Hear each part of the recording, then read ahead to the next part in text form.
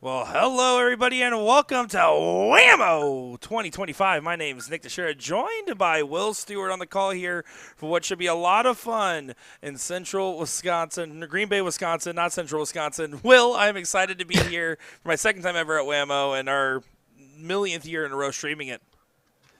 You were going with 5 o'clock Central Standard Time. That's what you were thinking, right? That's where the Central was. Exactly.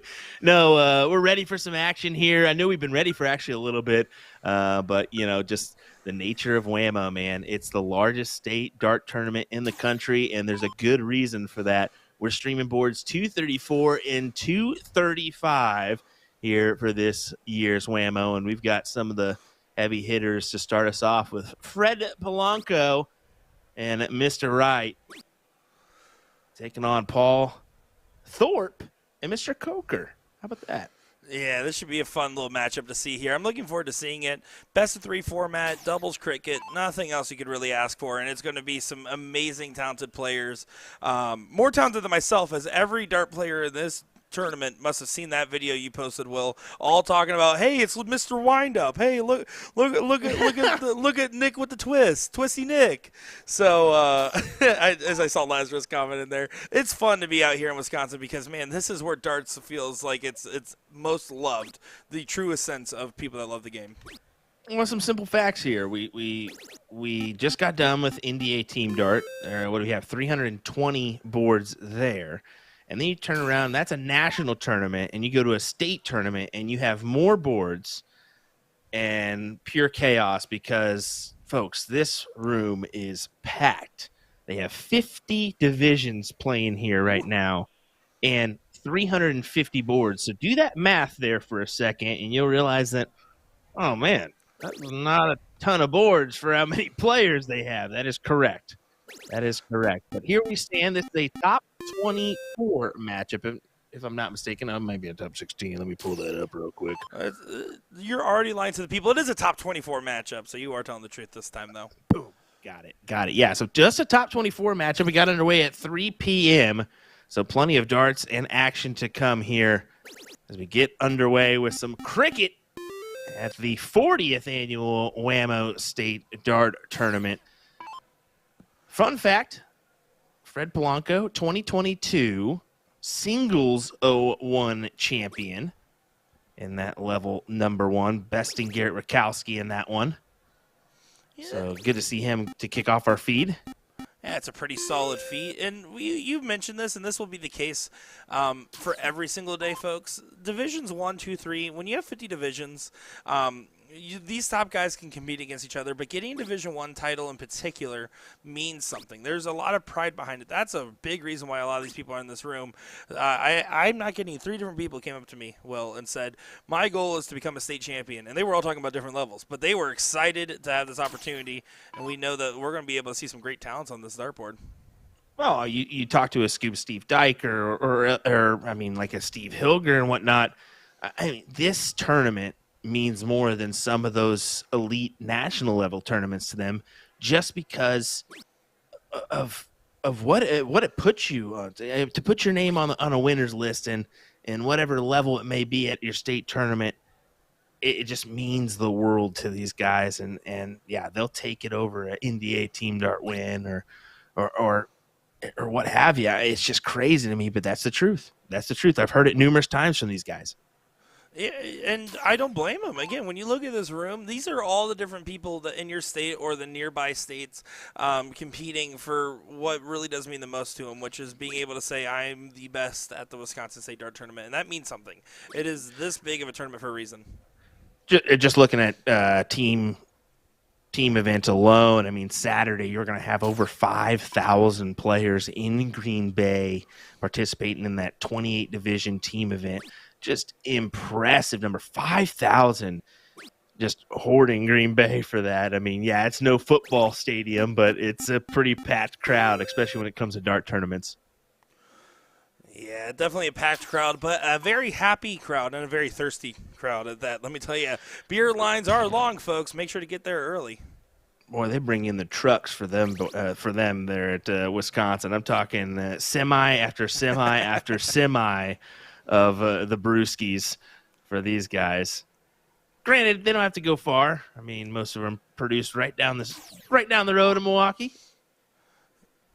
Yeah, I mean, go get yourself the spotted cow that's also famous. Oh, beautiful, beautiful, beautiful mention there, Nick. Yeah, Spotted Cow. The Wisconsinites will love you for that one. Well, Only sold in Wisconsin, buddy. Also named after me. Some days. Some days, that's true. Well, look at this. It looks like Coker here should be able to go ahead and lock this one up with a potential coffin shot for leg number 1. That Phantom Dart tricked me, though. I'm not going to lie. I forgot. I got to remember, there's going to be a lot of Phantom Darts and a lot of 4 darts in hand, a lot of Phantom Darts being thrown. You're in the home of it, man. I mean, those elites, for the longest time, they saw them do that. And, yeah, they kind of established a trend here in Wisconsin. So, yeah, you're going to see a lot of those Phantom Darts this weekend, no doubt. So just be prepared. Be aware of it. Jerry, don't put that evil in the comment section. We don't talk about it. It won't happen. If they can have the green room for the NFL draft in this room, then they can also respectfully not pull any fire alarms. I'm just saying. Yeah, exactly. Now, do they have the music blaring? And how many times have we heard the booty song? Thankfully, where I am in this office with like a very thick wall, I actually can't hear. I did hear Pink Pony Club 3 times already, though. So keeping up our NDA tracker. That's a given. That's going to happen these days. Pink Pony Club seems to be the number one go-to. Banger. It is. It was. Still is. Don't you pass tense Chapel Roan. 1 bull needed for Shane to go ahead and take leg number 1 in their favor. Well, they have established some changes this year for the 40th annual WAMO, and that's good. I mean, this is an old line, I shouldn't say that. I guess an old tried and true is what they've gone with in the past, and this year kind of making some changes to the system. I think good changes. I think in the 01 event tomorrow, we're going to see some split bowl action, double in, double out, especially at the elite level, which is great to see. Granted, it's only like level 1 and level 2, I think they're doing that for. And those guys can compete with each other, no doubt. You mentioned it. I mean, you're level 1 through like level 4 here. It wouldn't surprise me to see a level 4 player take out a level 1. Yeah, no. If they were competing with each other, if there were larger brackets. Exactly. With the size of the brackets, I wholeheartedly agree there, Will. It was funny enough. I was talking with Bob Anderson. He's like, I don't know how I still have a hitch and end up in level 1. I said, well, frankly, that's because you are a level 1 player even with a hitch. And I couldn't even imagine if you were fully let loose what that would look like. Good 7 there for Paul. And Logan tried to gather a wedge there on the 18s. Too early for that, Nick. Too early for what? Oh, we heard you. I don't know what you're talking about. Get that good yawn in. That was not a yawn. It was a gasp. I was so shocked at what was happening. Sure. I'm really invested in the road for. That's it. I know you've been on the road for some time now. Don't lie to me. Yeah, this is not. We don't need to go fully down this conversation hole, but I will say 2 weeks on the road already. Got 2 weeks left, and then I go home. I'm there for 2.5 weeks. Before I move across the country. And, by the way, during that 2.5 weeks, I have 3 days where I have nothing booked, by the way. So, this is it is no rest for the streamers. No rest for the wicked. And Danny Baggish backed us up and said he heard him. Danny Bag of Donuts, you go to bed. Hey, calm down. Chocolate covered's okay, all right? Fair enough. A little maple glazed every once in a while. Come on now. Yeah, good shot from Polanco. Steals away the 17s. Forces Paul to 16s or 15s here. Needs to find some success. 7 mark, you feel. Yeah, 7 would have been ideal. 9 would have been perfect and would have left him a shot. 5 helps, but not enough to be able to take advantage away. And now Logan has a great opportunity to go ahead and write his destiny. Right? Logan, right? It was a bit of a Ha! stretch. Ha! That was funny. Oh, but that's an aggressive play, and now a 7 is perfect here for Shane. All he needs 4 15s, and then he gets a shot at the 17. That'd be a big moment if he can get it.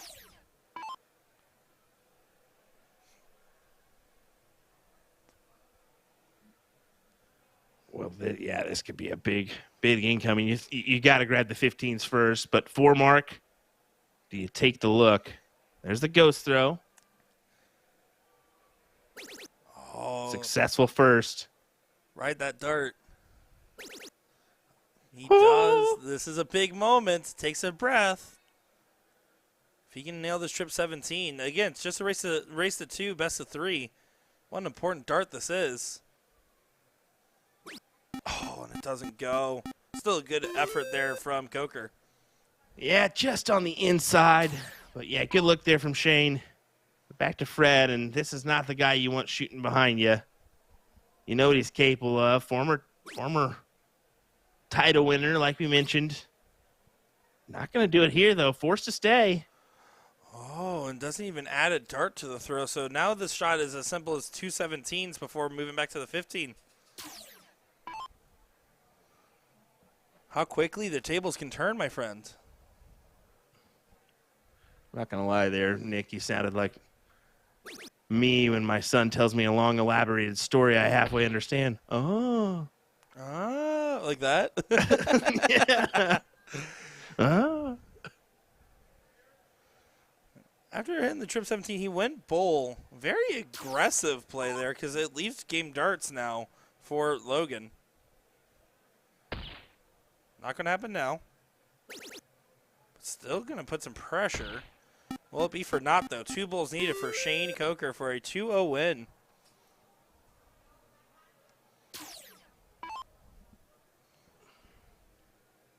It's in the middle, Shane. Just right in the middle. Where else to look? 2 will do. He's cheating. He used his ghost dart. Cheater, pumpkin eater. He's got it here, no doubt. 1-2 for 2-0. Oh, not yet. Still needs to find it. Calm down, Nick.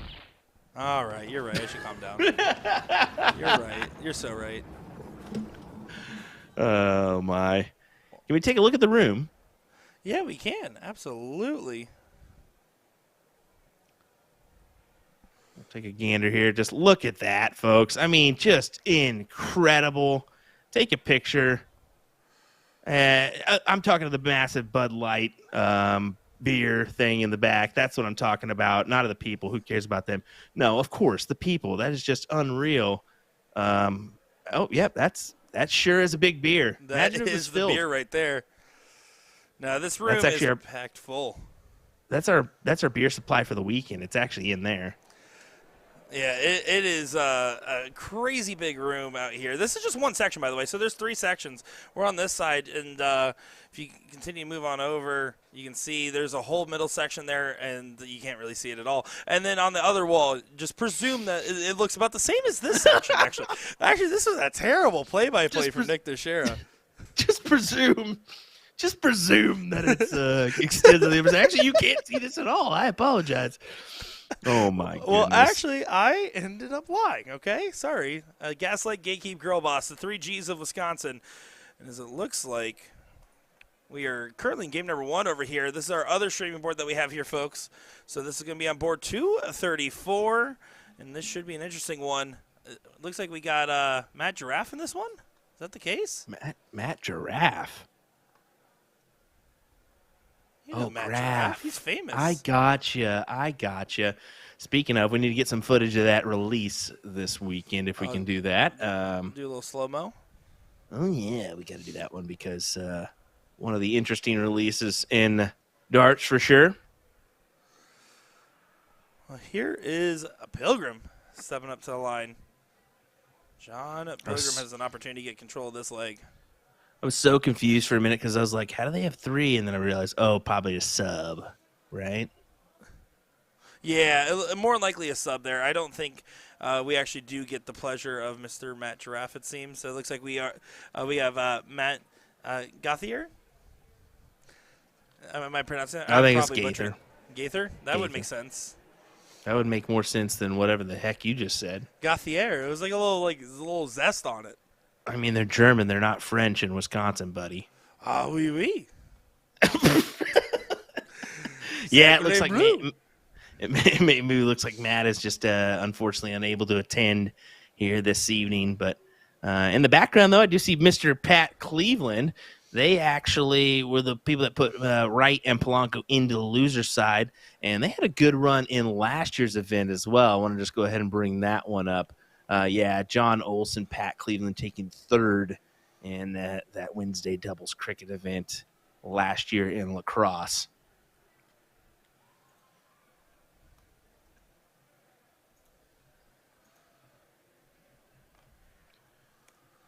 That was one part of that infamous Robbie Wismith 9-dart leg. Let me tell you, his facial reactions were crispy clean as he just did not move, did not express anything, stood still, and just gave a knuckle. That's what he did. That's the way you do it, though. You got to admit, that's baller.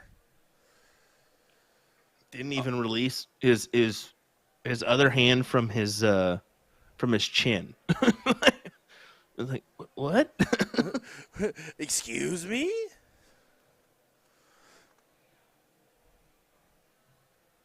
Danny Baggish in the chat here. He's talking about what is the perfect start.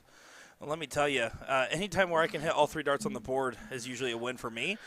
But I don't know. I mean, he says triple 20, triple 20, triple 19. I think that's probably the most effective start. I think the most consistent start to go for is still going to be the 20s in general if you stay on that bed. And that's just because I'm accounting for misses. But if you're not accounting for misses, triple 20, triple 20, triple 19 is probably the best opening. I would have to agree there. Brother, I don't know. I go with something that Steve Brown told me, the steel tip player and played in PDC stage and whatnot. He explained it. He goes, "You know what I'm trying to do here, right?" And I go, "What's that?" And this is kind of what I was fairly new. He goes, "I'm trying to make them throw at what I want them to throw at." And I just kind of like, "What?" Mental explosion, like I got it. And he says, "Yeah, the best start that I think is the best start is triple 20, triple 20, double bull." Just because it's a mental, just what? Just what did you do? What? No, see, that's like a good for me. That's like a good back pocket trick. Like I'm doing this because I'm feeling confident, and I want them to know how I'm feeling confident. I want to do that mental play. And you're right, and Steve Brown's right too. I mean, you can trick somebody into shooting the bulls when they don't need to be doing that. When it's not the most efficient thing for them to be doing. So and there's a lot of benefits there. Granted, the last time I did see that was Chrissy Grimble against Liz Tynan at the Booyah Cup.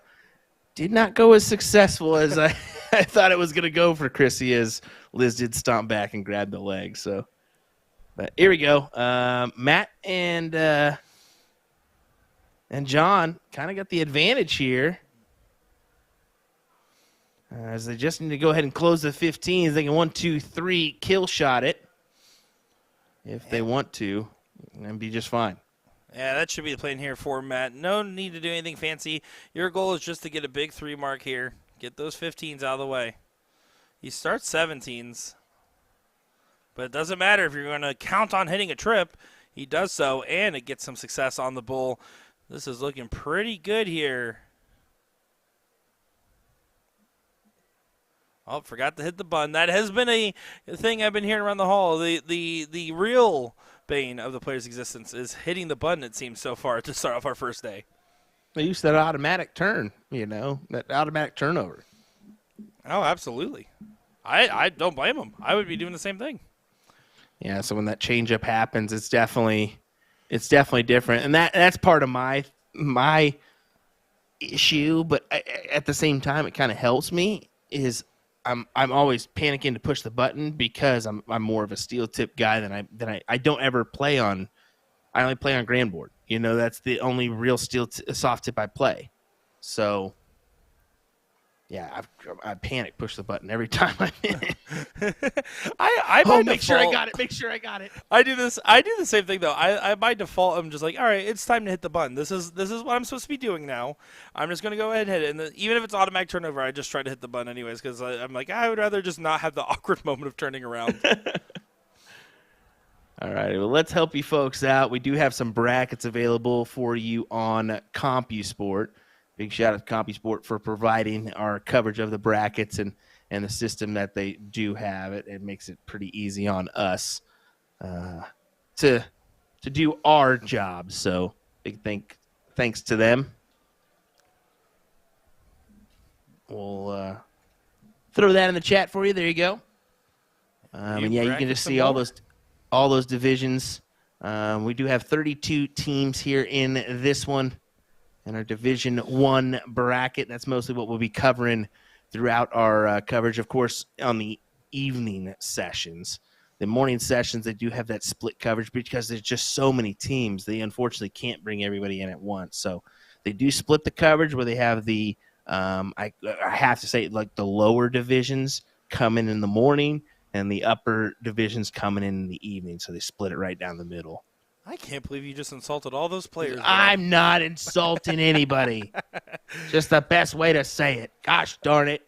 Hey, I listen. As someone that lost to you in Las Vegas, I identify as a lower division player, and I just want to say you need to be nicer to my people. Oh, is that it? Is that it? That is absolute. So again, the amount of people talking about my twist, that also means that all of them have watched you beat me, and I'm frustrated about how many people in this tournament have seen me lose to you.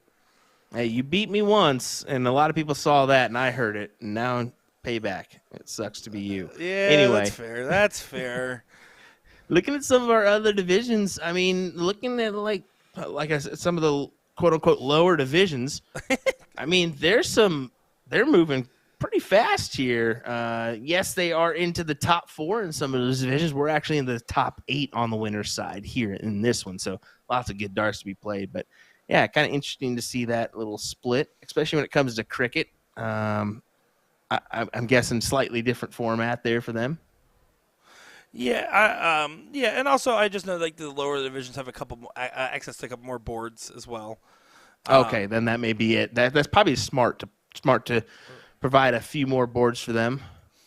Yeah, so and they're going to continue to work with it. I already talked with the entire WAMO team, and man, let me tell you, that is an impassioned bunch of people trying to make sure that this goes as smooth as butter. So, very thankful for every single one of them, and we saw that with the fact that they took that feedback seriously. And like for instance, the again, you talked about the split bowl in 01 and going to a venue like this where a lot of people are very much being very positive on this venue, and I believe we are going to be back here next year as well. I like the idea. I think a lot of people like Green Bay. That's why the numbers are up this year. I think this is the preferred place to be. I think lacrosse comes in at a second there. On the chart, so we'll see what happens. But no, I think that it's a unique tournament, man. It really is. They do things their own way here, and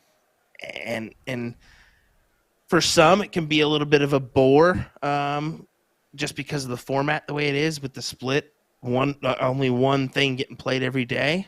But it just speaks volumes to how many dart players they have in Wisconsin. It is, I mean, everybody plays darts. Every bar has a dart board in there.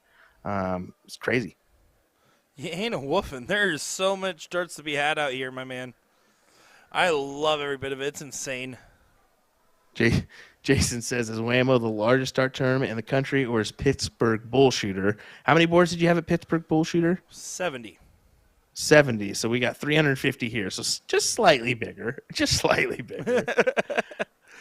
Yeah, 310 boards is insane. This is, I mean, right now I would have to say, just looking at this attendance, this might be the largest third tournament once again. It's kind of always hovered around the largest. I mean, you got this in NDA that are pretty massive. I think South Dakota State tournament's pretty big as well, if I'm not mistaken. Correct. But yeah, I mean, we haven't been to those tournaments. We can't really speak for those numbers, but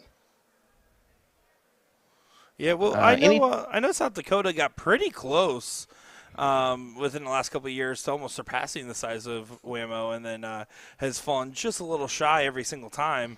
But WAMO, I mean, this is a true tournament for the players, of the players, by the players type of situation. right, there are a lot of. It's hard to find a venue big enough in some places, especially for the money, that you have to offer for those. So just a reminder of that one. Sorry, it's over on YouTube saying any chance of covering North Dakota, a North Dakota event in the future. Yeah, we're always taking requests. If you want to reach out to us, whether it be USA Darts .live or Nick and I personally, we can do that, and then we'll link you in the right directions to get you set up. So, yeah, just do that one. No North Dakota tournaments for me. Those guys scare me. They're scary guys over there. They can be. They can be a little scary. They're awesome. Good friends that we have. Our no deck. Crew. Let's be true. Let's be true. You are not lying about that statement at all. But once you get to know those North Dakota people, they change and they turn into all teddy bears in a heartbeat. That is absolutely true. I have 2 different North Dakotan dart player jerseys. I'll name 4 right now. Don Gunville, Chip Anderson, Jason Alberts, Linus Wallette, all 4 of those guys. Until you know them a little bit, they're serious. They look pretty serious. But once they got your back, they got it forever, which is a really cool thing. They do. No. Same for some of these Wisconsinites, let's be honest, but all of them are pretty quick to say, hey, you want a cold one? Yeah, exactly. They're very, very much a different, like, oh, how you doing? Yeah, exactly. He took the look there at the 19s, didn't snag it, ends up in the neighbors. So a fighting chance here for Zach. Yeah, John Pilgrim actually mentioned earlier. Someone actually asked him to play a practice game. He's like, I would love to, but I'm worried about the bandwidth.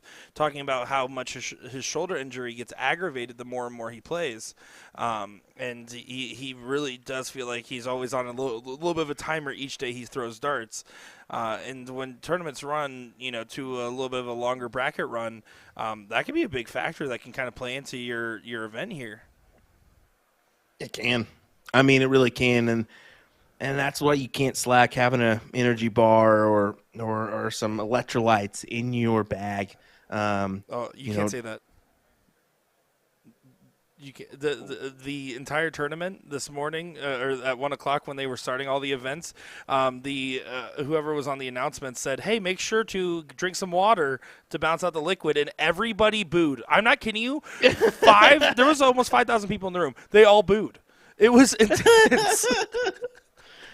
I'm telling you, it's smart. It's smart to get those in even after the event. Don't sweat it, because tomorrow's another day and you got another one around the corner. So, granted, again, you have a half day here. I almost feel bad for the morning gang because they come in and they have to just keep it rolling throughout the day, right?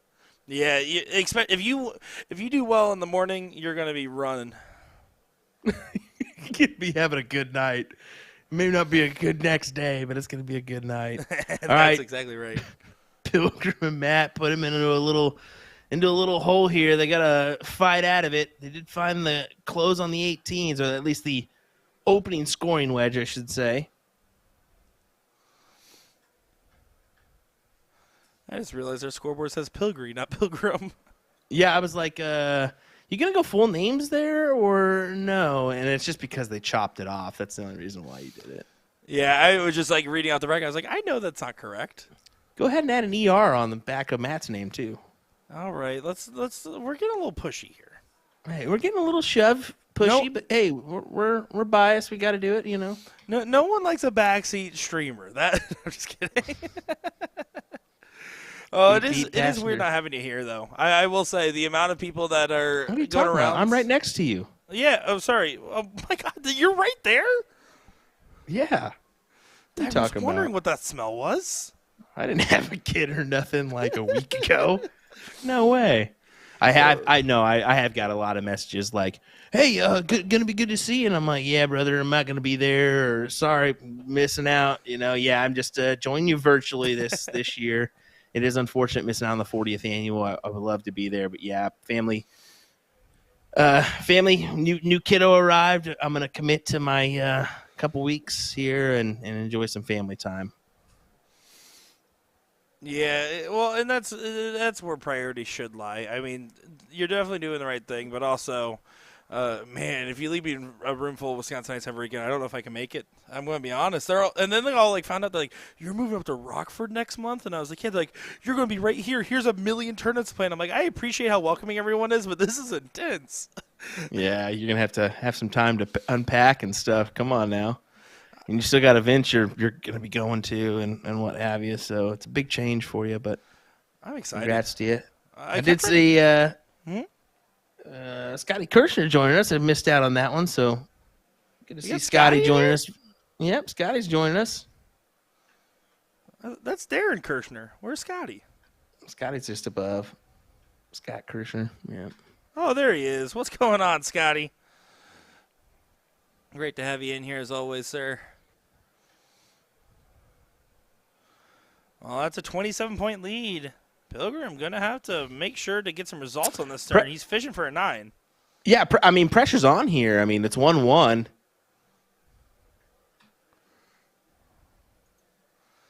At least another one of those. Doesn't find it. He needed to find effectively a 6 mark because he wanted to try to shoot for the 9.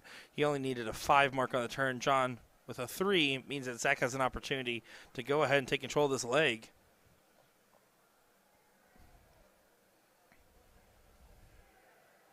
That's not a bad play. Unsuccessful, though, with that last dart. That would have been beneficial to fall into a triple there. So one big triple for Matt, and he can go ahead and take the stab. Now, granted, it's a slim lead at 4 points, but does he do it? He's gonna take his chance. But he should have stayed. You think he should have stayed? I think, and it's a good marker. I mean, it's on the bottom side. It's the ideal placer dart. I could have gone either way. I don't mind the back to it look, but unsuccessful. Here's my logic, though. Like, that first 16 was hanging a little bit, which felt like that motivated his reason to move to the 17. And then if you're already going to stay at the 17, you felt like you were blocked, it's more beneficial for you to stay. Yes, that single is brutal if you only hit a single. But vice versa, if you were only ever going to shoot one at the 17, then you should have shot your last dart or your first dart at it, not the middle dart anyways. Yeah. Yes, you guys are hearing right. Nick's moving up to Rockford. He's now a bullshooter employee, so give him a break. And I still get to work with USA Darts. You can't get rid of me yet. Yeah, not yet. Thankfully, I need you for a few more years, buddy. Yeah, that's fair. Listen, I love darts. This is easy. I like it. Yeah, no, it's fantastic. And, I mean, you viewerships are the ones to thank for this, so we appreciate you allowing us to do what we do for a living, because without your guys' support, we wouldn't be doing it. It wouldn't be valuable for it, or there wouldn't be a value for it. So there certainly is, and I'm looking forward to the future and where darts can go. Right now, we're on the cusp, man, of doing some great things. I know the CDC is doing some great things with their steel tip, and just looking at soft tip coverage around the U.S. and nationwide. I mean, just, man, uphill slope. Let's see what we can get into in the next couple years. I'm thinking some more darts. Maybe some shenanigans. Shenanigans. So maybe you dye your hair. Shenanigans. Shenanigans. Is that the place? Is that the place with the stuff with the goofy stuff on the wall? No, that's Flanagan's. Oh, okay. Anyway. I will say that the amount of people that have found out that I'm moving to Rockford and said, "Why are you okay?" is making me very concerned about my cross country move.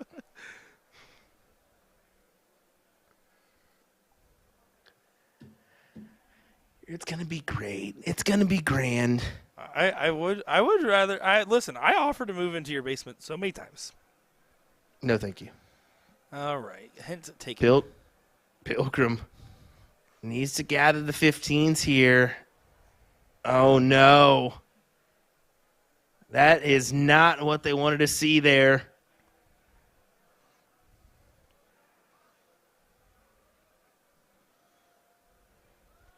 Yeah, and this is going to be potentially locked away. It's not as you expected a little bit more damage after that first start trip, but it's still a very productive turn. And Matt and John in a lot of trouble now, it seems. Yeah, they are. Their only hope is Bulls here. And they still have to find a way to close out the 17s and 15s, so not likely that they will succeed and move on.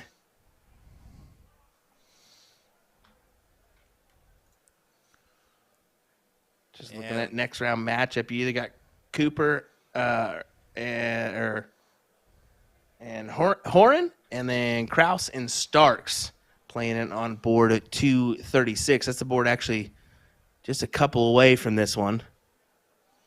Yeah, just right on over. We can catch that one on our overhead as well. We got with the way we have our camera set up, we can at least catch a couple of the extra actions. But our main boards, by the way, if you're looking on CompuSport, 234, 235. Yeah, good mentionable there. And we appreciate you being there in person, Nick, to cover this because I certainly was not going to be able to. I was kind of scared that the baby would arrive this week, to be fair. So, oh, man, you don't have to call me baby. Well, this is getting interesting real quick because all of a sudden, look at this. John Pilgrim door opener set up a shot for Matt. Matt could potentially win this match right here. One bull, 115, 217s. It's unlikely. I mean, he's the one that's kind of been slacking here in this leg, but it can happen. Oh, and doesn't get it, but you have to stay focused. You need to continue to add darts to your opponent's throw. Don't let them shoot for two bulls. He does add one dart, but that could have been very, very dangerous.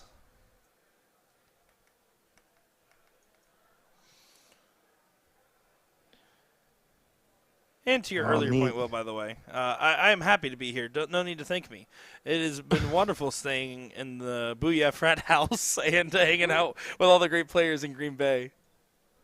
Legit Booyah frat house as they get the job done and win it 2-1, putting Pilgrim and Gaither out of this event. Unfortunate for them. You can take a look over here. This is going to be Game 3, last leg decider in this matchup. So blink and you miss it kind of moment. Jordan, I did get a chance to meet. He came up to me and said, I just want to introduce myself. It's nice to meet you. And I said, it's nice to meet you too, Jordan. Got a chance to talk to him a little bit. And Larry Keith, a familiar friend if you've been an old school fan of the PPD and the original CSC Challenger Series. Yeah, this one's kind of interesting in the fact that you got Keith and Crow, Lionheart and Barlowski. And then over on this other side, Anderson and Diker. Bob Anderson, Scuba Steve Diker on the loser side. Whoa. Taking on Hark and Wood. So, yeah, interesting play there.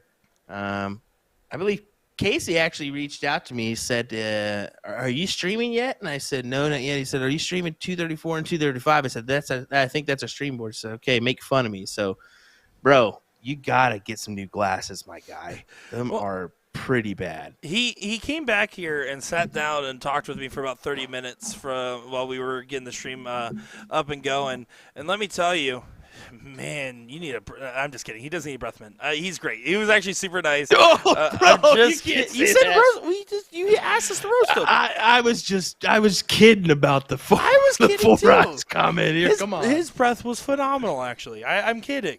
No, he was awesome. It's really cool to be able to meet players like Jordan, like Casey, and so many others that he literally just sat down here and it felt like I was almost like a job interview, like the types of questions he was asking them, but like the most earnest, legitimately enthralling discussion. I felt bad. I was like working on the laptop on the side, and I was like he's like just sitting there enjoying the conversation. It was really cool to be able to get to know him, but of course he needs to get to know some triples here. They're in a dangerous spot. Yeah, they're a little bit of a dangerous one, aren't they? So, especially against Larry Keith. He's a quality shot. He certainly is. We've seen Larry do some numbers on the dartboard over time, and if we could, and yeah, I mean, there's some pretty good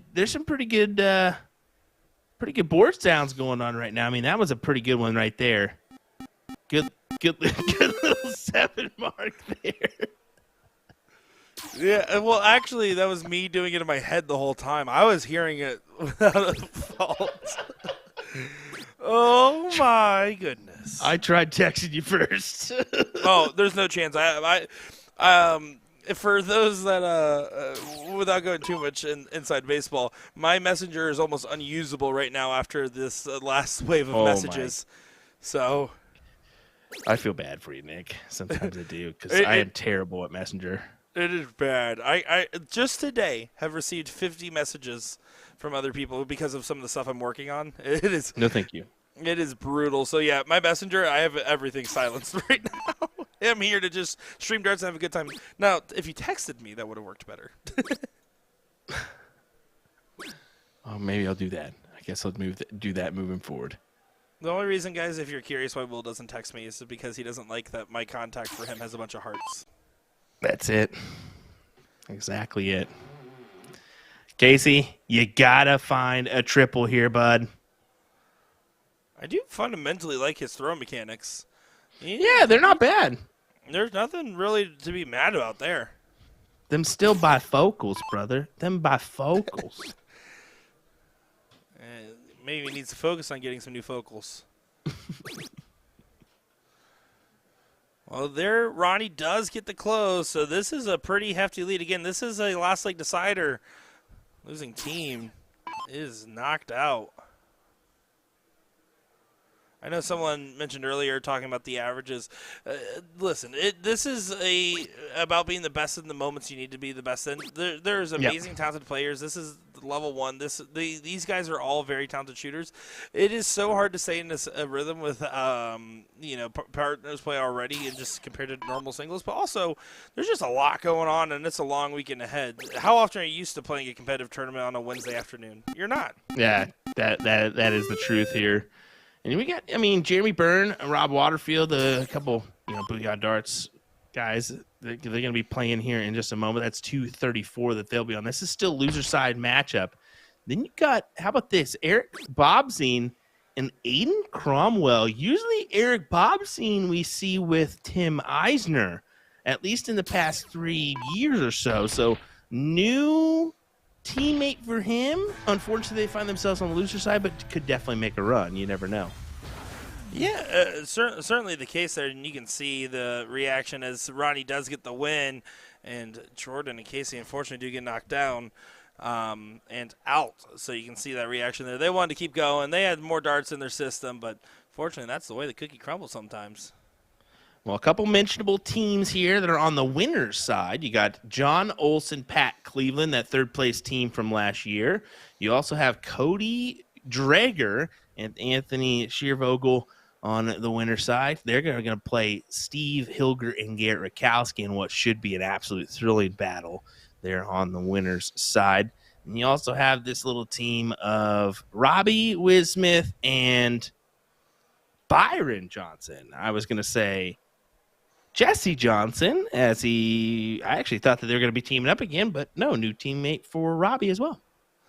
Yeah, it's some interesting pairings. I love seeing the range of these different partner plays that we have going on and the people mixing up and spicing it up. It leads to some interesting moments where we kind of see, okay, how does this duo do? Who's really going to fare best on the board today? Yeah. Alrighty, folks. Hold on. I got to address the allegations real quick. Yes, I went over to Chuck-a-Luck. Yes, I spent $3 and grabbed the bar darts. Yes, I scored 7 points. Everyone stop sending me a screenshot of the leaderboard. Okay? Oh, my God. You guys are the worst. You scored 7 points? You scored 7 points? Yeah. Nick, that's terrible. Hey, look, Scuba Steve. Damn you. Damn you, Scuba Steve. Thanks for changing the subject. Guys, we'll be right back here when the next match gets up to our dartboard. Don't go far, folks. Nick Teixeira, Squilliam Stewart. We'll be right back.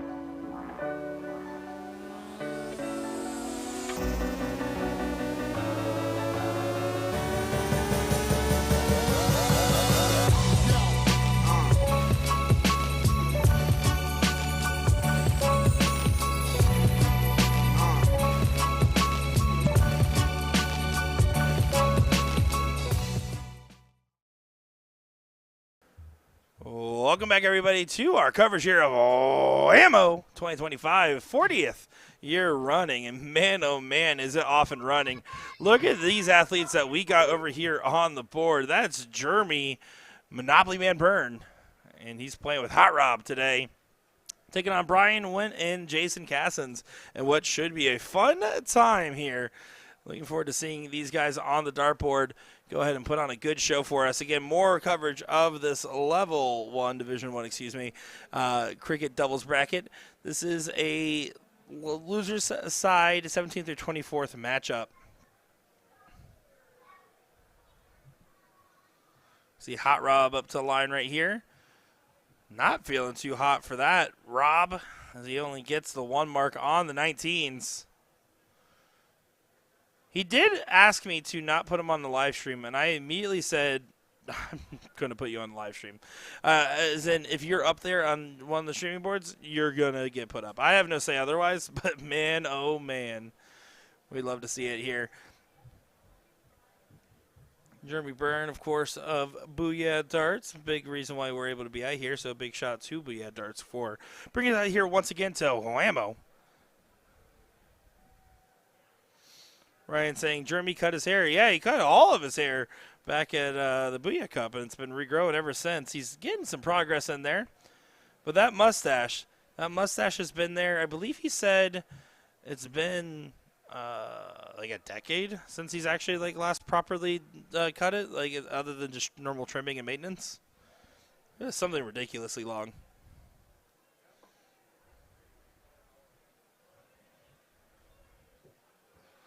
Oh, didn't get the single 17. Missed the big number, and Brian, opportunity came and went.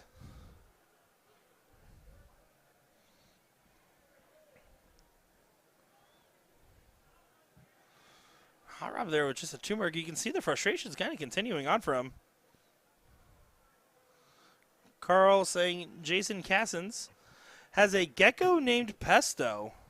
Ooh, that's a good gecko name. Like I'm a big fan of like properly good pet names. Pesto, that's up there. Good choice. Oh, I'm not cheering for Jason. That's all it took.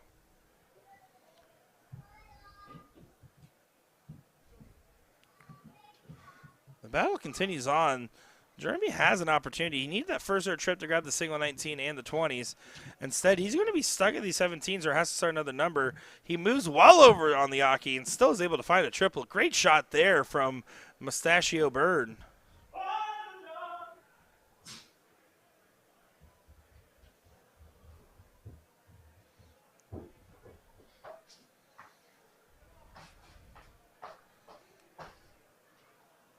Now, Hot Rob looking for a little bit of a redemption turn, and this is the turn to do it. Single 19, maybe grab the 18s. Grabs 18s first. He's going to stay. Might just stay there for all 3. He does. Finds our first. Boom goes the Wisconsinite of our week here at WAMO.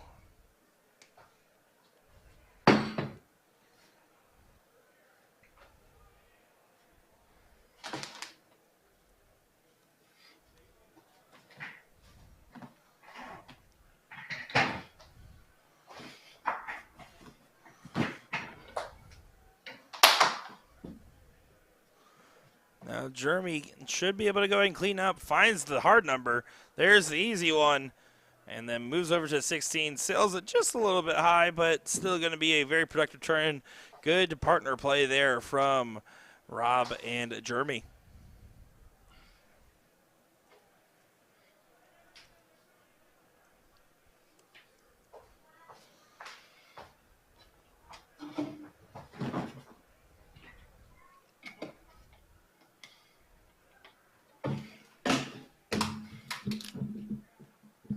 Now, Hot Rob just needs to continue that momentum. Close the corner pockets. Might bail after that first turn. He does. You can see that reaction, though.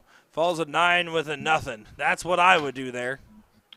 Womp, womp, womp, womp. Oh, sorry, guys. I Yeah, didn't know I had my soundboard on. we've all been there, done that one. Sad for Rob Waterfield, but Jeremy Byrne can come in here and close the door. Might be a little harder to close if the Gecko owner of Pesto can find another trip, and he does.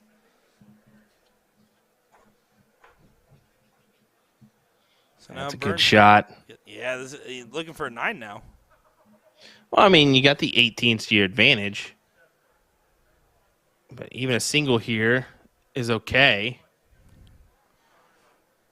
Yeah, he moved all over. The man with no gallbladder moving all over the Aki. Dude, he doesn't care. I mean, he'll move all the way to the right, all the way to the left. I've seen him do it numerous times. It's just he would rather have try to clear the bed and go about his business.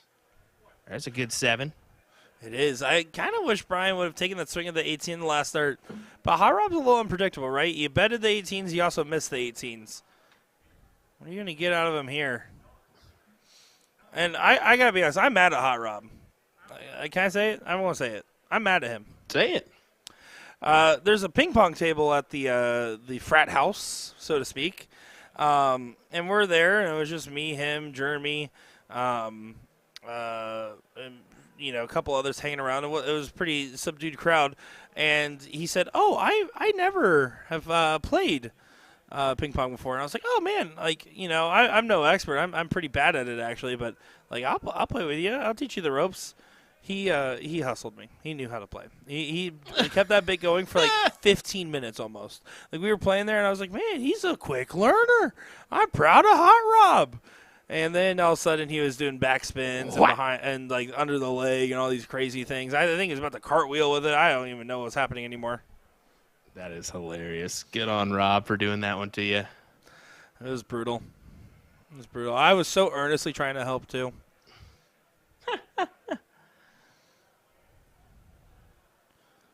Again, right there, Brian doesn't swing for the 2 single 18s. That's the second time now we've seen him have an opportunity to be able to close and stays at the point and then takes the last start at it. I don't like that. I just don't think you're using your darts very efficiently.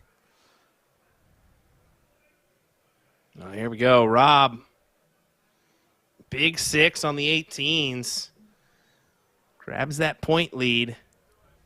48 his way.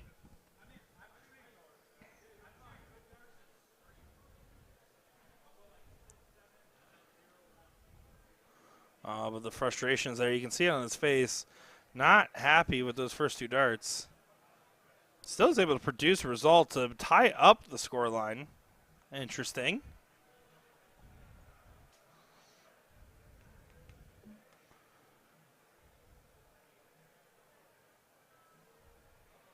What a shot here from Jeremy coming in. Moves back up on the last. I do like to switch up on the last. It was a very aggressive play, but now puts all the pressure. You're still asking your opponent, can you hit an 8 mark here? If you hit trip 15, double 18, so be it.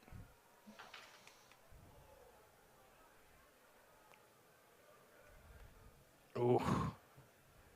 Ooh. Hits the big 7.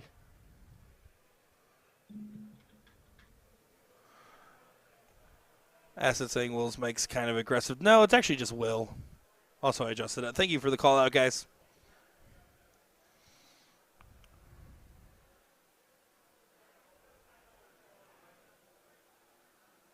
Oh, Pink Pony Club playing in the hall again.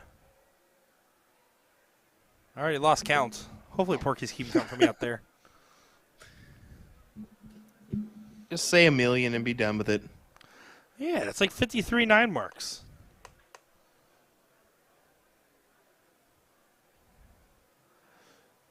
Now Jeremy still has to do a little bit of fight here. Can you use that dart to find the trip? Oh, and a little bit of an overcorrection on the second. Does get there in the third. But you can see that frustration knowing that if he hits that in the first 2 darts, he gets him an opportunity. Somehow or another, Jeremy looks slightly more homeless than he did before Booyah Cup this year. Yeah, And he had the long hair. It's like a bell curve of his beard, and the middle of that curve of is max homelessness, and he's like on the growing up side. Oh my! Nikki, I have not played any Bohemian Rhapsody by the Muppets. No, I haven't gotten around to it yet. There's still time. Plenty of time, as well as hello, Birdman Darts. Thanks for joining us. We appreciate it. Yeah, Well, this is man. We're going to be bringing you 5 days of great coverage here from our Wisconsin Dart Tournament. the darts will be great, and the coverage will be mediocre. That's what we're here for. I'm glad you said it. The truth there. Well, you were so upset at me when I played the Muppets at the local establishment by your house. I've never been more disappointed in my life. I did that with. Why did I bring him in here?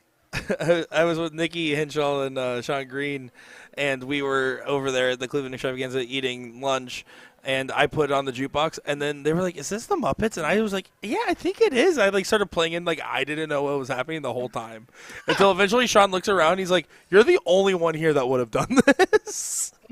You are definitely the only one here that would have done that. Yep. When in doubt, blame Nick. That's true with most things in life. Game number 1 here, still a little interesting. Didn't have a game shot after the first start. Yeah, and unfortunately he doesn't have the lead here either, so one bull needed to make this 1-0 in favor of Winton Hastings.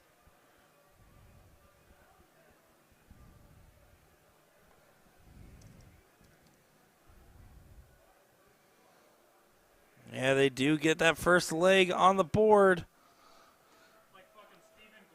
That was an absolute battle, though. They just kind of. Is that picking up? Somebody got you in the background there. It's there's like a steel door on the other side of this, and someone must have just walked right up to it and started talking towards it. It's like a little concession door almost. Hey, at least you got your stuff in a nice little room there instead of in the tournament hall. That can always be a battle.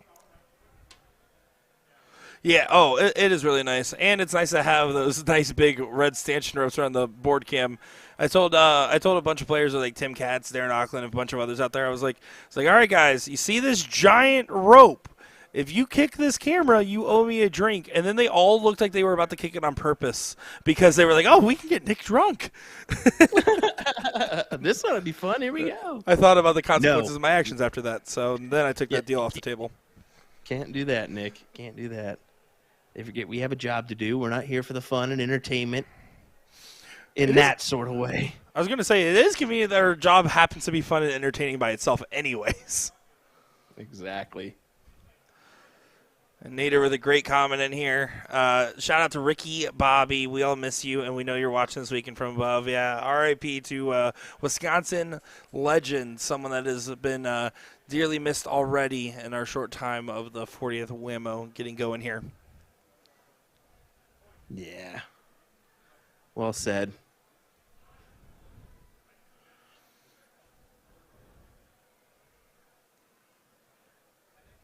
All right, well, just 3 single 18s there. Yeah, Pesto's dad needs to find a good shot. Try to drill this leg into place. Seriously, a gecko named Pesto is incredible as he gives a little bit of a fist bump for that 3 in the bed. Yeah, big 9 mark. Exactly what he needed. Put some pressure on Hot Rob here to convert. And he's eyeballing the 19s for that. Does he look up? He stays true there. Does convert on that last dart, but you can see there, not enough. That's what I was thinking. Does he take a look up? But does even Stevens really matter? 3 points? I mean, yeah. No matter what, there's a good chance that Brian was going to have a shot anyways at your numbers, so you were kind of playing with a risk, and you need to focus on hitting triples. I don't think that making it even changes that shot selection.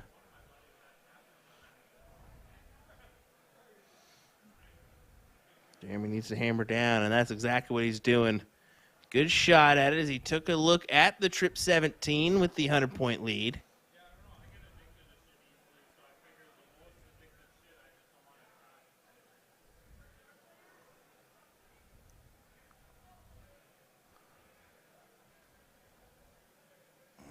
You can see Jason trying to follow up his 9. But only it's a 1 in response after the big shot.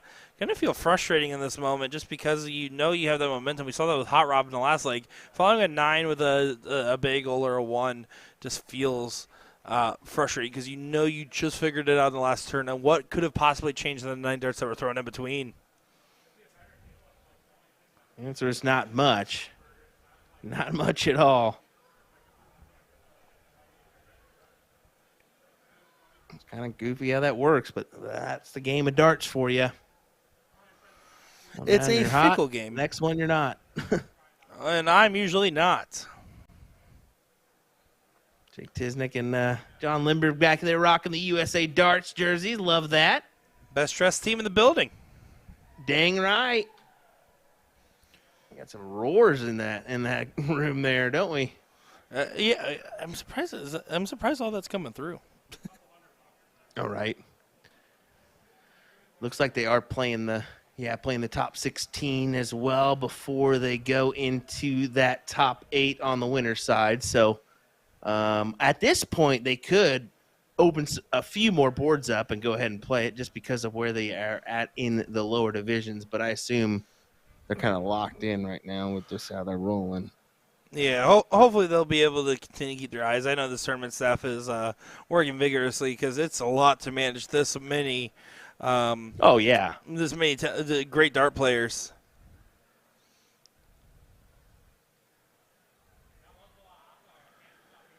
Holy cow. So even like Division 6 is in their top 6 right now. Okay. So they're cruising. So eventually they'll cycle it back up. Yeah, and then Division 4 is behind this one. So, yeah, I mean, it's kind of interesting just how brackets are lining up. It's always interesting to see that, but that's the difference in format. Are they doing 2 out of 3 straight up the whole way through? I believe so. That's what I was told, at least. Anyway, hey, it's WAMO, baby. 50 divisions, 350 boards this year. Can you believe it? Just insane. Kevin B. Rabbit Schmitz asking how many shooters are supposed to be at WAMO this go-round. I believe it's over 5,000 this year. Yeah, I'm hearing over 5,000, maybe 5,200 range is what I'm hearing for the team event on Saturday. That's pretty impressive. That's just downright incredible. And then I see another question here as they do get onto the diddle. Why are they pushing that gosh darn button? Well, that's the way the boards were set up. Now, to be fair, it is a power play to not hit the button and then look at your opponent in the eye and then walk away. Don't do that. Dang right. Dang right. So you got the button. You pushed the button. I do like going around and causing chaos in dart tournaments, but I've been trying to be on my best behavior. I only told a couple people to go up and gaslight random drunk people and say, hey, everyone knows you're drunk right now, just to see what they do. That is a unfortunate miss there for Jeremy Byrne. Only one on the board. Jason, you got to attack here. Yeah, this is all about finding 3 and some change. There's 3. There's some change. He will take a 5 mark, going second and on the 20s every single time. Yeah, and immediately Rob's under pressure to capture the 19s and then some.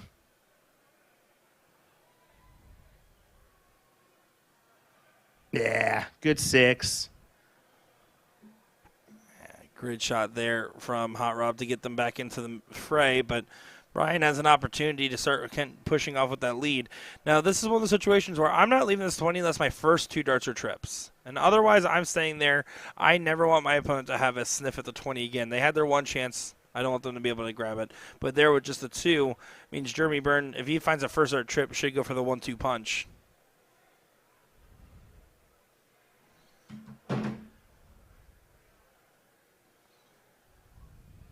Yeah, Burns in a predicament. He doesn't like the placement of those darts. Knows he needs to stay, though. Yep. Tried to go over. Couldn't quite do it. That 2 mark hurts right now. Yeah, burned by burn. Dun dun. Law and Order? I guess. I mean, all right. 3 in the bed. How about that? There you go. Good shot there from Jason, who saved me by the bell with that terrible setup for Will. Second of this match here. Pretty impressive there. Timing is right for him. Now that timing from Hot Rob also really well. Seems like those both of the gentlemen are picking up their game. Brian and Jeremy having some struggles in this one thus far.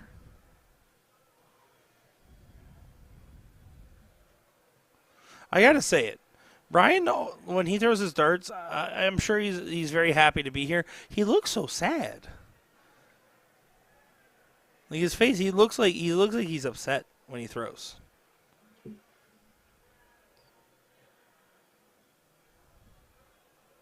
Yeah, I mean, I look like I'm upset when I throw. No, I think you just look upset. You don't even have to add the throw part.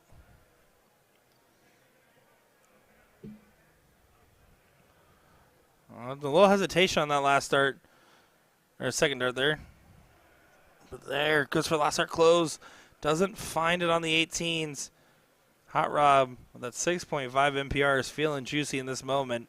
1, 2, 3, big single 18, big 220s makes a big difference.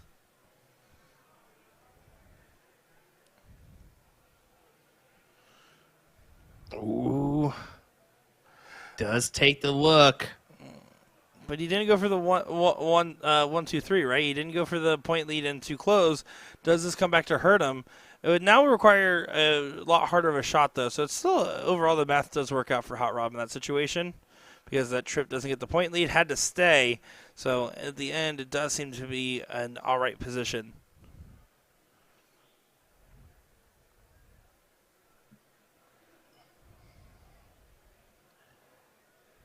And Byrne will go ahead and take that shot to close the 20s. Now needs a big trip 18. Oh, what a last dart. Corner pocket, too, man. It is hard to explain to people that aren't as familiar with darts how hard it is, what that throw, that angle, that spot that he just tried to hit it and did successfully execute. Puts a little bit of heat here on the other side. I will say this tournament, more than any other, I think, this go-around, we've gotten so many offers to come in and commentate. Let me tell you, if you guys do want to become commentators, USAdarts.live, we actually are doing a couple tryouts, a couple of different interviews there if you're trying to explain our team. So make sure USAdarts.live, and you'll be able to apply to join the team. Yeah, we've had a few already fill out some things. We'll get to you, don't worry. We're kind of going to mass shoot some stuff out as soon as we have time to kind of build exactly what we're planning to do to test out the market here. But, yeah, we're kind of in a need for some more commentary. We need it. How about another big 9? That was a massive shot there, and you saw Jason give a little celebration for his partner in the background there. You saw that little bit of emotion on the line, and it looks like that was a well-timed shot, all things considered, because now Jason can just go up and hit 2 18s and then can push off with more points or grab a second house. This is looking dangerous for the Booyah boys. Yeah, it's not the ideal position for him. Cases closes.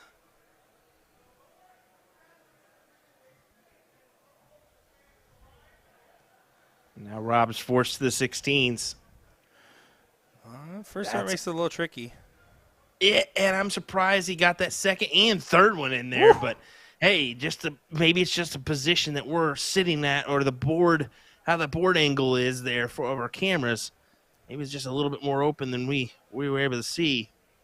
Or are you just that good? Good shot from Rob. It could be that, too. Nah, let's be honest. Hi, Rob's not that good. Come on. Yeah, more like lukewarm, Rob. If you're asking me. somewhat cool, Rob. Nah, we are big fans of our friends, and that's actually the most dangerous thing you can be is friends with the streamers, because that means that we get permission to roast you. That's exactly it. That gives us free reign, and you better take it.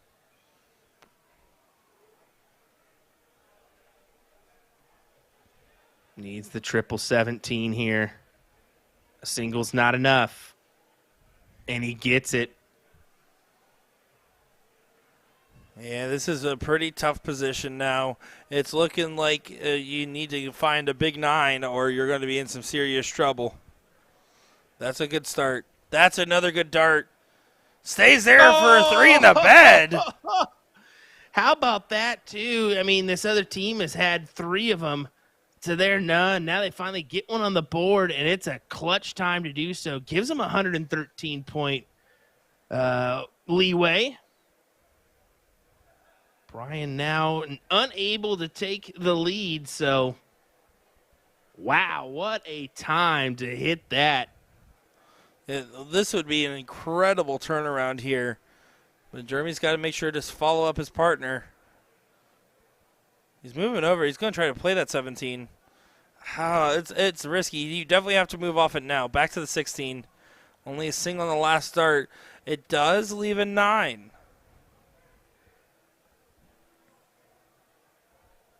And this guy's been able to capitalize and hit him, too. You don't want to do that. You don't want to leave him a 9. He's not going to hit it here. Thank goodness.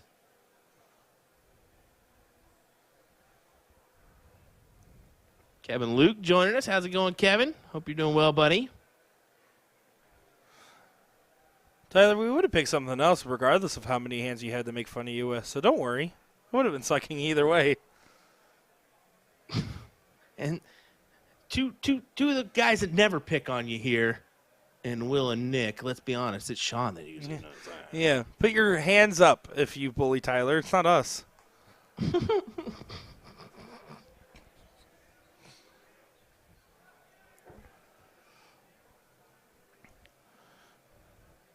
Went needs to make sure to get this opportunity before it comes in. Well, Wentz. Nope, that's not how that saying goes.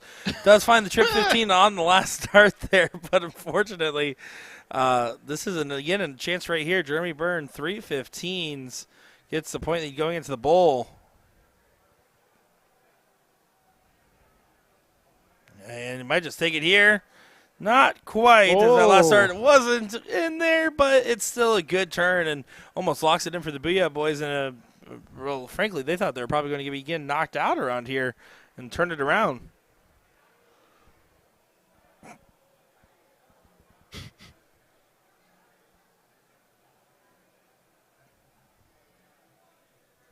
Yeah, this should be the Booyah Boys moving forward, no doubt.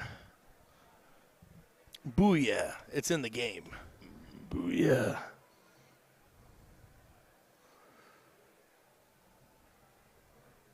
Look at his level of focus. He was ready to throw through all those darts and more. You can't stop an athlete. Was. Well, there you go. They'll take the win, and we're going to move on to another great matchup. Looks like we got Derek from the Blue Water Amusement Boys. Yeah, Derek Krause, and let me tell you, he was in the last league I played earlier this year. And he is no slouch. I can tell you that much. No, not at all. Honestly, his better half, Denise, was doing all the work, though. She was terrifying. She was out shooting.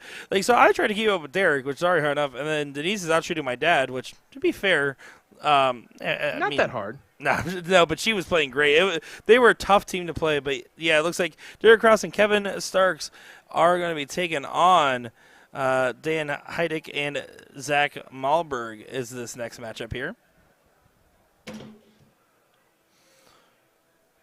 Kevin Luke saying getting it ready for Chicago. That's next week. Let me tell you, this actually is very reminiscent to WAMO 2023 that I went to, right? Because it was NDA, couple days home, straight to WAMO, like long event into long event.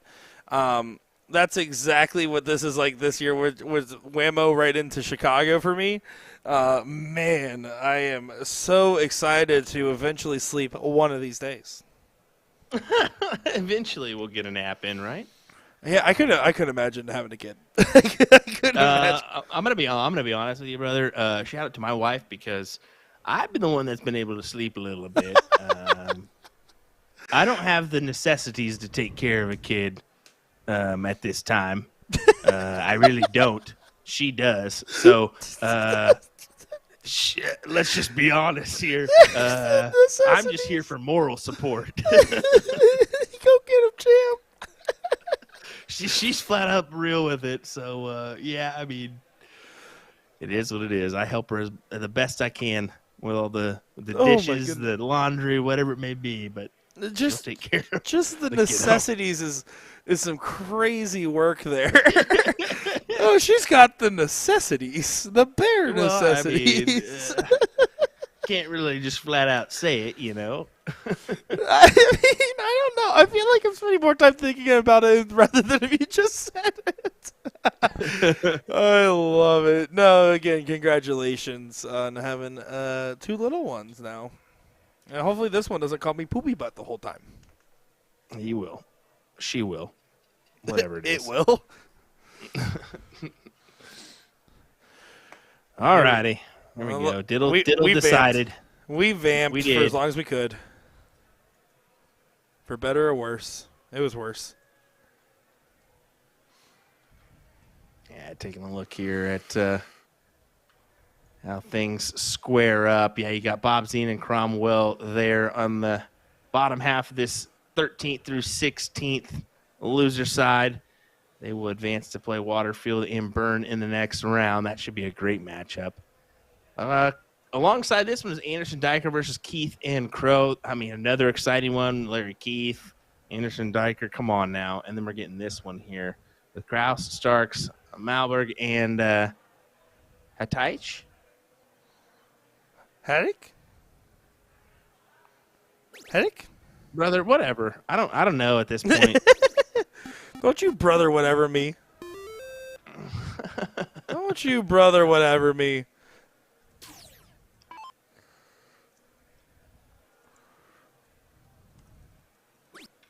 Well, listen here, brother. Hey, brother. Alrighty, here we go. Back to the match. It's already early enough to be saying that phrase. Been going live here for an hour and 30 minutes or so. We appreciate each and every one of you guys. We will be live throughout this entire bracket and all week long. This is going to be a good time here, and I'm looking forward to seeing all these amazing different dart players and these different talents as Derek there gets the 1-2-3 punch on the 19s. Yeah, just some mentionables as far as last year. You had Mitch Barham and Jeremy Jensen taking the win here in this bracket. Jesse Johnson, Robbie Wismith taking second, and then third, John Olson, Pat Cleveland. Now, the only team returning is John Olson and Pat Cleveland. Robbie has a new teammate, and then Mitch and Jeremy we haven't seen. So, and then in 2023, you had Hilger and Rakowski, of course, taking the win back-to-back years, 2022 and 2023, with Eric Bobzane and Tim Eisner taking second both years. So, just some mentionables as far as this doubles cricket event goes. Riley in the chat asking, I've looked everywhere, LOL. What does WAMO stand for? Is it an acronym? It stands for Wisconsin Amusement and Music Operators. And I know you're a liar, Riley, because if you go to WAMO.net, it's the first thing you see there. Yeah, WAMO. Yeah, Wisconsin Amusement and Music Operators. So, yeah, it's just the vendor group for all the dart boards, pinball, whatever you may think of, poker games. They all are under this realm. Touch Tunes, I believe, as well, if I'm not mistaken. Yeah, the jukeboxes for sure. That's the music part for sure. Yep. So, been around for 40 years. How about that? It's they also awesome do a to see. pool. They also do a pool side too. So they have a WAMO pool state tournament, and then the darts event as well. Yeah, I'm excited. Maybe I'll be in here as a player next year. Make you do all the work. I would like the chance to stream that pool event. That would be pretty fun. Honestly, I want to hear you commentate pool. No, thank you. I guess we'd probably source some talent in for that, huh? We probably need people with some talent. AK, not us. AK, that's just true regardless. probably looking at this whole talent thing. We're on the back of Gen Mounts for only so long. The truth. Good capture on the 16s, but still behind here. As Derek will close out the 16s. Yeah, it just needs to pop the one and then can move on.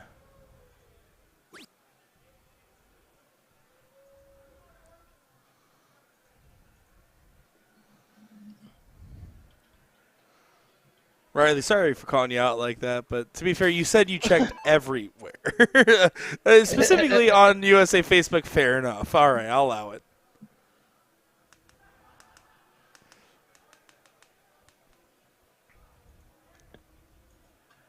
Oh, we're getting some waves to the camera in the background there. Love it. Just a couple.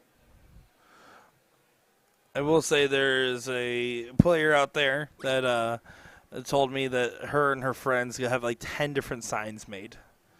So I'll be looking out for those across the week. 10 different signs. That's crazy talk. Yeah, though there's a bunch of different ones too. Like she showed me them. I was like, all right, this is impressive. Like, good work. Kudos to you.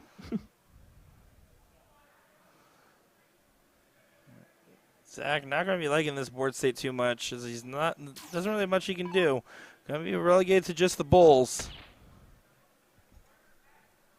Yeah, that's the only option. Fortunately, his teammate only averaging the 1.67 right now. We've all been there, done that in some matches. Sean does it every match. Yeah, exactly. Even when Sean Green's not here, he's catching strays. Oh, I'm hoping he's tuning in right at this very moment. That would be really funny. Gosh, dang it. Well, there you go. Derek Krause does go ahead and lock in leg number one on the dartboard. It's a win. That's how you got to think of it as a one-leg lead. And advance into game number two. And basically a match point lead, right? So that's the other way I kind of have to think about that one as well. Let me tell you guys, we are in for a fun night of coverage ahead of us here. I'm looking forward to seeing. I keep seeing all these different names, all these different matches, and there's just no wrong answer across this bracket. I mean, we're getting a good mix. I mean, yeah, we're used to some of those bigger names that we've seen in years past in level number one here, or Division One. But it's not guaranteed for some of these guys, so that we're going to see some new faces that we haven't seen before. We're going to see some of those old savvy vets that we've seen all the time. But that's just the way it works here, and you never know who's going to be the one that springs through and gets a big W. That's kind of why we've brought the stats for the previous years, because just kind of looking at the singles events, Bob Anderson winning last year, Luke Pritzel the year before that, Fred Polanco, kind of the one that snuck through in 2022. You never know who's going to just pop their head and say, it's my year. You know what? That's why I'm playing next year. Maybe it'll be mine. You never know, buddy. And it always seems like, I mean, just to point a few out, 2022, Thaddeus Cremolis took third in the doubles cricket, turned around and took third in singles 0-1. There's every year there kind of you can circle a name that made a run and did well in not just one event, but throughout the weekend.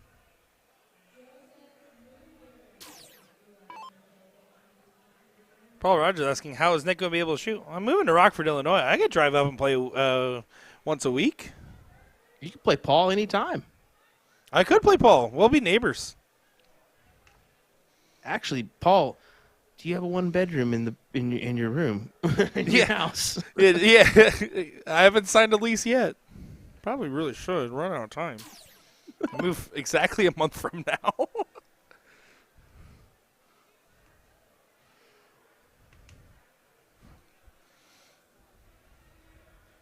Oh man, some neighbors, and then just the single, not the best of positions to be in, especially with Derek and Kevin already kind of stealing away those 20s from you, essentially grabbing the start.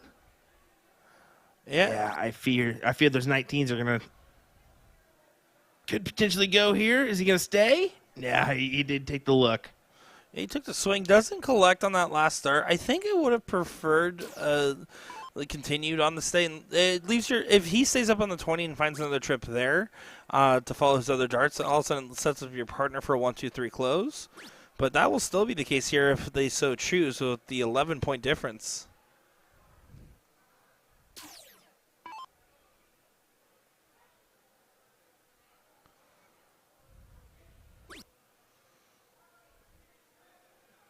Just a matter of time. When do they take the swing? They're trying to do it last dart.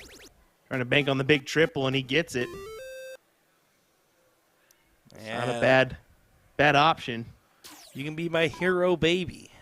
Good shot there. I can kiss away the pain. Oh, sorry.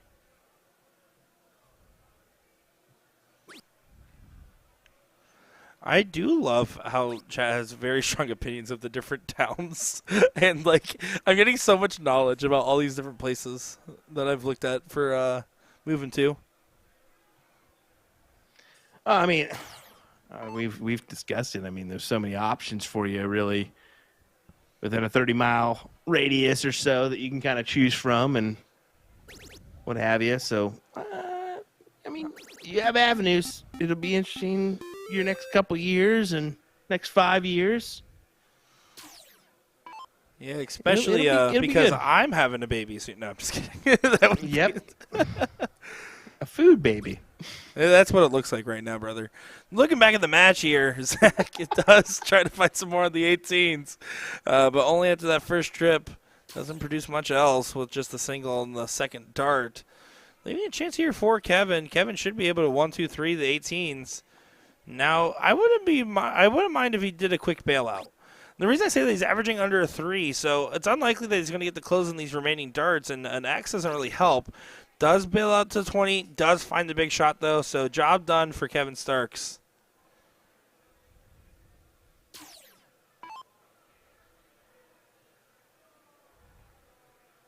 I mean, they have huge advantage on the points, 440, 263. I mean, the only thing that Dan can hope for is almost to turn around and beg and plead them to, please let me back in the game, please.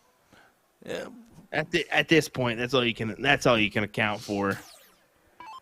You know, I feel bad, by the way. I just looked in the background, and I can't believe that WizKid came straight from work at his painting job to come straight here to the dart tournament. He didn't even have time to change his pants. Brother, they've got to go. They have got to go. He is wearing that fit, whether it's advised or not. I like it. I like it. I like this shot. Big 7 mark for him. They're trying to get themselves back in this game. Kevin, again, just needs to stay calculated. Get this big close. You have to think in the situations like this, what does your partner need? What do you want your partner to have to approach to do? And I'd rather have my partner have to go up and throw a couple trip 20s because if the opponent hits a big shot, they hit a big shot, but that's a great close. Again, Dan needs a 3 in the bed, the 16 to try to close the distance, and it won't really get them to lead. It'll just keep it evened up. Mm-hmm. You're fighting fire, and you've only got sticks in your hands. It's really hard to do. Is that a Kansas thing? I don't know, but that was a pretty good one, wasn't it? That was really good. No, yeah, I like that. I like that. You're fighting fire, and you only got sticks in your hand. That's incredible work. I guess so. No, you're Guess cooking. that'll do, brother. No, dude, this is why. See, a little sabbatical, and all of a sudden, Will's coming out here with absolute heaters in the commentary booth. I love it. Yeah, and you can see that big point difference is absolutely making the big difference in this one. And Zach going to be stuck to the 16th. Kevin, once again, an opportunity for a 1-2-3. He's been on closing duty for a little bit now, but there's nothing wrong with that because look at the fact that they've had the 20s and been consistently pushing down the other team this whole time.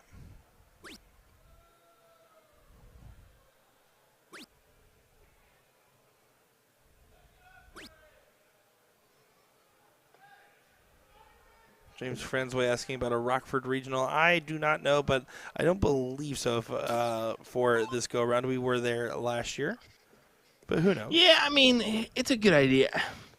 Yeah, it does make sense to come back to certain ones, but it makes sense to also spread the wealth a little bit at times. So maybe you do one year, skip it the next, go to a different area, and then try to get it on the one for the next year. You know, it's a hard decision, but I can assure you this: I'm hearing lots of regionals next year. Just be ready. Yeah, there is a good bunch in there For the 40th annual, too. I mean, the XL tour. That's Roman numerals. It's 40. I'm getting some more waves in the background. It was a kind of a somewhat shy wave there that we saw. Oh, just like a little like, hello, how you doing? Hi. There it is right there. See, it's not like a big hey. It's a small little just finger. Yeah, finger it's undercase, not capitalized. I see Better it. capitalize that wave next time. Big win for Kevin and Derek as they get the 2-0 job done. And it really came off the fact that they were able to grab the advantage from the start. They grabbed the 20s, and unfortunately the other team wasn't able to grab it. So how about this? But you know who these guys are. Garikowski, Steve Hilger. I think they're just warming up, so we will have a moment before we get underway. You ready for a break, man? Yeah, you know what? I was thinking, let's go ahead and get some. Let's take our sticks out of our hands and make sure that fire is not going anymore. We'll be back in just a moment's time with some more great action where you get to see the shiniest of domes and the biggest of bullets right after this.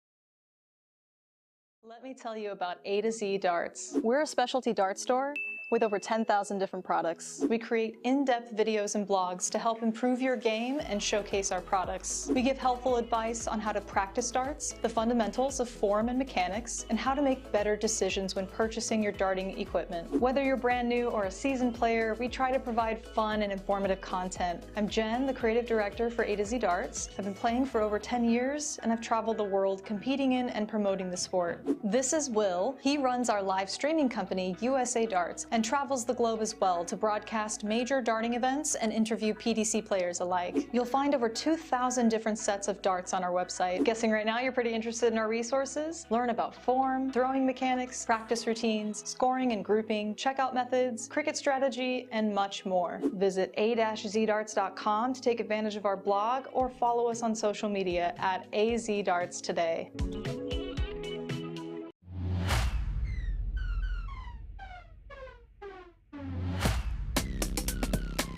Luke, pre-game nerves, something I didn't deal with very well. How do you cope with it in any game now?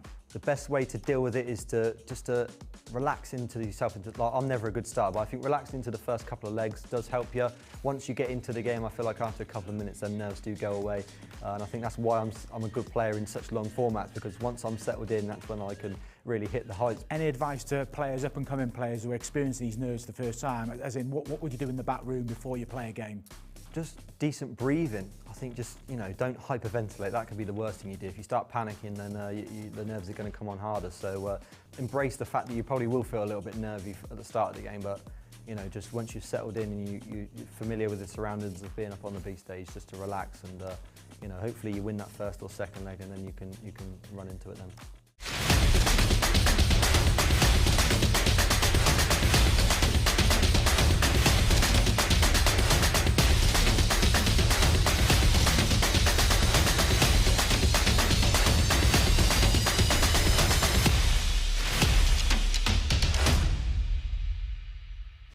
How to use a Corona light on a soft tip electronic dartboard using a Target Corona conversion kit.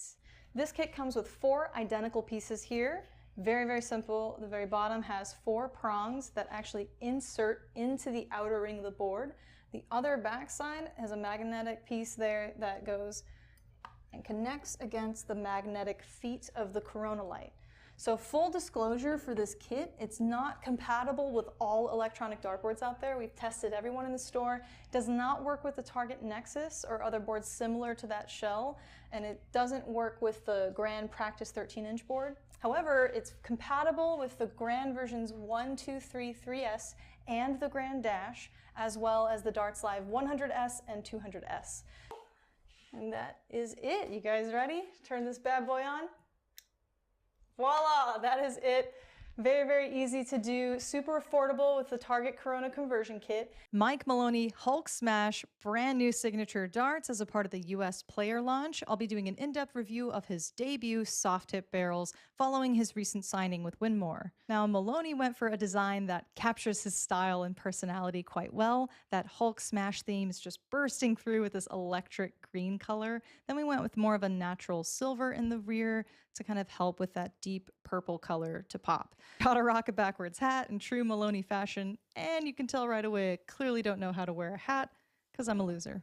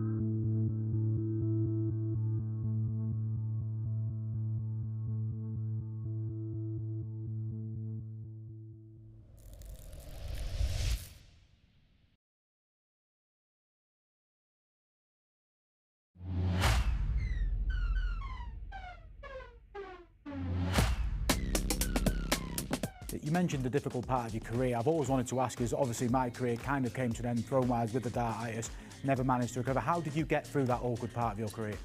I think I just sort of dragged myself through it in a way, to be honest. I think it's never easy. You don't just snap out of it quickly. It kind of takes a process that you have to allow. It's going to take at least a year. But I stayed strong. I fought through it. You know, I played through it as well. If I'd have just stopped playing and then come back, I don't think I'd have been the same player. I think for me, the most important thing was I carried on, didn't stop, and played through it. And advice to players, 'cause any players who are currently out there now, any new players, they're going to have difficult moments. What would be the key components for them going forward to recover from these kind of dips and these problems throughout? I think just going back to, like I said, the strong mentality. You have to believe that not always going to be dark days. You know, as a professional, sometimes you do have them dark days, especially when you're under the limelight all the time, you're under pressure. Like where I'm stood now, I think everyone expects me to play absolutely unbelievable every time. Everyone expects me to win everything, and that does put pressure on your shoulders. But I feel like I've coped pretty well with it this year. I've won a lot of tournaments, so you know, for me, I think that mentality does take some time to get used to. But you can only learn with experience as well. I feel like experience does tell in the end.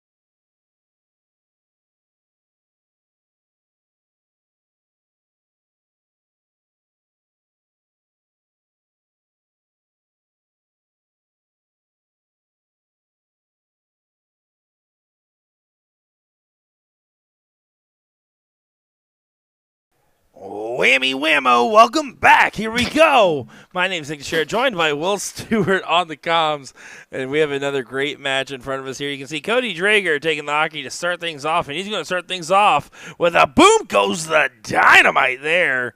And this should be a good matchup in front of us here. You can see Garrett set up to line to follow. Will, how you doing? Oh, my goodness. Whatever that was. A whammy whammo? Yeah, but okay. It works. Listen, they're not all bangers. Actually, most of them are not bangers. Actually, there's a lot of them are misses. But when they hit, it's like two sticks fighting a fire. Brother, that was a big-time miss. It was. Don't ever do that again. Well, missed the big close there and the button. That's two misses and one turn. Steve Hilger going to go ahead and hit the button there real quick. Porky going to try to see what he can do. With the X on the 19s, it's really hard because that third dart swing at the 20 doesn't feel as inviting, even if you find the first two trips.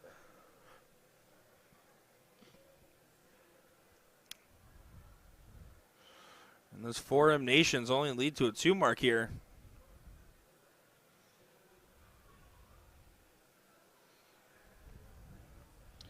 Well, you know this team of Hilger and Rakowski is going to be good. They have the confidence. They can close their eyes, and I mean they don't even really have to talk to each other. They just know what each other are going to go for.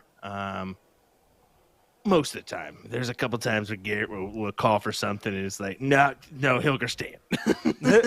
But no, they have a good connection. They've been playing for a while, and like I mentioned there. They won a few of these titles in the past, 2023, 2022, going their way. Well, and we talk about there's a power in partnerships, right?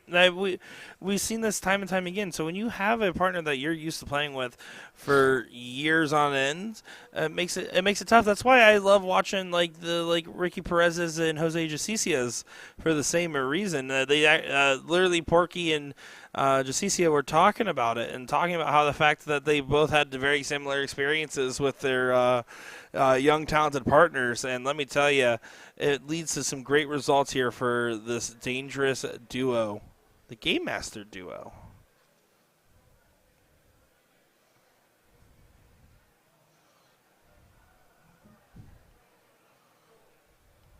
Yeah, good 7. Still down in points. Advantage for Drager. Good. I mean, Cody, one of those first initiations of the CSC for us. He was in the mix. Did very well. Of course, we haven't seen a ton of him in the past, or in recently. He's kind of lingered.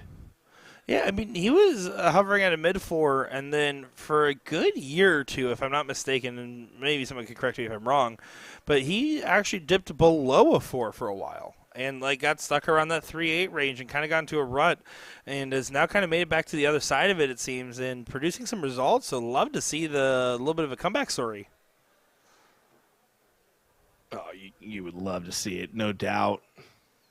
Just like me the next time I play Will. Nah, we're okay on that one. Oh, is that it? We're fine there? Yeah, we're good. We're good. Well, they're needed to find the 15 on the last with the close. Doesn't close the door quite yet on this leg. So Porky with a chance to at least try to help get them back into the leg. But regardless of if perfection is found or not, you're in a tough spot.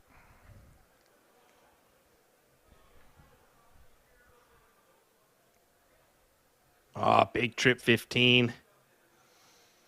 And grabs They it close. do have they do have the lead. Two big numbers though, 20s and the 18s for Drager. Needs a triple. That's a tough one. Does he work his way over? He'll stay. Not a bad round. Yeah, great close on the last. But here's the thing. A big triple, and you know Garrett would take the shot here. Yeah, I was about to say, He can't do that. He's got to stay for those bowls. Yeah, Garrett, if he hit a double bowl in the first start, there's an argument to swing for the big 8-mark close. But yeah, Garrett, I think he felt like he was pinned there. Yeah, exactly. But now this is where it gets interesting. First start miss on the points, grabs a single. Big trip on the last. That was a needed dart because if not, you had a chance of potential game shot coming here from Porky. Instead, Porky going to be fishing for 5 bowls. That's what is needed to get the point lead back.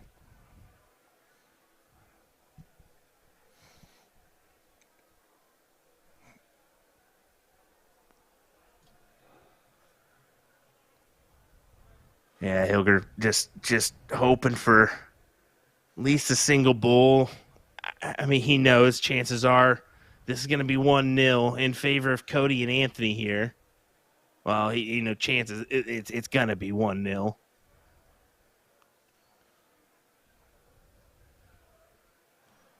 And it is. Prophecy comes true there. Cody Drager leading the pack with a 4.8 and was consistently staying above everybody else pretty much that whole leg there. If he can keep up that mentality going into the second one, who knows what can happen. But Garrett going to be trying to reset the vibes here a little bit. Starting to hear some roars out there as well. I'm wondering if some state champions are being crowned. That could be. I mean, it's coming down to the wire there as we get a big 9 from Garrett. Stays on the 20s for 120. Yeah, we're probably third place match in some areas, maybe coming down that final. So, yeah, we're going to hear quite a few roars in the near future. If I had to guess, folks, we're going to have at least another couple hours of coverage here. So you just sit back, relax, and enjoy the darts here with us as we'll hear the roars together. Easily. I mean, it's going to start moving a little bit quicker here because of how many boards that will be in play. But, yeah, definitely a few. I feel like this will be a 10, 11 o'clock kind of feel to me. We'll see. Well, maybe not 11. Yeah, maybe 10. I think that's a good line. I think like 10-15 is like the line, and I'll take the over on 10-15. Dang, you're trying to go into quarters here, brother. That's a play when we're talking 3 hours out. What? Are you taking the over or the under on that line? Oh, gosh, I'm taking the – you said 10-15? Yeah. I'll take the over. Okay, well, we can't both take the over. Or 10-30 then. Are you taking the over or the under? Under. All right. I'll take the over. All right, folks, there you heard it. If you're curious, we're wagering Will's second child. Nope, that's not it. That is definitely not it. We're not doing that one. My wife would not be thrilled. Statistically speaking, most children of yours like me. I guess you could consider it that. Cody Drager considering a trip 15 in the last, but doesn't find the shot. Instead, finds a big 7 still. If he hit the trip 15, it does have a way stronger stance in this leg. But Porky just needs to be adamant about throwing some solid darts as him and really everybody on this board have been firing on all cylinders this leg. Big shot there from Porky. Another 7 mark, continuing to put himself in front of the pack. Yeah, brilliant turn for him. Just goes to show you what a start can do for you. Just have a little bit more confidence when you walk up there. A little swagger goes a long way.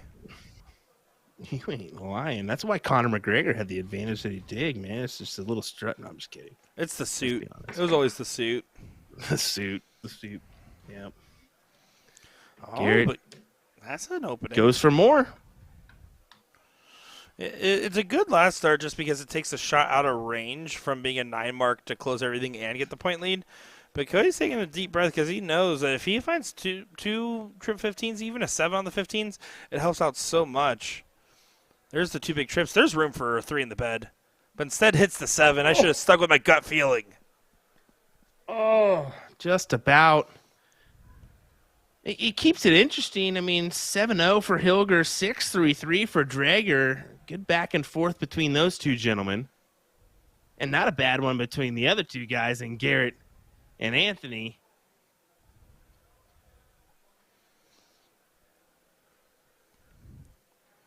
Well, you can see high averages across the board.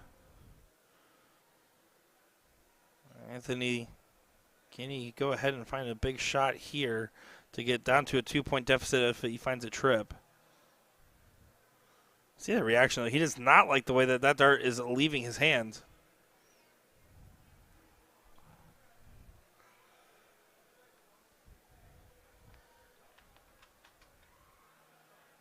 Almost left the dart behind. There's this classic little fix of the glasses, knowing, all right, time to put this to rest here. Close out the 15. Oh, well, close out the 15s, I guess, but barely. Yeah, this is one of those shots, too, where I'm a big fan of hitting the 6. If you're feeling the 6, I look to my partner, right? I would look to Cody and say either stay on the Bulls all day or go for the 6 mark close. Either way is fine, but commit to one. And there, you could probably bail after that first dart. He stays. That first dart just wasn't too convincing. And there, only a 2 mark. Rubber Reggie, here comes Porky. He'll put it to bed. This will be 1-1. Come on now. I thought you were about to maybe do the Scooby voice right back. Nah, I couldn't do that. Well, he doesn't put it away after all. But no game shot available.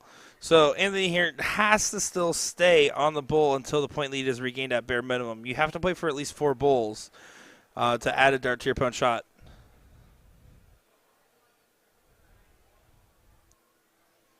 It doesn't help that Cody's 2 single 20s just not helping in this given situation.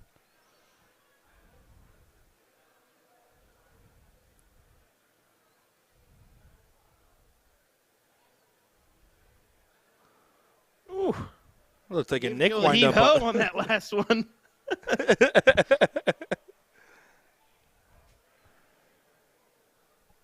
And here's Garrett to go ahead and finish cleanup duty. And now it is 1-1 in this winner side matchup. Who will stay on the winner side and who will go to the Nick Teixeira side of the bracket?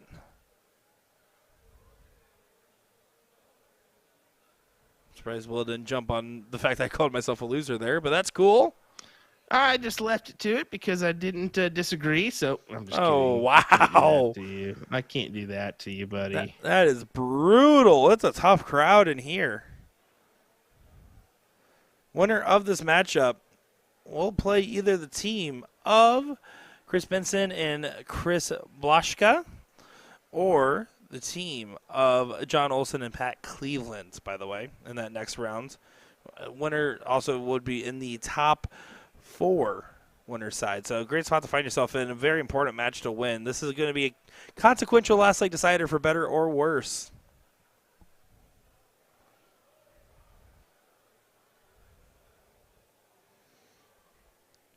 Garrett's getting the start. And we know what he did last time, don't we? He started off with a big 9. Can he do it again? Or even a 7 would be huge. He looks so annoyed that he hit that 9 mark there. See, you can see that reaction. Like he's almost like wondering, why am I starting off perfect and not following it up? But you know what? Starting off perfect does a lot of damage. So good stuff there. Cody Drager going to try to respond. Only 4. Last dart. Unfortunately, catches the wrong side. Steve Hilger, what do you do?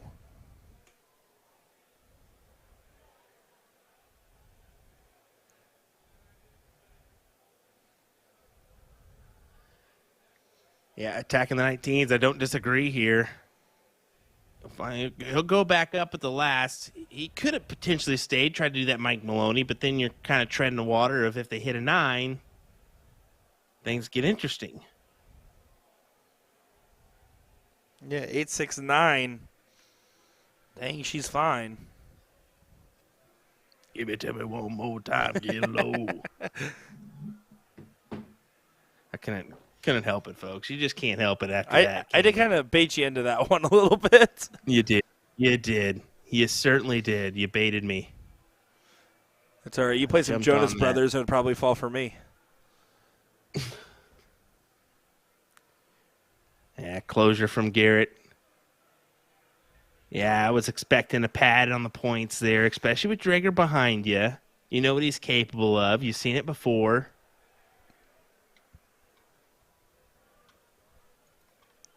I mean, of course, you got to kind of expect that from anybody in your division, don't you? Especially on the winner side of the bracket still, right? Like, we know that these guys, and I had a conversation with a player not too long ago where it was all about the mentality of you only need to be the best guy for the day, right, to win the bracket. That's all you need to do whenever you approach the tournament with a mentality. That's true with this event in particular, and as this gets on further and further in, it only gets harder because either you're getting fatigued or they're getting better, and it's usually a combination of both. Well, we do have a winner. A couple winners on our winner's side. It's got Johnson and Wismith into round 3. They'll take on DJ Dames and Mark Hanel. Hopefully we said that right. And this bottom half is still being played out with this match and another as well. A good 7 still on the find. Keeps them alive in the leg. Garrett should just be able to again, play a 1-2-3. Grab the 17 and then at least two 20s or 18s. But there, misses the first start. Finds the trip. So now should be able to get the single 17. There it goes. Garrett Rakowski, the bullet, firing away.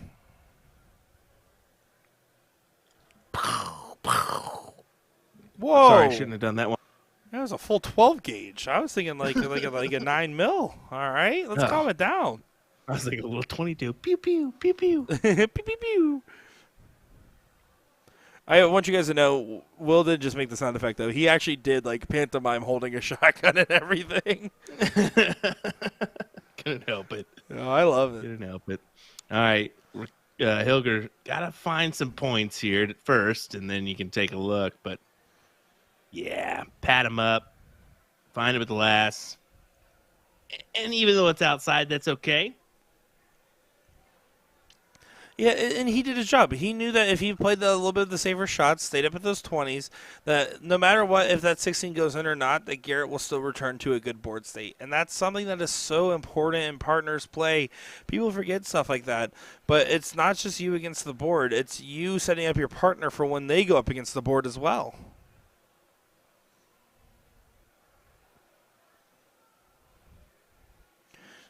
Benny, we sure miss you as well, brother, by the way. Hope you're doing well and hope you're recovering all right.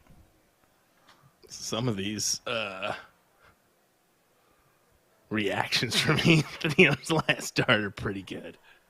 Oh, I love the full, limbo reaction, by the way. It's like he's ready to limbo on that last start no matter what.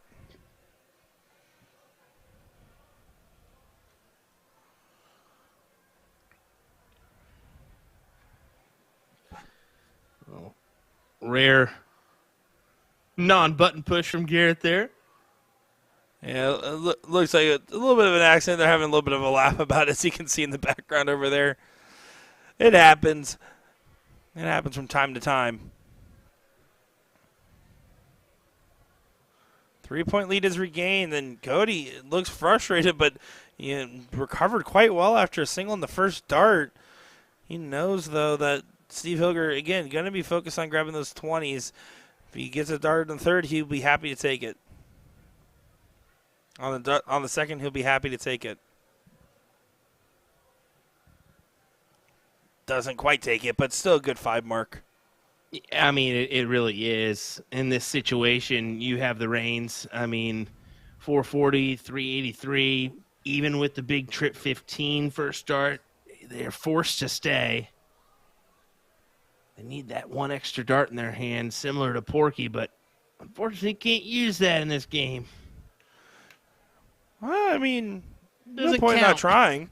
You just throw a fourth dart, see what they do. Oh, sorry, that one didn't count. Which one are you talking about? See, then you get a little tricky with it.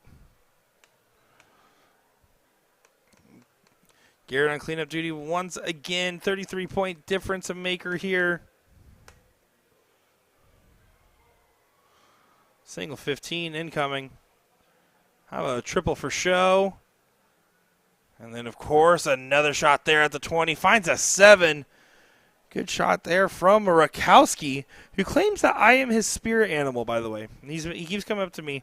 This conversation kind of started in Vegas, but he just said, I want you to know you're my spirit animal. And I said, thank you very much. Would you like a French fry? And then he took a French fry, and I walked away.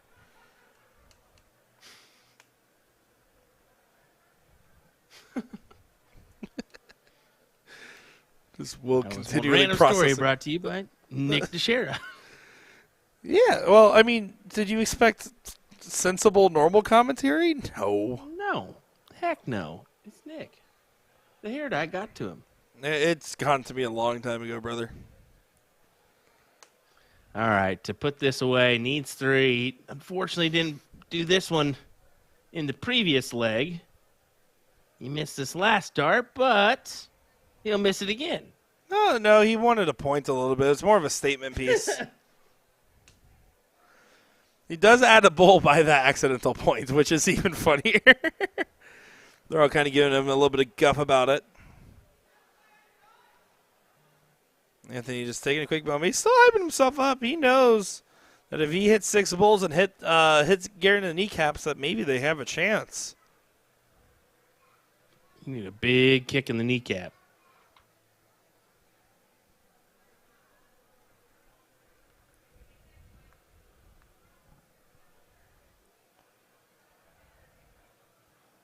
And they're trying to pull out some moves, having a little bit of a laugh, but Garrett's still trying to keep himself centered, knowing that this bull is important. It's still got to cross that finish line, and they'll move on to the top 4 on the winner's side of the bracket.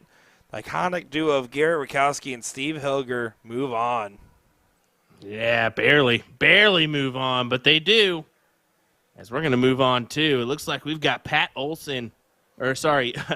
Cleveland, John Olson. That was a good one.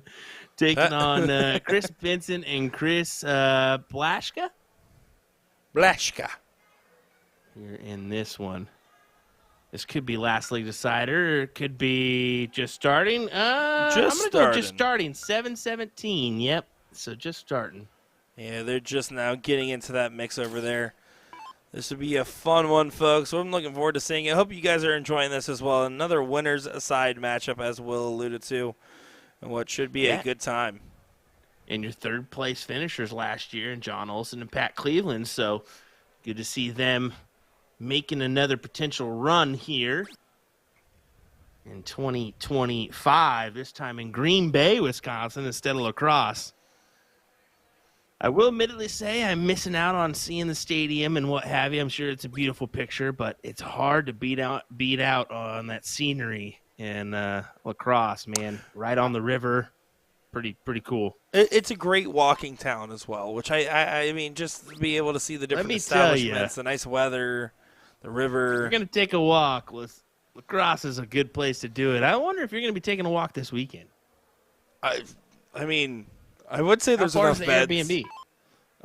It's like right across the street. Okay, well, at least you'll be walking home, right? From all my fun adventures here in Green Bay, Wisconsin, I would say there's enough beds at that house, but who knows? All righty. Well, you need to find your number, 19s or 18s. You're probably going to attack 19s just because they've got a mark there. Go ahead and close their chance of scoring. How about a 5? A 4 will do.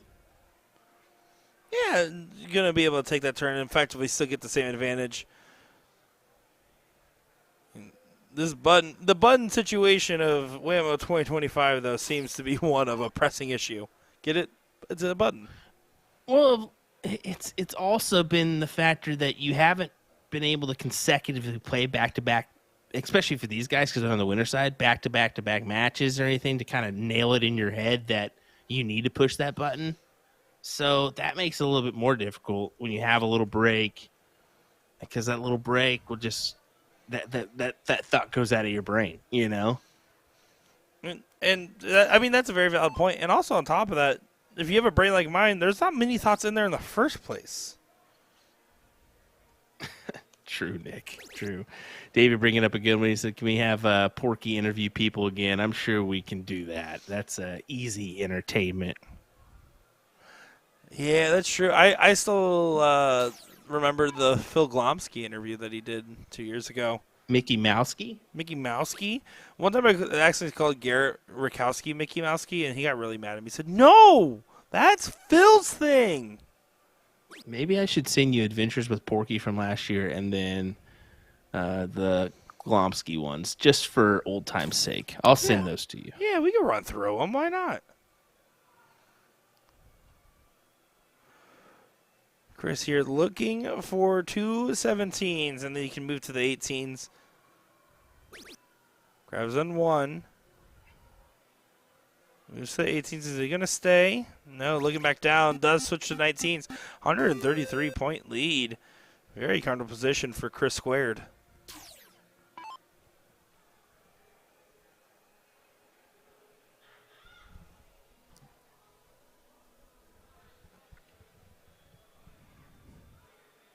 Very content is Pat.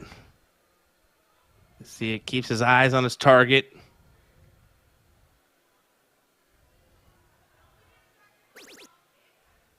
Grabs the big triple, but oh man, would have liked more than that. Yeah, it's going to be one of those moments where he felt like he just had more in his mind and only was able to grab the bare minimum on the turn of grabbing a house. Now, this could be a slight opening if it doesn't get closed, but of course the Maloney double comes into play. That it does. John gives him a little acknowledgement too. Yes, Olsen now knows he has to move over to the corner pocket. Looking very rough to try to get out of the spot in this leg. Again, Chris Squared coming up with an opportunity for the corner pockets to go into the bowl with advantage.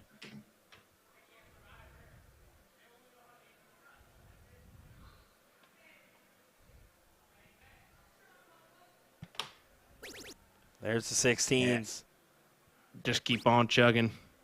Averaging about an 8 combined. And last one does sail away, especially considering that good position of the second dart. But that being said, again, no real danger, even if Pat were to 3 in the bed the 15s, which he could pretty much on command. Not this command.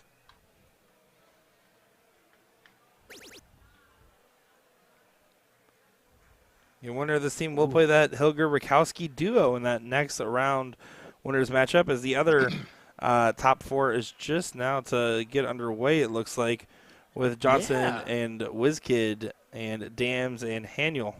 No, that's Hanel. Hanel. Yeah, I thought Damn Daniel, like the meme. That I read that and I was like, nope, that's not what that says.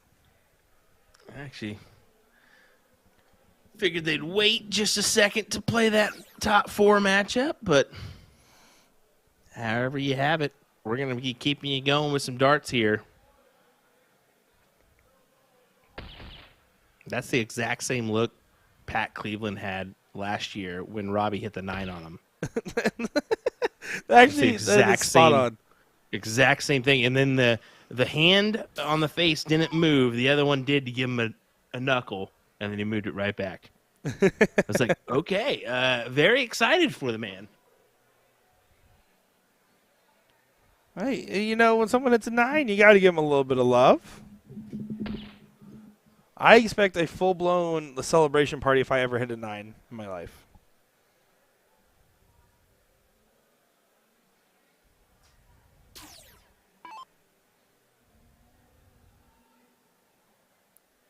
Still nothing Pat can really do. Looking for 5 bowls. Instead, only has one so far. Double on the last for an outside opportunity, but even then, his leg is going the direction of Chris Squared. It looks like it will. And to be honest, it has not been an impressive leg from either of our parties here. It's just, it's one of those ones, right? Yeah, again, it's the first day, it's Wednesday, and admittedly a little bit of a slower pace of the day, right? And then these guys have been able to get particularly warm because this event started about, what was it, 6 hours ago? Yep. So just with that pace and everything, it's probably hard to stay as warm as you would like. So a lot of these legs are going to naturally end up to be scrappier affairs. That doesn't mean that that's where they live and where these players are expected to be. It's just where they happen to be in these moments.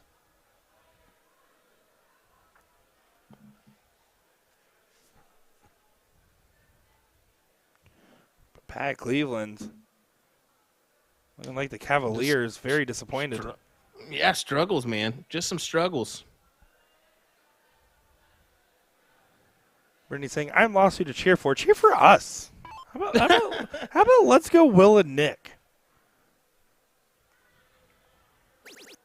I guess that's fine to do if you want to do that. This is the third option. What's the third option? We're the third as the third option. Oh, We're the because third there's two option. teams. Oh, it makes so much sense, Nick. I'm a little sleep deprived, folks. I'm going to be honest. I'm fighting fire with two sticks, folks. Yeah, let me tell you, the stakes are losing. That's what it feels like right now. Oh my! Come on, Nick. Darren doing Darren back there, just chatting it up, isn't he? Yeah, I had to send this guy a message on Messenger, and the guy says, no, call me on my phone. I'm like, I don't want to be busy for the next hour and a half, Darren. I'm not. That's a sacrifice right there. You got to go into that phone call knowing I need to reserve a time and like turn off my notifications. Is that what you think when I talk to you on the phone, or what do you think? Sometimes I'm like, gosh dang it, this guy again. Sometimes I'm like, oh, Nikki. I will say I recently had to make an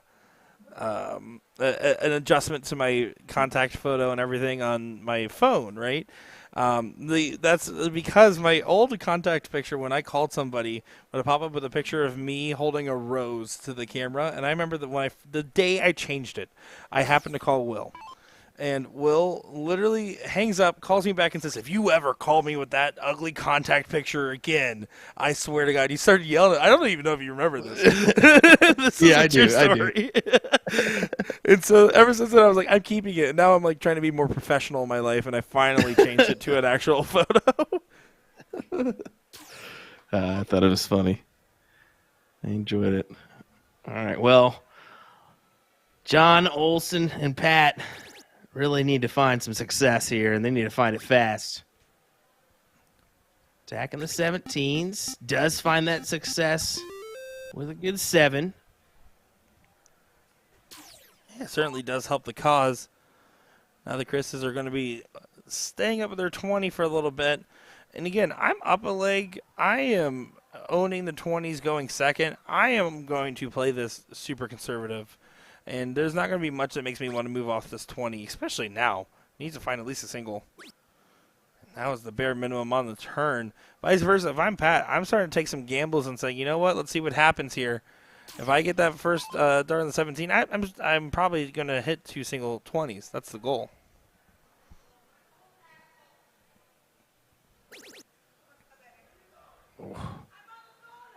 I agree with you. Go ahead and take the move here. 1-2 punch. Does get it on the last. Made it a little suspenseful. Barely. Both those darts were kind of barely in there, weren't they? Yeah, and you saw like the long look at the scoreboard before looking back up to throw that last dart. That had me a little nervous about where that dart was going, and it was right on the line. That was a big last dart there from Benson. Important moment in this matchup here. John Olsen, can he start to switch this around into their favor, ride the momentum from that solid 3 mark close from his partner.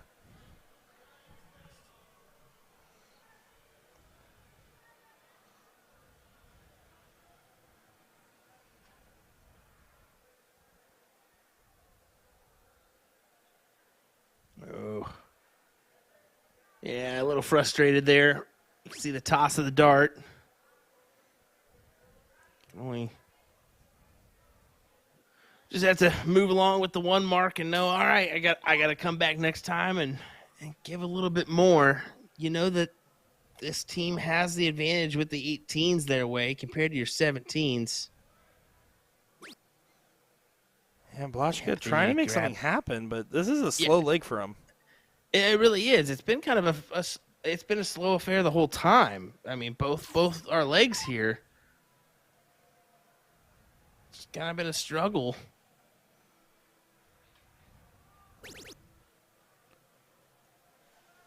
Pat can continue to try to grab this control. 2 on the 17s, 102-point lead. Can take the look up. Oh, and hits a 7. But that 7's huge because the fact that he hit 2 trip 17s means that now you're forcing a 9 from your opponent. Benson would need to go trip 18, trip 18, trip 17 to do maximum damage.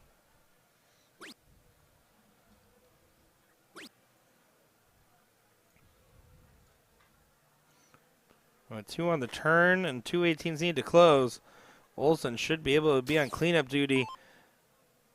Olsen and Cleveland looking strong so far in leg number 2 after a shaky start.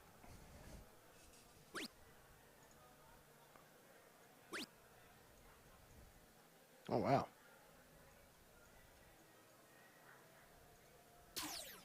So those lower divisions have kind of came to a screeching halt somewhat. So no winner's crowned yet from what I'm seeing.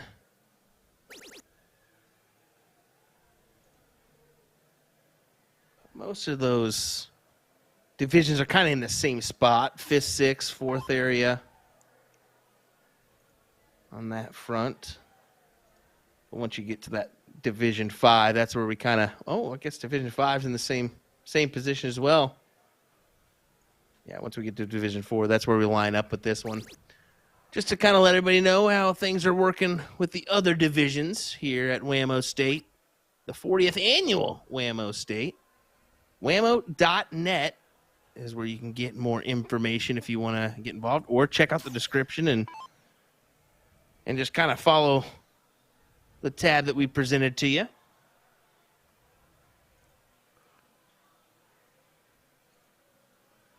Appreciate that. Will Stewart, our analyst, our expert, our eyes in the sky and ears on the ground. No, ears on the wall. Where'd the ears go? They're just around. Let's be honest. But yeah, I mean, I clicked on that link as well, and it has actually both. You can go pool, you can go darts there with that link. They've actually already announced that their 2026 WAMO State Pool Tournament will be March 11th through the 15th right here at the Reich Expo Center in Green Bay, Wisconsin. So, yeah, I assume they'll run it back for the darts side as well. They are. For the 41st annual.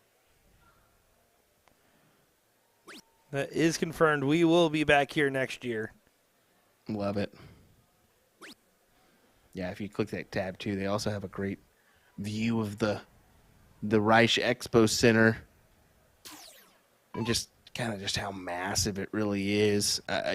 Go check that out with that WAMO.net link. Yeah, it is. I've been to a lot of tournaments, and I've gone to a lot of cool events. But something about seeing 5,000 very happy, mildly drunk Wisconsinites in a room together at the start of a dart tournament is a feeling like no other. It really is incredible. Mildly? Well, I mean, at the start of the day. At the end of the day, it's very. Yeah, there we go. I like it. I like the way you said that. So why I always have to make sure my tape lines are very good at tournaments like this. Yes, very much so. Well, let me go ahead and double down on this tape here just to be safe. As we know, Semi-decent at best is usually where my taping skills lie. But they're pretty bad. It's terrible. It's not gotten better. It takes me forever to to replicate a fraction of the Will Stewart setup job. He makes it look so easy when it comes to logistics of live streaming. Not that this is the most exciting conversation ever, but man, let me tell you, it is. I was like, oh, I'll get a couple of events, I'll be fine, I'll be way faster, and I am, but it's still slow as heck comparatively. Well, there you go. That's Pat Cleveland, John Olson. That take the win there. Pat puts a pretty good marker in.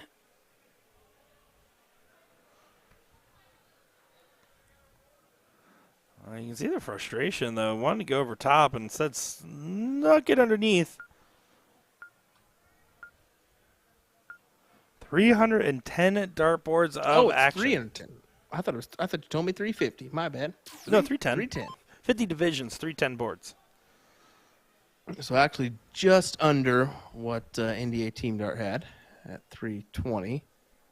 But national event, state event, still more players involved here, which is just crazy.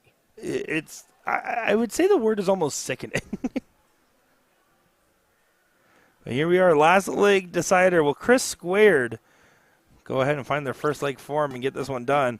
Or will Cleveland and Olsen shut the door and do the resilient reverse sweep?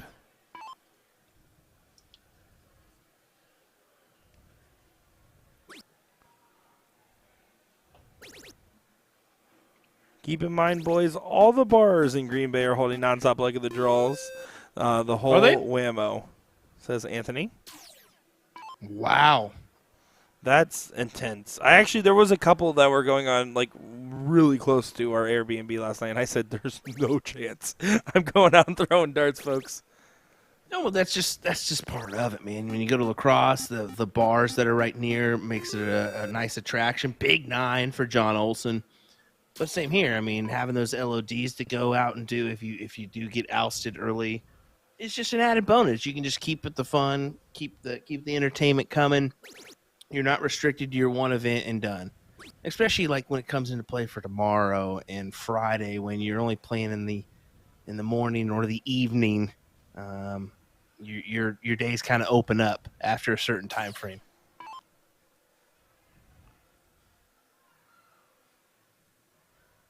Nope, my day is spent in the dart hall and the quick trip. That's what I'm here for. Yeah, let's be honest. Quick Trip, high up on that list for me. I think there's been many times I've gone to Wisconsin and just Quick Trip's been the go-to for everything. Yeah, I'm going to be making Quick Trip my friend this evening because let me tell you, this venue is great. They don't know how to make a walk-in taco. That was disappointing. Quick Trip has you covered when it comes to the food, man.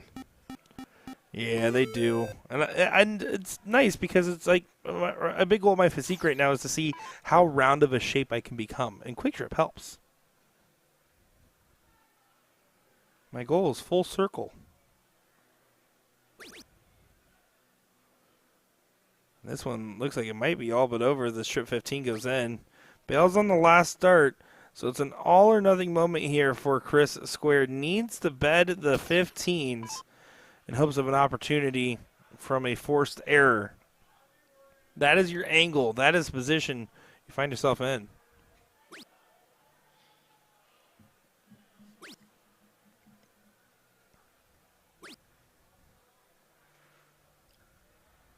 Just 3 fat 15s. That's all he can muster up. Unfortunately, he's been the one that's kind of been out of it this leg. As this is definitely far different from the first two. So we got some 6 pluses. And it kind of goes to our earlier point, though, Will, is these players are just not in quite the rhythm just because of some of these like breaks in between matches. And that's why you're seeing some of those lower starts, but then by the end, they're on all cylinders. Yep. For the win. Ooh, does it in style with a 6.67. That'll get her done. Double for the win. Love to see it. As Pat Cleveland, John Olson will advance into the top 4 onto the winner's side. Harry saying you can easily make more money playing the bar tourneys all weekend than playing state. I've heard that on many sides. I heard a story, Boris Kirschmer is one of those guys that loves a good bet, and he'll make more money side hustling than he will at a tournament sometimes. So, hey, have some fun with it when you can. Looks like we're going to take a break. Is that right, Mr. Nick Deshar? It's Mr. Nick Teixeira to you. And yeah, we'll be we'll be back in just a few moments, folks. We got our next matches coming up here in just a moment's time. When they come up, we will be ready to stream it with some more great darts. Nick Teixeira, Will Stewart on the mic, and we'll be right back.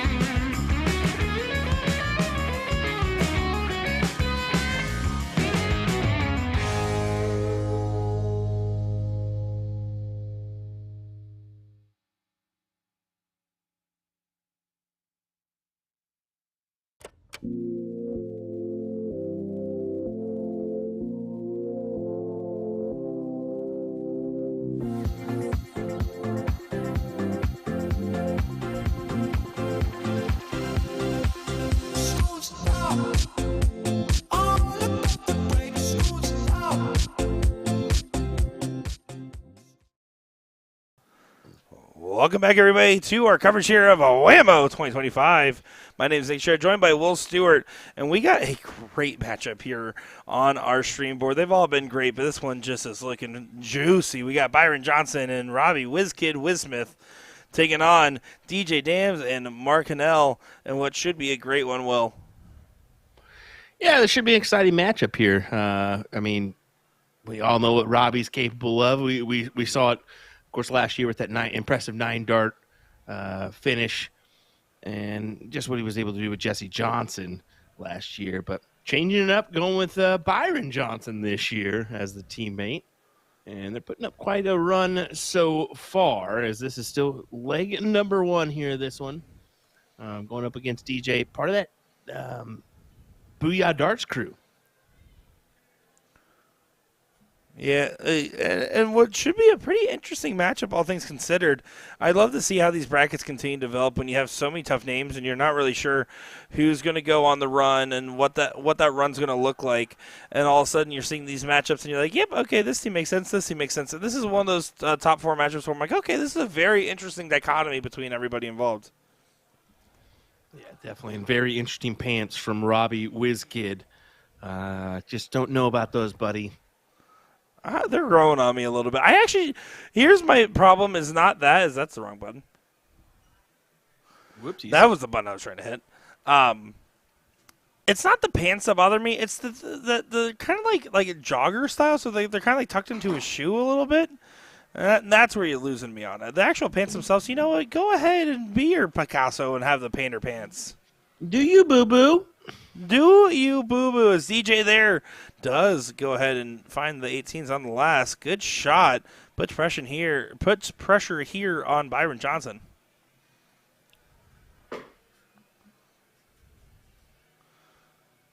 Byron's not happy with those darts. Only hits a single on the last start. Just a single 15 at that. Giving Mark a good opportunity.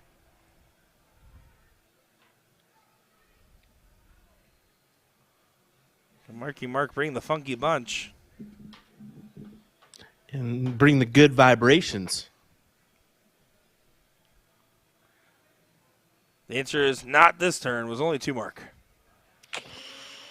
Yeah, it doesn't look like it. But see what WizKid's able to do in the situation like this. With a single mark in the 15, it doesn't change the math too much in his favor. But he's not even using the 15. He started the 16. I don't like that because your partner already has the 1 mark there. You want to try to squeeze as many points as this turn as you can get out of, but it might be inconsequential anyways, as there doesn't find the 16s. But look, he found the 15. It was meant to be there all along. He's saying, Nick, I'm going to buy you an outfit like that to wear at your farewell draw. No, he's going to wear the Boss Hog full white tux.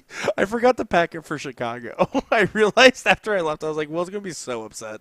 Oh, my God. Yeah, what are you doing, my guy? Oh, I'm sorry, Will. Unacceptable. Unacceptable. Stacey, if you buy an outfit like that, I'll wear it. I hope you know that.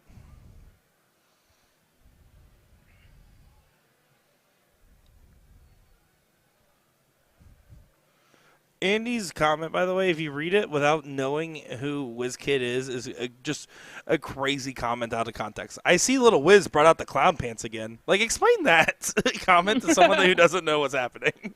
It's quite the comment there. And Katie Barrett saying, you two are like Joan and Melissa Rivers. What does that mean? Katie, translate. I don't know what that means.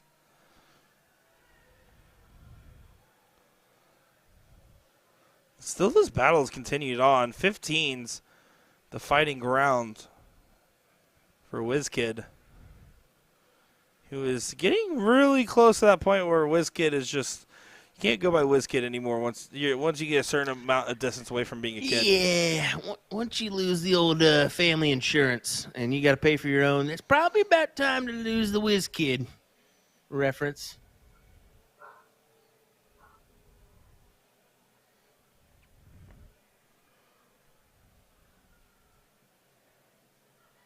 DJ does bring it to 1 bull away for leg number 1. The Booyah Boys looking strong so far. And Stacey, you are my favorite Braswell, but let's be honest, wasn't that tough of a competition. There's very few, and one's automatically out the door, and being Austin. Mm-hmm. Was always more of a Houston guy anyways. That was a dumb joke. I'm surprised that one got you. I don't know what you were thinking there, but whatever. Like Austin, Texas. Oh, okay. You just laughed without following along. Okay. All right, that's a 1-0 lead there for the Booyah Boys.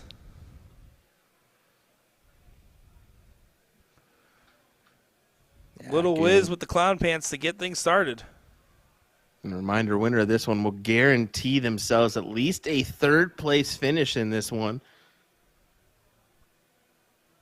That's important to know. As WizKid's throwing from another zip code, by the way. Oh, nope, he switched. Yeah, he is.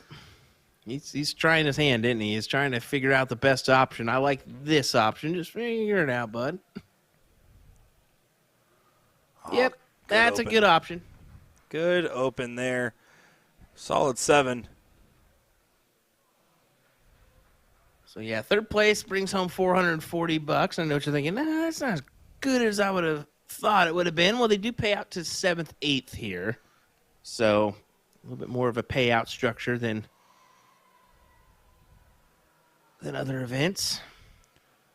All I know is that those vibes out there are immaculate. I just finally took our first little walk. I actually haven't left in probably 3 hours up until that point.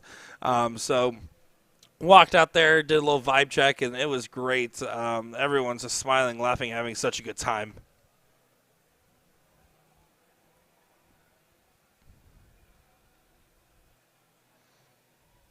Mark has these 17s. Let's see what he can do with them here.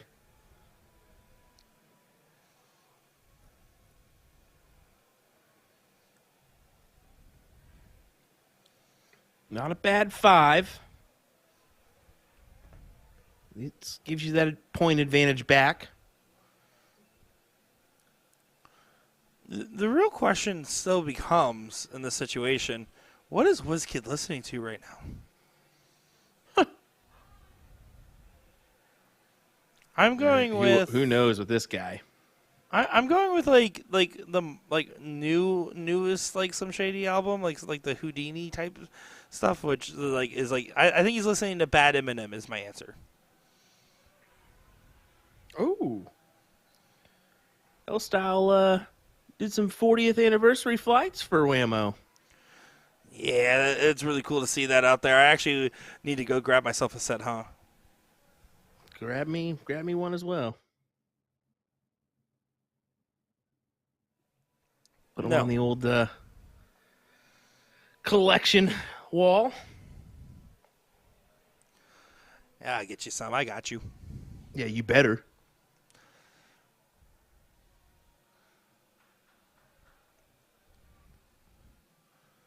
David saying Juice World. That's probably a fair guess for WizKid.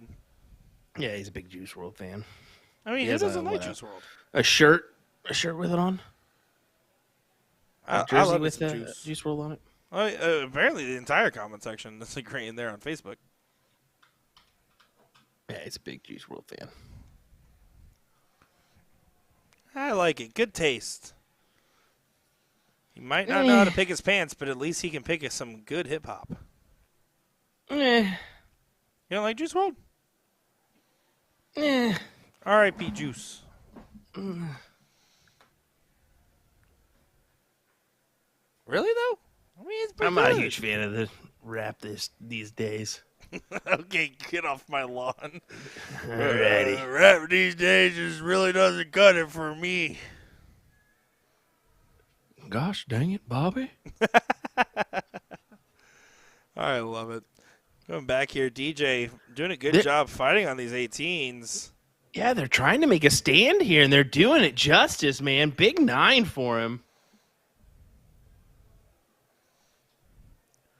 Massive 9. It's now Byron's in a situation where you really don't get a good opportunity to shoot these 18s without taking a little bit of a risk. And he might just stay in the 20s. No, he does look, finds an 8. Big shot there from Byron Johnson. Yeah, Mark shakes his head. Just knowing what can you do in that situation? The answer's nothing. He just turns it right back on you and takes the advantage, trying to set up the 1-1 for that last league decider. And teeing up in that direction more and more, as even that last start doesn't feel like it's enough to turn any tides. Mark knows that. You can see it on his face.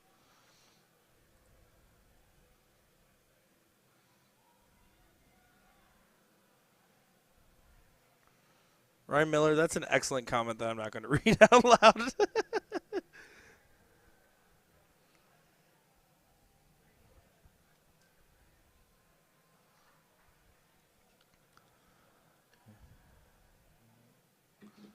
WizKid does. Keeps the, yeah, I mean, the 5 keeps the advantage their way. Okay, DJ's throwing a nice 6 right now, but he's got to open up the 15s as well. Really forced to stay on the 15s. And even there, this is some more trouble spelling. DJ does only find a 2 mark on the turn. Even if he found a 9, it's not enough to change the position that they're currently in this leg. So now this is just a case where Byron's just going to focus on getting this close up and can move right to the Bulls, wasting no time. This is going to a last leg decider. Oh, who did it? Oh, that was Mark. Mark hit the camera that time. Mark, how dare you, Mark? That's it. I'm quitting. DJ's yelling at me. He said, hey, don't ever hit the camera again. I'm definitely not directing you on your shot right now. Not much direction you could do, just because of the fact that you're down 5 bowls plus 3 to close. So an 8 bowl difference.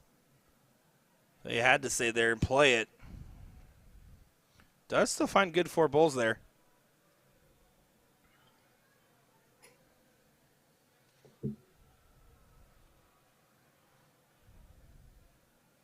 You have 2. Gets it with 1. On to the next one. 1-1 game here. Good back and forth leg. 5-7-7, 5-0, 5-2-5, 4-2-5. We'll take it. Ooh, look what you made me do. Finds a bowl. Don't even start, Nick. We'll bring that rendition back from you here. Listen, between that and the Cleveland Extravaganza song, I don't know. Nick's the one. He's got the cam. What a song. And I think that's a tie. Yeah, it looks like it.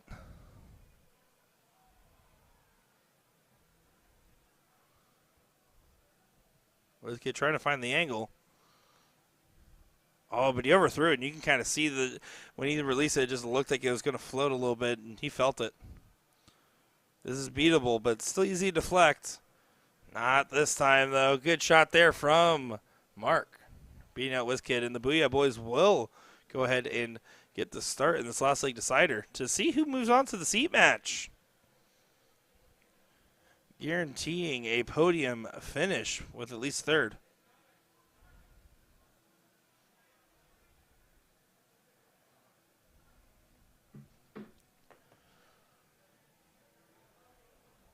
Yeah, DJ to start him off. 4 minimum, you think? Oh, I would say 5 minimum, just because we've seen these last leg deciders be the best legs of every single matchup so far. I don't expect that pattern to change here. Well, he's got that. How about a 9? Well, can you hit me with a boom?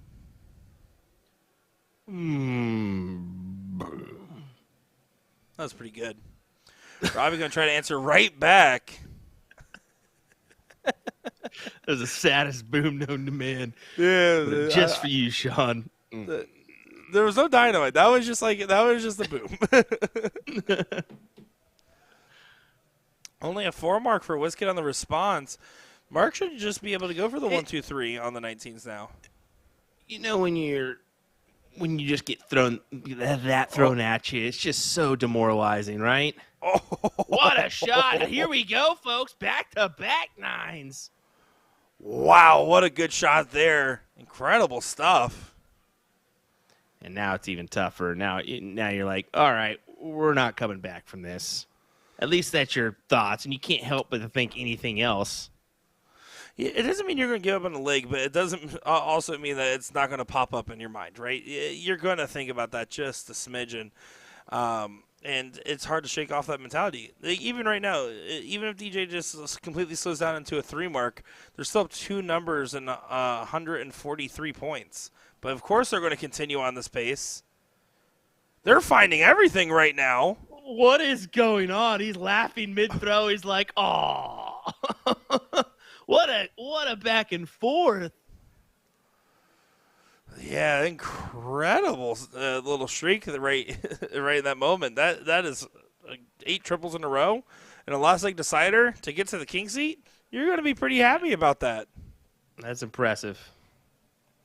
Again, these last legs have been proven to be the most fruitful out of the entire matchups. And I believe We have we even seen a 2-0 yet? We might have only seen one out of all of our matches so far. Yeah, we've seen a couple. I'll allow it.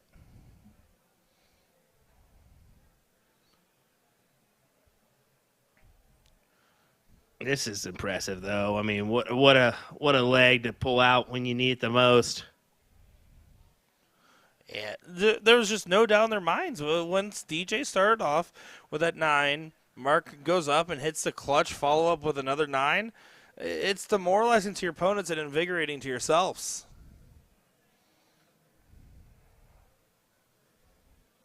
Well, to put this one to rest and advance into the Hill match, DJ.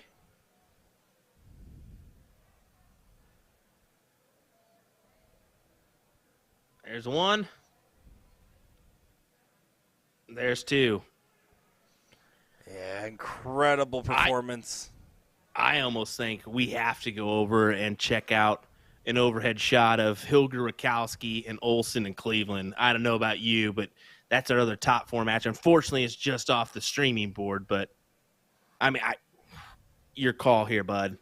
Well, I mean, I'm a man of the people. I have made this very clear time and time again. If that's what the people want, that's what the people's going to get.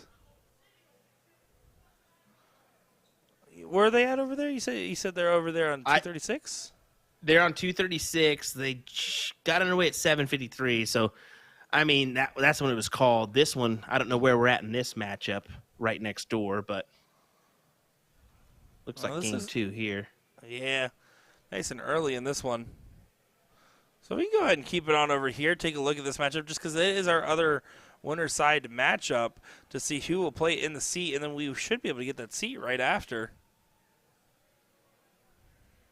Let's go ahead and do that. Let's go ahead and keep it right here, folks. We'll just keep it on this overhead view. We'll throw on some tunes and lock our cameras in. And this is your top 4 battle of division number 1. Who's going to fight it out for the hill next?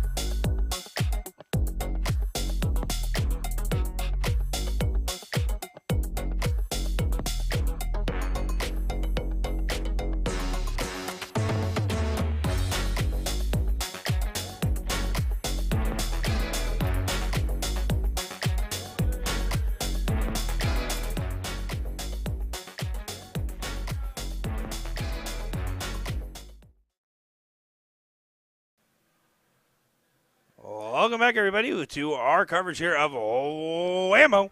My name is Nick Sherritt, joined by Will Stewart, and we got another great matchup here. We got a little bit of overhead action for the last couple of minutes there, looking at the other winner's side matchup. But now looking at what should be a very enticing one, Auckland and Cats taking on Maiden Juvel and Hersfeld in what should be a fun one, Will. Yeah, looking forward to this one. And also, how about that celebration there from Pat Cleveland? I haven't seen that celebration since Major League, the big balls one. That's great. Fantastic. Thank you, Pat. We appreciate it. Back to this match here. Auckland and Tim, taking on, Craig and Mark here in this one. They're saying, now that's how you do it, buddy. That's how you do it. Big 9. And I'm over 100 feet away from these guys, and I actually did hear Darren's voice carry over a little bit. That's impressive. And when I say I'm like 100 feet away, I don't mean like directly behind them. I'm not streaming from the restroom sign that you see in the background. No. Sadly, you were not. You were not doing that. Not sadly. Very happily, actually. Just kind of how things have shaped up here. We're in line with we're not really in line with previous events. They're about 7, 8 hour runs here. Last year was an 8 hour run. So a little bit extensive here, but with the massive amount of players compared to in previous years, you can understand. So this year you had 50 divisions compared to last year. You had 39 divisions. So a whopping 11 more divisions added with almost identical amount of boards. It makes it tough on the tournament staff to organize and make things run. So yeah, you do the math, 310, 50, how many per?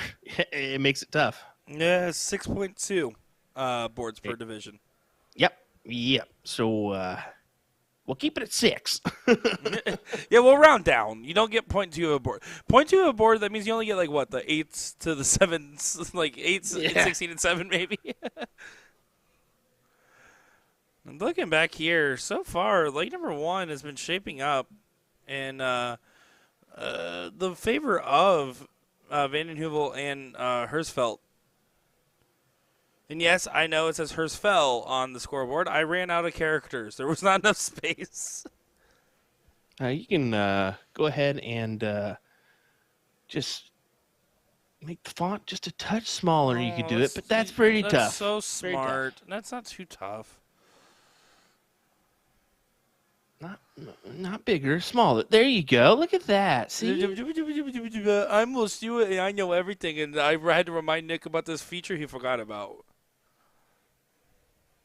Hello, everybody. I'm Will, and I had to teach Nick about the feature he forgot about. There we go. Yeah, you were Just supposed to double teach down me on from your the statement. beginning. That's the whole point. There we go. Anyway, Craig trying to just go ahead and pad some points here. I'd be tempted to close. He was too, and unfortunately he's just outside, giving way for Tim to take a shot if he chooses. Now, do you take one at the 20 first?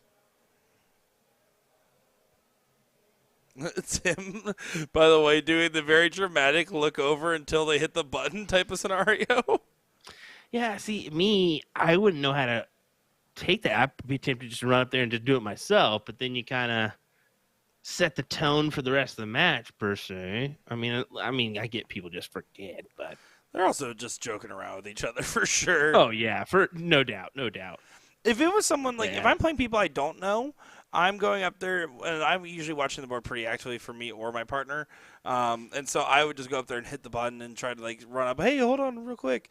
But if it's people I do know, yeah, I'm doing the cold, like slow turnover, staring them down saying, you better have hit that button. Excellent play there from Tim. Took his shot at the 20, only hit the single, immediately over to the 16s and capitalized on a nice 6 mark there. Perfect play for him. It just forces Mark to stay on a scoring number. He did take the shot there to close it.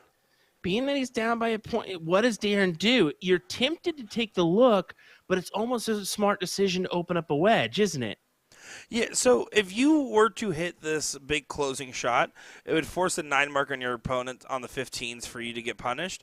But the safer shot is to start the 15 and try to grab a couple numbers. But look at this. This man isn't for safety. He's for danger.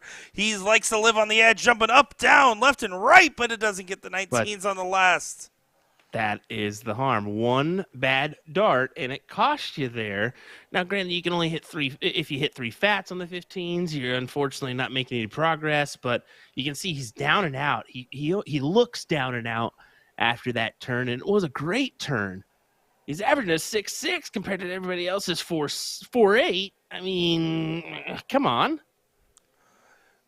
Now this is where it gets a little dicey, though, right? If your opponent hits a 5, they've done enough to be able to put them in an advantageous position. If they hit a 5, it forces a 5. If he hits a 7, it forces a 9. Ooh. They're going to get away with it. Now it's only a 4 mark. Single 19 and then go to the 15s. That's a shot here. Can Cats get it out of the bag? Cats out of the bag? Something like that. I knew what I wanted to say. It didn't get out there, though. It was unsuccessful. It certainly was that. Oh, but this is successful. Look at Darren. Tim. Do you see Darren in the background? He's yelling at him. He's screaming almost. I would be scared if I was Tim up there releasing that dart. What the heck are you doing? Speaking of what the heck are you doing, by the way, I just want to say I did surface an old clip that we posted of you from Bull Shooter a while back where it's like where someone turns on their flashlight as like winning darts about to get thrown, and you go, I wouldn't have done that. What are you doing? Cracked me up.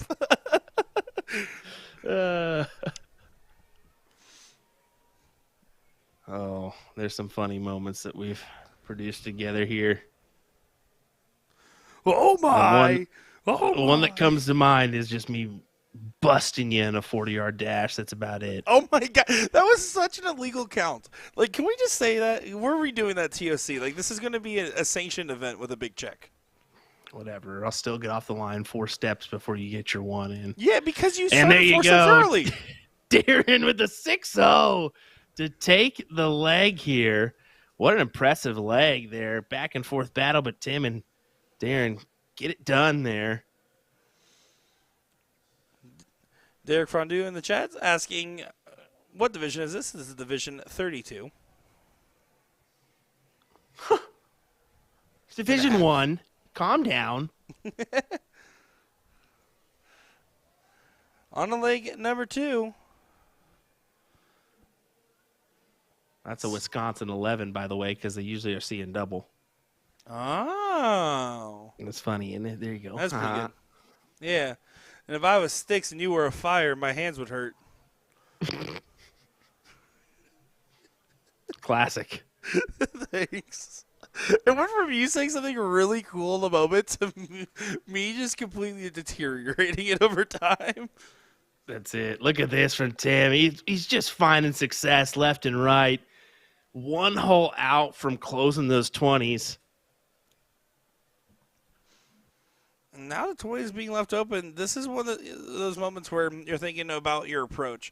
And the answer should be you're staying up here. If you find 6 of the 20s, you could take the swing of the 19s, but you're not taking yourself out of range. You're down a leg right now. You need to take advantage of that bigger number. Oh, bails out quick and produces nothing on the turn. Mark not going to be happy with that turn at all.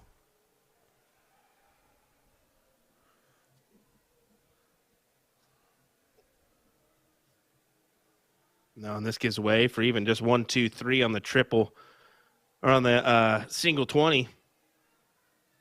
But you know, Darren, he's going to want a little bit more before he goes up. Yeah, solid play there. You can see the reaction. He continued to want more after that, but job done on that turn.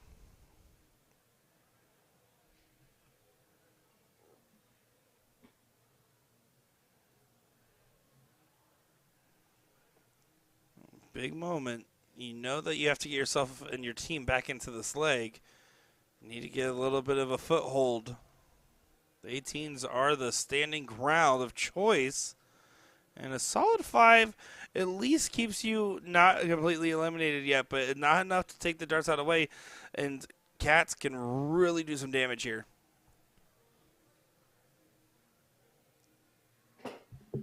Michael Close is saying, Division 51, you just have to take the 5 off.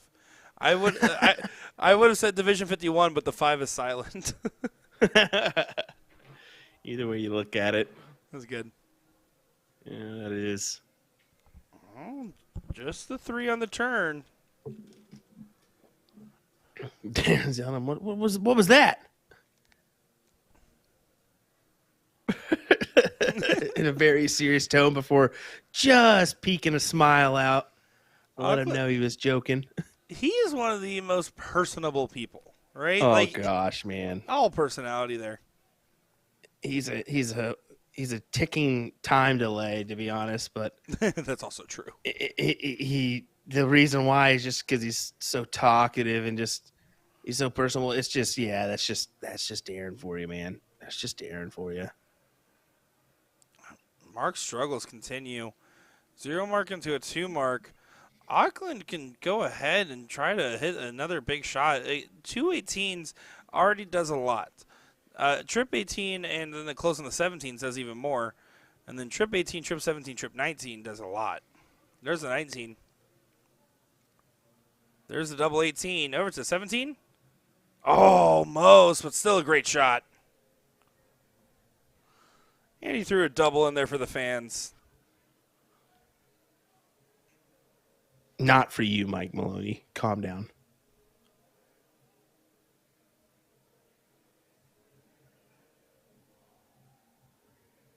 Yeah, Craig knows he's got a tough task ahead. Well, and he's not throwing particularly bad by any means, but it's just one of those, he hasn't had any big dominant shots, and his partner's struggling in this leg. And this is just becoming a dire situation now from a strugglesome one that it already was.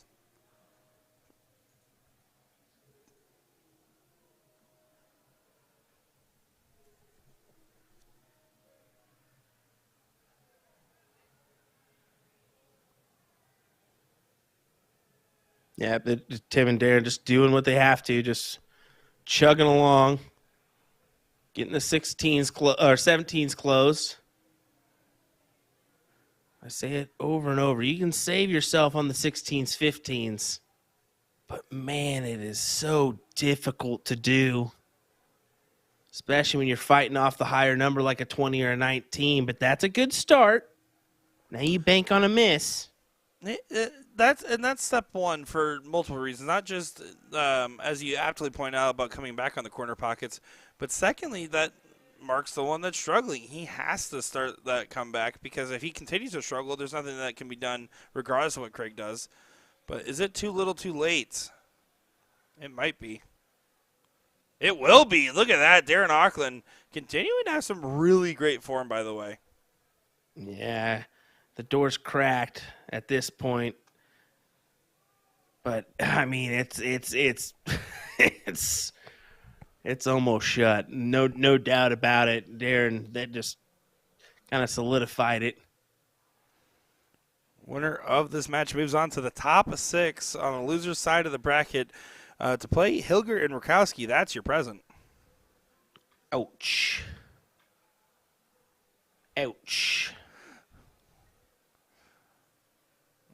Cats, 3 bulls to lock this one in. There's 2 of them. And doesn't quite happen yet. Not yet. But just the inevitables around the corner.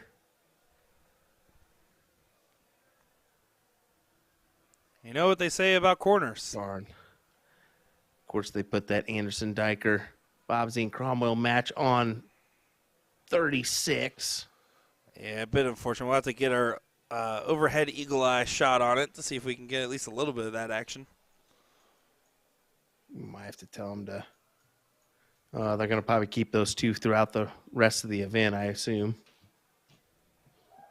36, 34 to give them a board in between. So something like that. Hopefully we can get them on 235, just because of that board sound. How about this for Olsen and Cleveland, though? I mean, guaranteed another at least third place finish here in this bracket after last year's third place finish. So, I mean, that's a back-to-back great runs for them, and they're not done yet. They're going to keep chugging along with Darren and Tim here, as they're going to keep on chugging here in this bracket as well. And as you mentioned, I mean, A tough one ahead for them, no doubt about it, as they're going to take on Garrett Kowski and Steve Hilger. But they've done it before. They can do it again. And that's exactly what their mentality has to be, right? You're not just going to – no one at this tournament, unless it's your first year kind of playing up to a higher division or something like that, but all these guys, they're used to playing against each other, and they know what has to get done to be able to get to that point. So they're going to just kind of lock in and just take their lumps, give their lumps. That's really the mentality you have to have. If you're in Division I, you deserve to be there, and you can get the win yourself.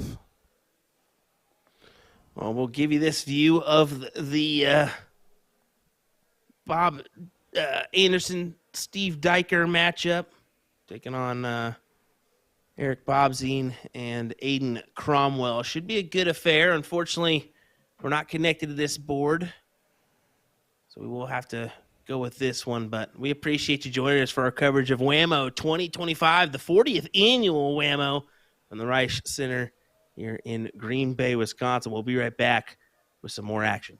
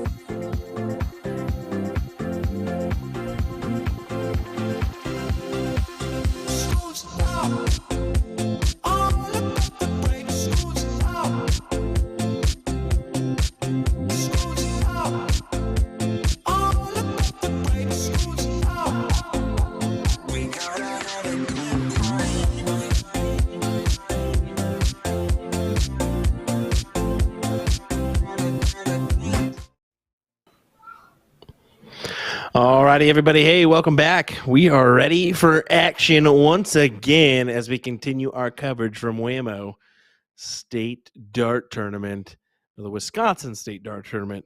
We got Mark and DJ taking on John and Pat here in this one. This is going to be our, well, king seat matchup. Should be an interesting one as John and Pat will try to hopefully better their performance of last year's, third place finish and try to lock in at least a guaranteed first or second. We'll see. William Stewart, Nick Teixeira here.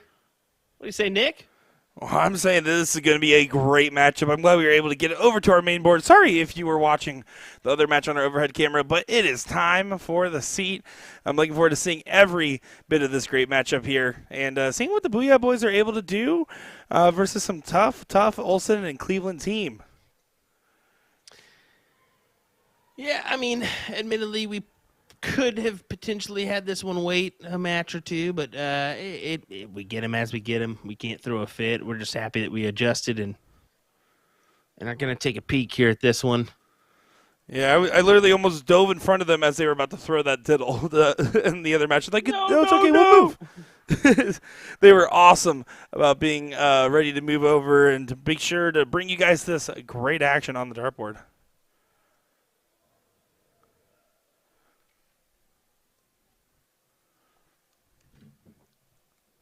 And look at this from Mark. Good shot of a 7 mark. And then has to turn around to hit the button. It takes away all the cool points he just earned. Womp, womp, womp, womp. Dang those cool points. Well, here you see Olsen does find a trip on the last, but looks frustrated along the way, knowing that DJ here can just kind of continue on this pressure. 2 18s. If you hit in 2 singles, probably should go back to the 20. If you trip it on the first, you can move along to the corner pockets.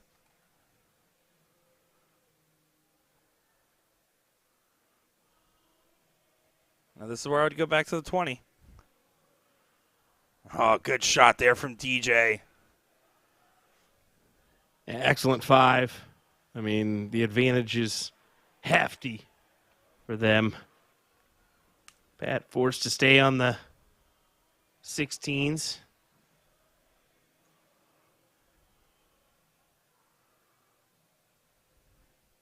And he's just going to try to get him open, but not finding much luck. Those darts made it hard to find that triple, but he still found it nonetheless. But that 100-point difference maker marks a good 6 mark away from locking in leg number 1 of this seat match. Good start to this one, too. 4-5, 4-0, 5-3-3, 4-6-7 here in this one. We expect a good one. Well, 1, 2, 3 punch, ain't nothing wrong with that. I've had worse punches to sip out of in my life. Well, certainly better than the old 0. You know, we've had a few of those. Everybody has. Come on. I've had more than 0 on zeros. Oh, how about that shot, though? Makes it a little interesting. 55-point difference means it would be 3 bowls to close 3 to get up. So it leaves a 6-3 if DJ only hits a 3 on the 15. So I don't know if I love it for that reason. You have to leave it at 5 or less. 6 bowls is such a big ask. But it works out like That's a genius if you don't close this. Uh-oh. And here we go. What a play. As it opens up the door for Pat.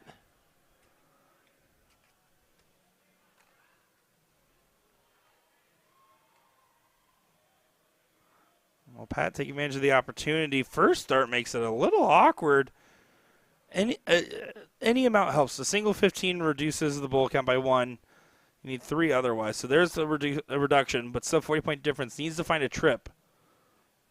Doesn't find a trip, doesn't regain the lead, but at least makes this a little bit more of a manageable game if Mark doesn't take this game here altogether.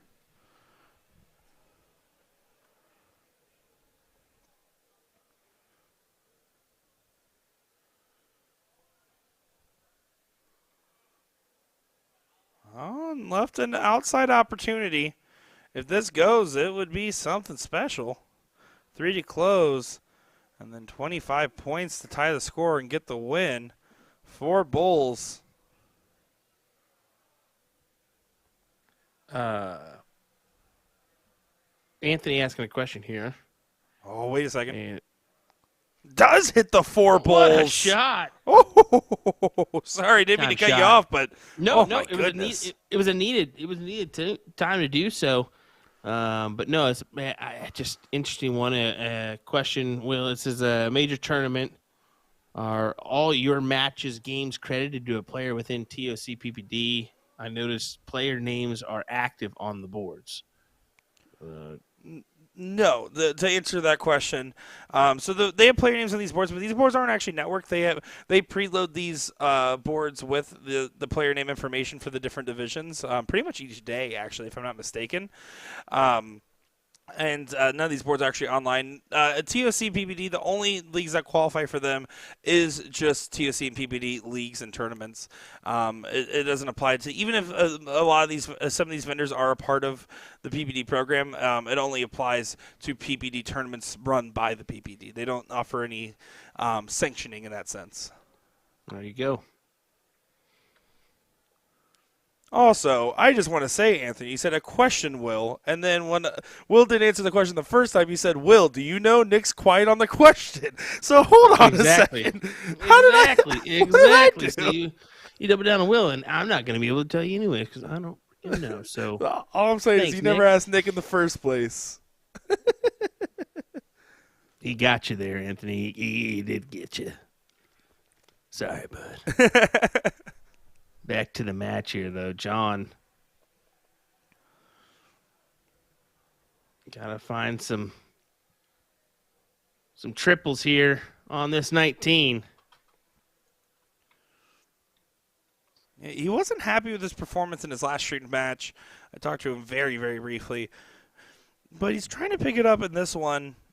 They kind of stole back that leg towards the very end.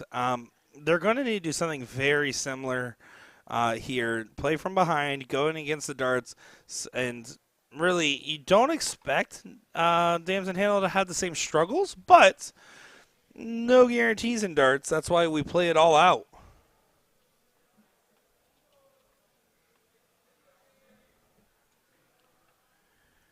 Well, you need to move, and he chooses the 17s here.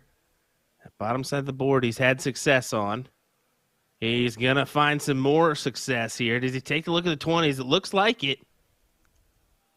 Oh, one hole underneath. Great 7. But almost the 9 he needed.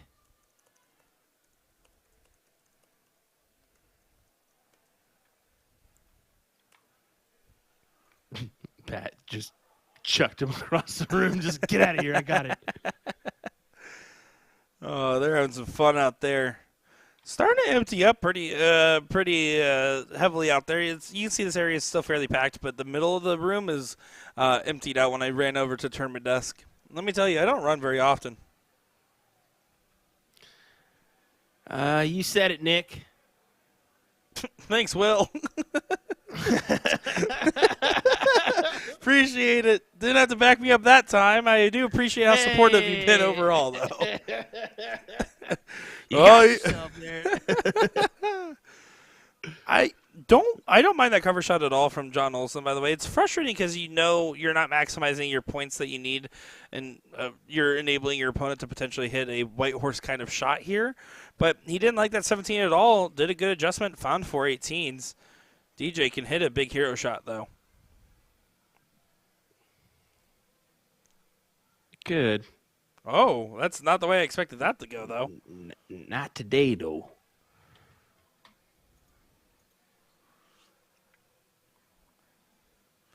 And Pat can go ahead and start making up the difference. Needs to find at least 7 to get it within 1.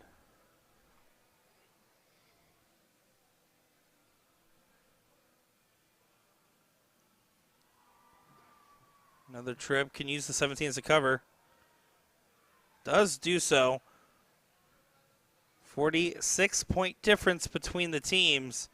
Does help get it back in range with that 2 houses versus 1. If I'm Mark here, I still think I probably go 2 17s in a trip 20. Maybe I do the inverse and start the 20. But once I trip, I move. He does. Look at this. Finds a beautiful 7 that looked like it could have been 8.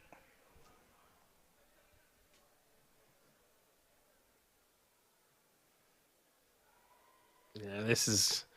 You have to have a big turn here from John, and you're tempted here on 2 big triple 17s to take the stab, but at the same time, they only need 1 to cover the gap here on the 17s. So, danged if you do, danged if you don't.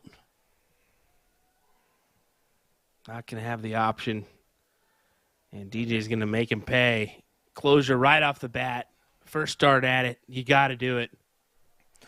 Yeah, there's no other way about it. You're just going to grab the 17. This is where I get tricky, though. I go single 17, and I switch the bull. He's starting 16.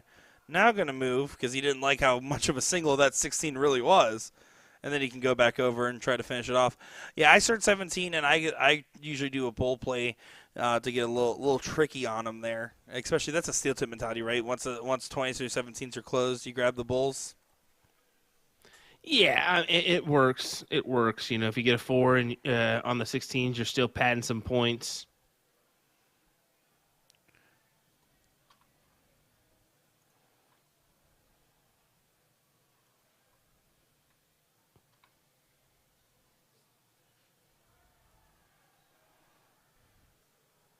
Hilger's back there just living on every dart for Rakowski in their matchup. Yeah, giving some big hugs and big reactions back there, it seems. Auckland and Katz, Rakowski, and Hilger. Quite the battle going on.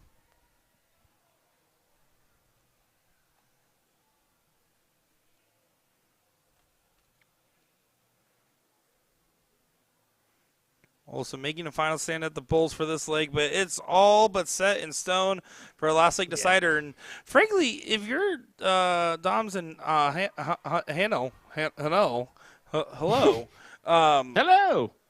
if you were Team Booyah, let's try that. If you're Team Booyah, you're probably thinking, man, we should have already won this 2-0. Yeah, that's exactly what you're thinking.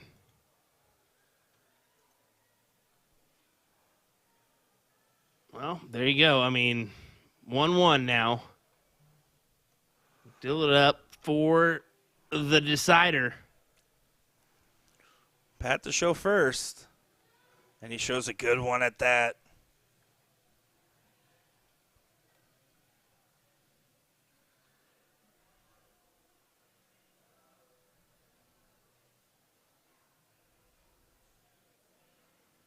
That's an excellent diddle. So hard to best that one.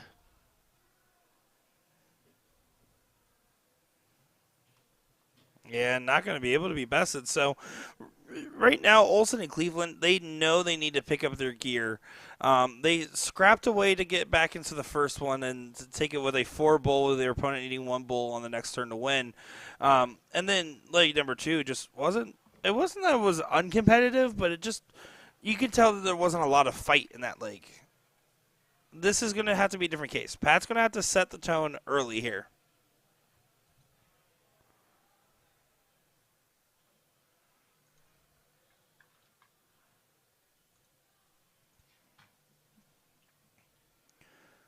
Climbing up after that first start, making some progress. But you would expect that last start to be a trip and somehow still stays below the wire. A very impressive skinny 3 mark, but not the 3 mark you really wanted to see. Skinny 3 mark. An Amish triple.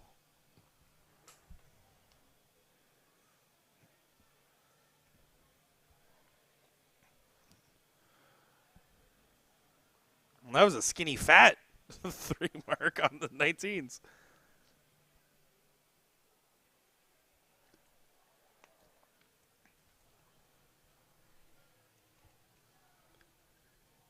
I mean, they have that high ground, and we know what that can mean, but you gotta hold on to it, and it's not the best way to preserve that number. I mean, one big triple, and he could take a look.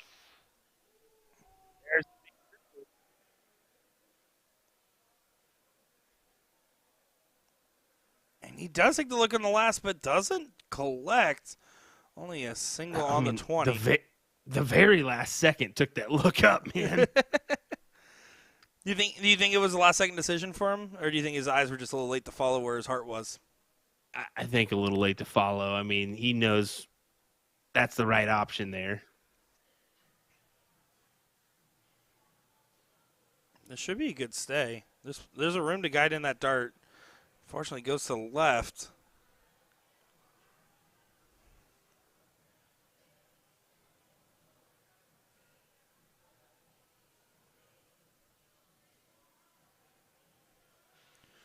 What does Mark do in this situation? He wants a first start trip for 220s.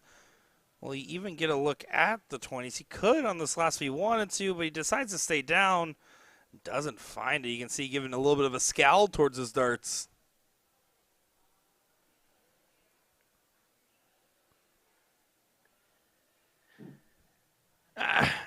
This is a tight one here. But just keep holding true on this higher number. I mean, bank on a triple. Bank on a triple.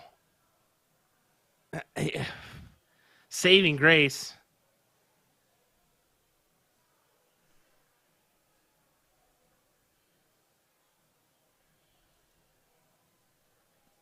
And it looks like our next match will be, by the way, Bobzine and Cromwell taking on Johnson and WizKid on board at 235 as they'll start working their way over. So we'll get that 5th, 6th, and then the 4th, 3rd, and finals of this bracket.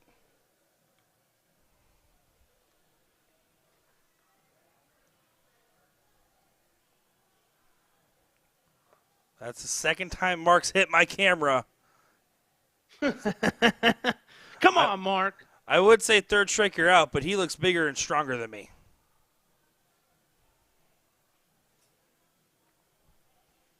That was a test. I wanted to see if Will would react to me saying my camera, but he didn't have a problem with it. Whatever. I know what you mean. Means I'm running away with these cameras. Exactly what you're doing.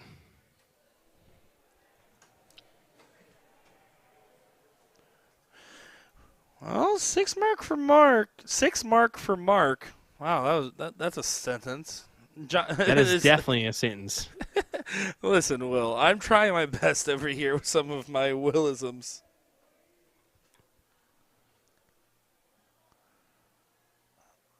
A real sticks in the fire kind of moment. Finds a 4. Sometimes you're the bug, sometimes you're the windshield. Finally know that one, don't you? It only took him 26 years.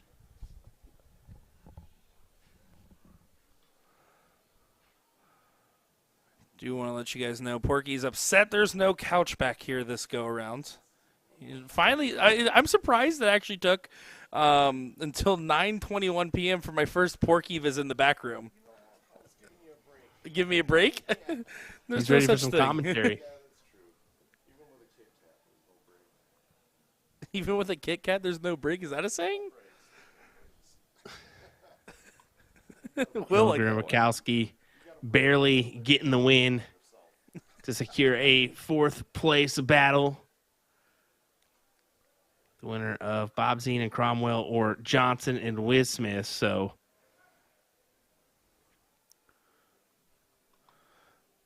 Let's see how this battle continues to transpire. The momentum has slowed down a lot from the Booyah boys in this given scenario. Until I say it out loud, he gives a little bit of a almost a semi Heisman with it. I'm not sure if that was a full Heisman by any means, but it just again they should have won 2 straight. Instead, it's the last leg decider, and Olsen and Cleveland have been doing a good job of keeping themselves nice and in the lake, but. Olsen also has not produced his best starts yet in this matchup, and he needs to start finding some of that. This 3 is not going to cut it forever. And he knows it.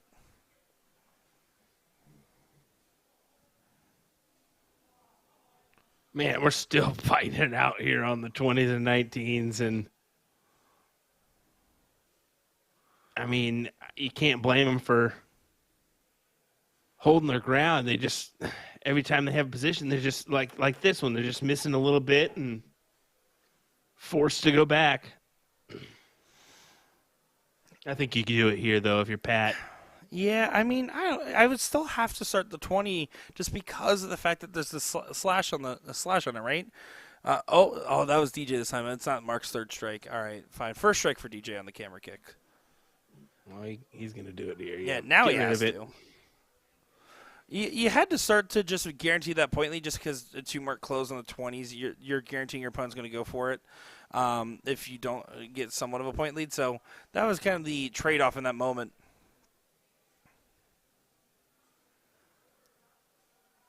Oh, but this could be a big shot.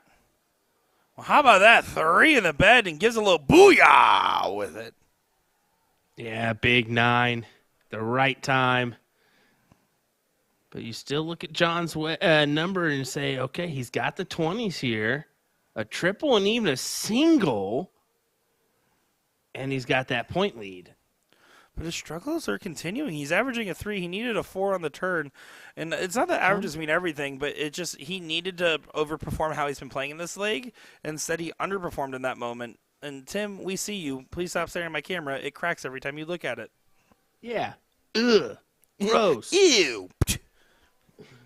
Yeah, unfortunate bagel there from John. And you can see DJ immediately goes ahead and says, all right, now's the time to strike. Takes the 20s over to the 18s once again. 96-point lead.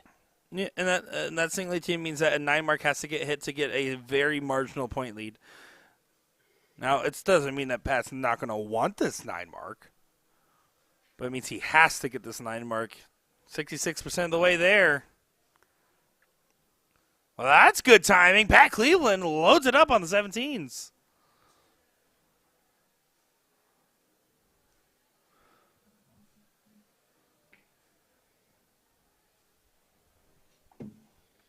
Oh, man. Look at him continue success here. And just holds on that number, extends the advantage. 120. Good 7. Yeah, it's a massive 7 just because, again, it takes it out of 9 mark range. And Olsen's been struggling this leg. He needs to pick it up. And you can see through that first dart trip, it was very convincing. Second dart was almost like an excited dart, right? He just kind of immediately loaded and shot it. You know he's having a little bit of the struggles right now, and this is the time where you need to not get excited by your triples. You need to just stay slow and well-paced because eventually your form will come back to you, and then you can start doing those rhythm, follow big shot with big shot. DJ, Oh. that's classic. There's nothing there. I mean, just 3. And Pat, he's got to commit at least 6 here and possibly goes commit for the 9, you would assume. And he's going to be stuck after finding the single. There's no way he could shoot that 18 without getting and get the point lead. And that was something that was on his mind. Oh, does a mental game. Purposely misses the... I'm just kidding. Pat goes and quickly grabs the button. Now, Exactly Mark, what he was doing. how aggressive do you play this shot, Will, if you're Mark? I think you pad the points 1, and then you can take a look. Yeah. I don't mind that shot one bit. I'd have to agree. I do think that, and I actually, I like that. I don't normally like the 18 to 16 back to 18, but there, if he trips the 16 on the second dart after his first start trip, you might as well go for the 15 in that last start. So I don't dislike the shot at all. I dislike it less if this goes. Oh, slow down there from John.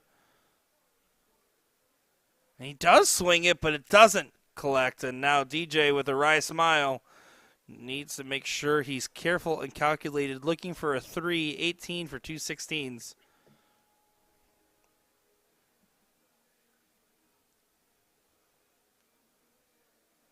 Does find it. Oh, Should go back. goes for the double. I love it. That's a great shot right there. Yeah, hammers in the big triple afterwards.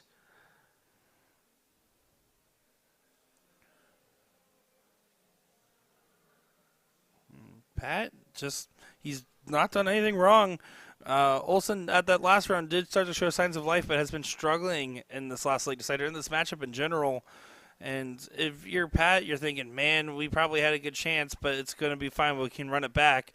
And if you're Olsen, you just got to not put that pressure on yourself and put that weight on your own shoulders. That's not over yet, but Mark can go ahead and seal this one up in this turn if he so chooses. Binks a trip 18 and the 15. Yeah, he's going to go ahead and seal this one up. Finds a 9, and that's going to lock this one up for this king seat matchup. Yeah, that's a big one.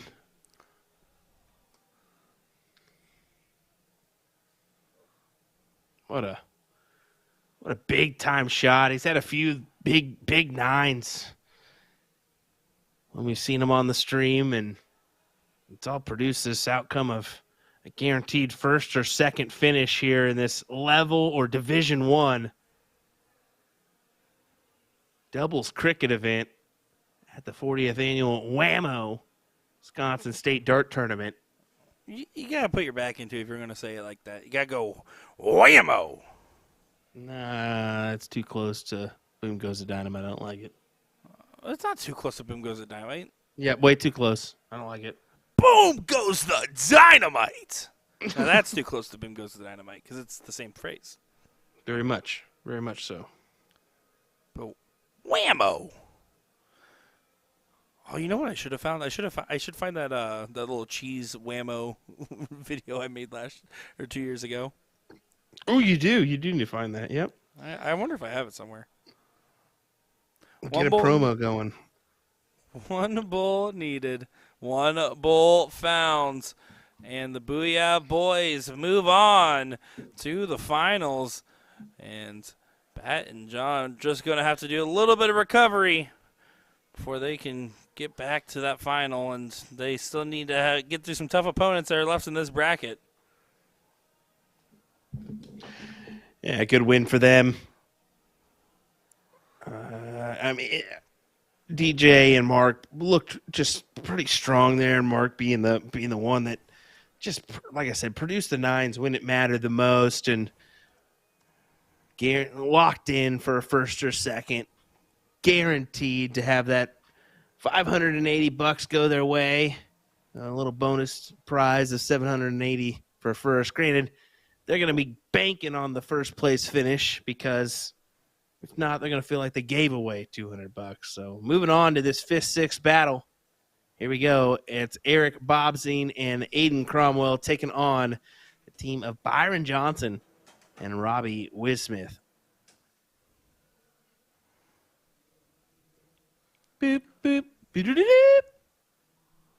Oh, thanks, Will. Oh, I thought it was a late board sound that I heard there. So someone was actually adjusting the scoreboard and forgot to do the private shop, so it's actually very much appreciated. Oh, you're good. Well, here we go. Yeah, 9 Mark Bobzine. One of those players that, man, he is shown to have an incredibly high gear. Field reporter says it's game number 1 here. We got AKA Porky in the background. What a crummy field reporter is. He's in the commentary booth. What a crummy field reporter. Is that what you said? Are you going to just take that? You're just trying to stay awake? Well, what are you not just trying to stay awake? He said he got more sleep than his wife lately. Oh, no. What's so funny is that you two can't hear each other. That's making it really I can funny. barely hear him. Barely hear him. Don't worry. He's only talking very nice things about you, Will. Exactly. I'm sure that I would expect that from Porky. Yeah, get out of here. We know better. He said we know better. Oh, man. Yeah, that's funny. Well, taking a look here, looks like lane number 1 getting locked up by Bobzine and Cromwell. Cromie's been doing some work on the dartboard. I saw him back in Rockford, and he was just graduating out of the amateur league into the pro list there, and he just continued to keep putting work on the dartboard. And I gotta say, good on him. Well, they're doing a good number there. How about that? 1-0 in their favor. Yeah, 4-0-7-5-0 for Aiden as they grab that first leg.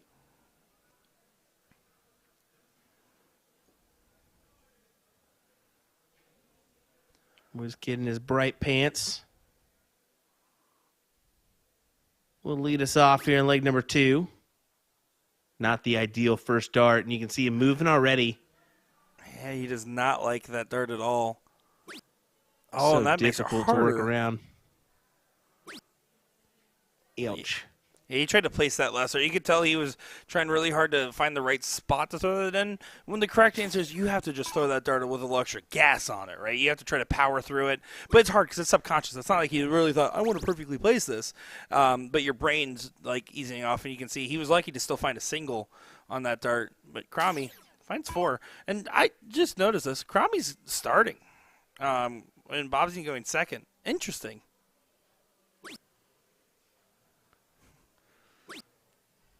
Michael Boone, I would have to agree with you, by the way. Yeah, definitely gonna go over on the 10:30. Yeah, this is going to be a fun time out here with plenty of darts. That's all I care about.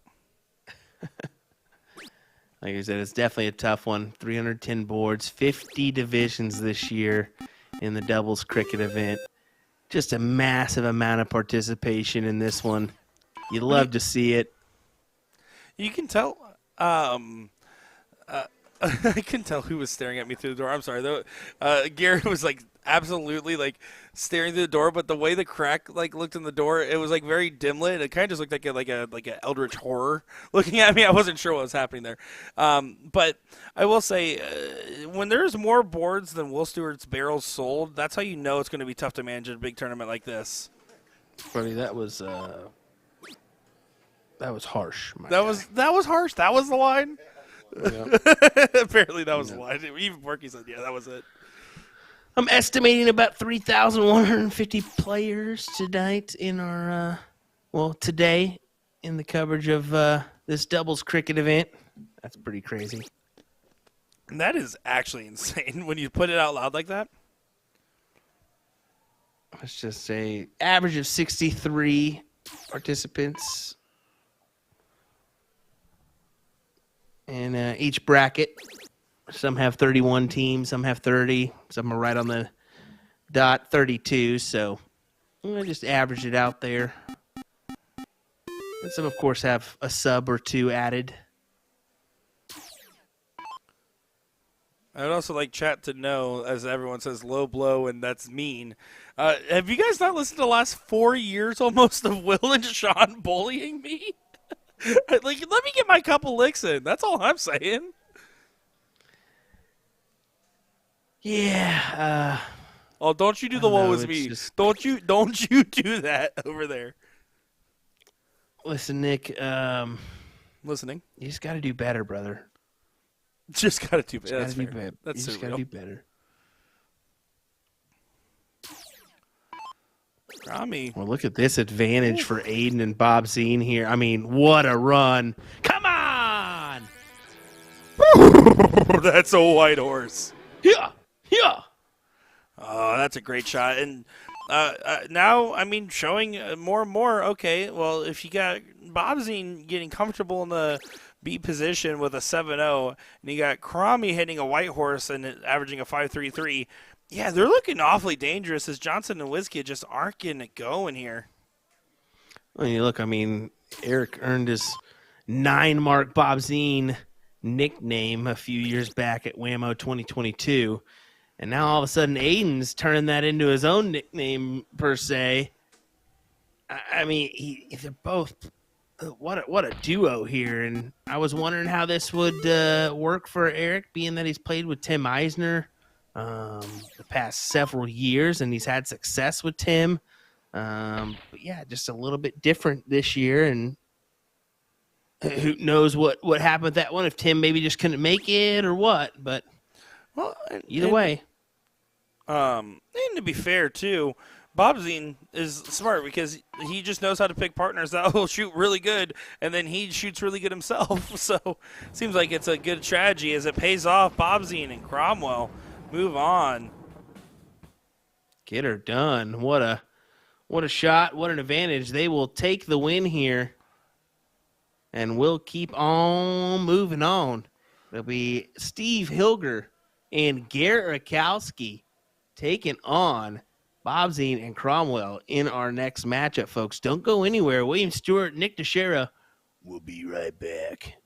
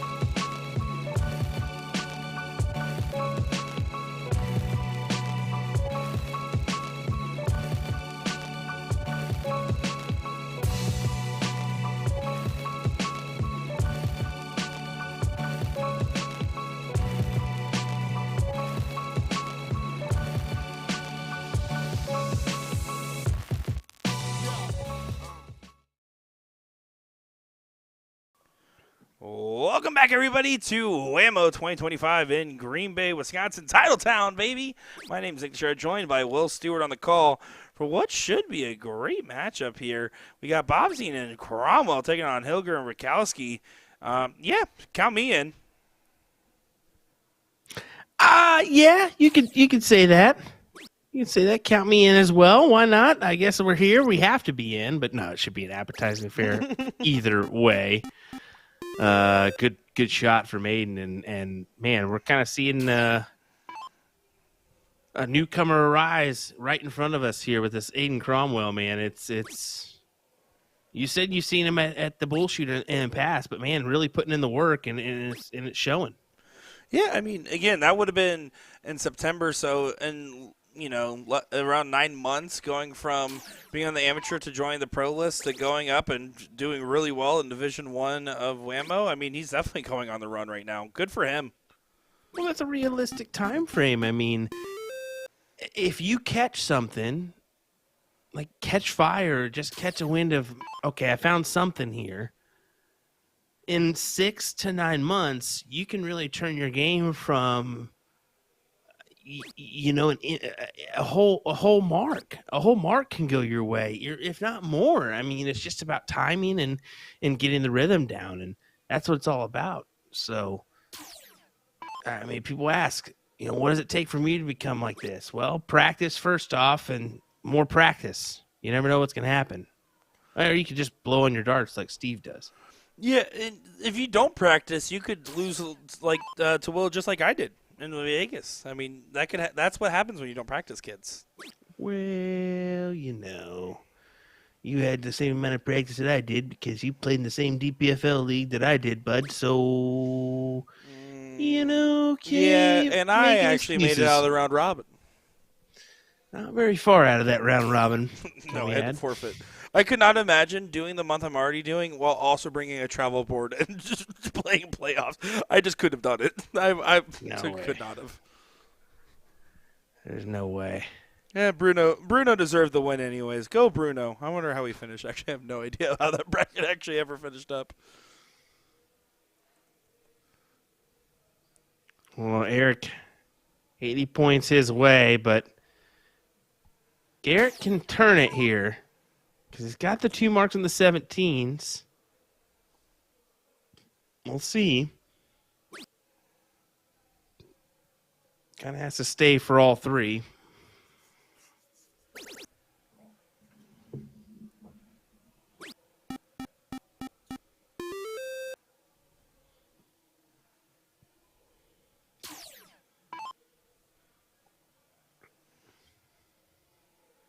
What? I forfeited so Bruno could move on, and Bruno then immediately loses the next round. Ridiculous.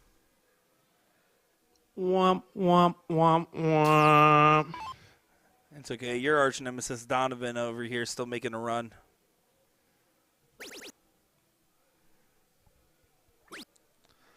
A single 18? He does go for the close. Porky playing this aggressive. 41-point separation. If a 6 marks hit, it hurts, right? So that's a question right now for Bobzine. Oh, he's starting the 17s as well. Kind of expect him to start the 16 or 15. Bare minimum on the turn. Now the bet might pay off.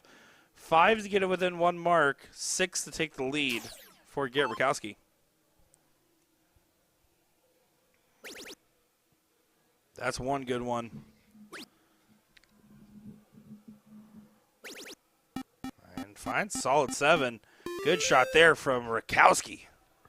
Yeah, and it puts him out in front again. So here we go. You know, what does Aiden do? I mean, you got to go for 15s here.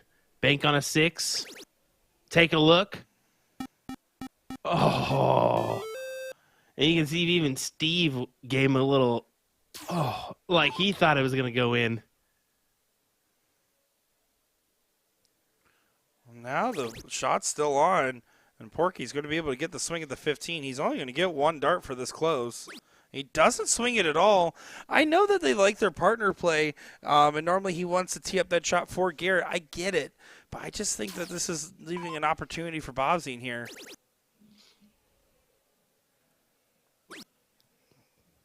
Only hurts if this dart goes. He did not look like he was convinced on his decision to switch to that double until it was a little too late.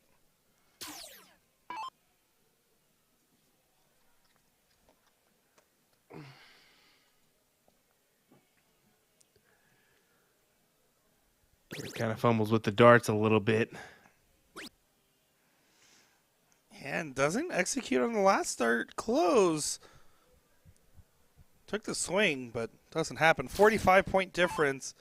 Single 16, and then 4 15s, because the tied, you don't really want to sell for a tie. He is going to go ahead and play for that.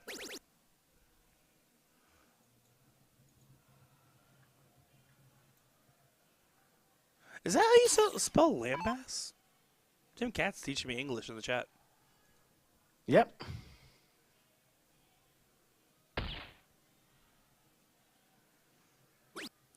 Oh, I'm the one to ask on that one, let me tell you.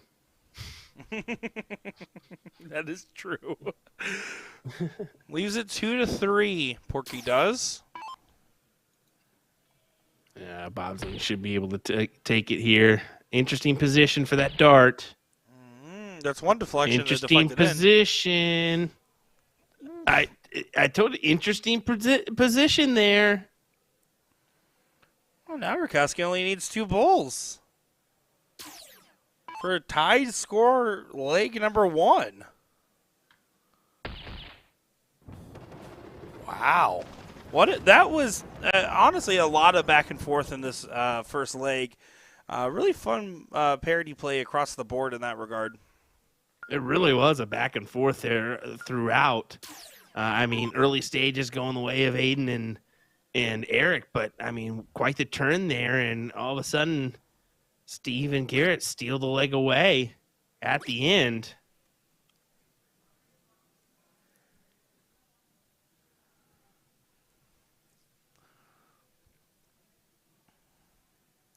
And Crummy leaves a big opening. Crummy feeling crummy on that one.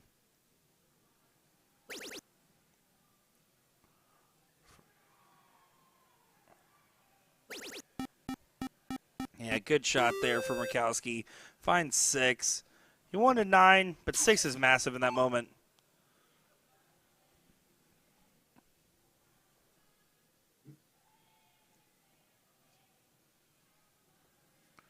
Oh, this is terrible timing. It really is. I mean, ouch. Ouch. And do you feel like the single 20 is more valuable there? I feel like no matter what you do, I mean, technically yes, but also no matter what, Porky, even if you hit that single 20 last start, was going to start 19s there. So it doesn't change much, right? It's just back-to-back bad turns for the Bobsy and Cromwell team that is now putting into a spiraling situation in leg number 2 when leg number 1 was so closely competitive.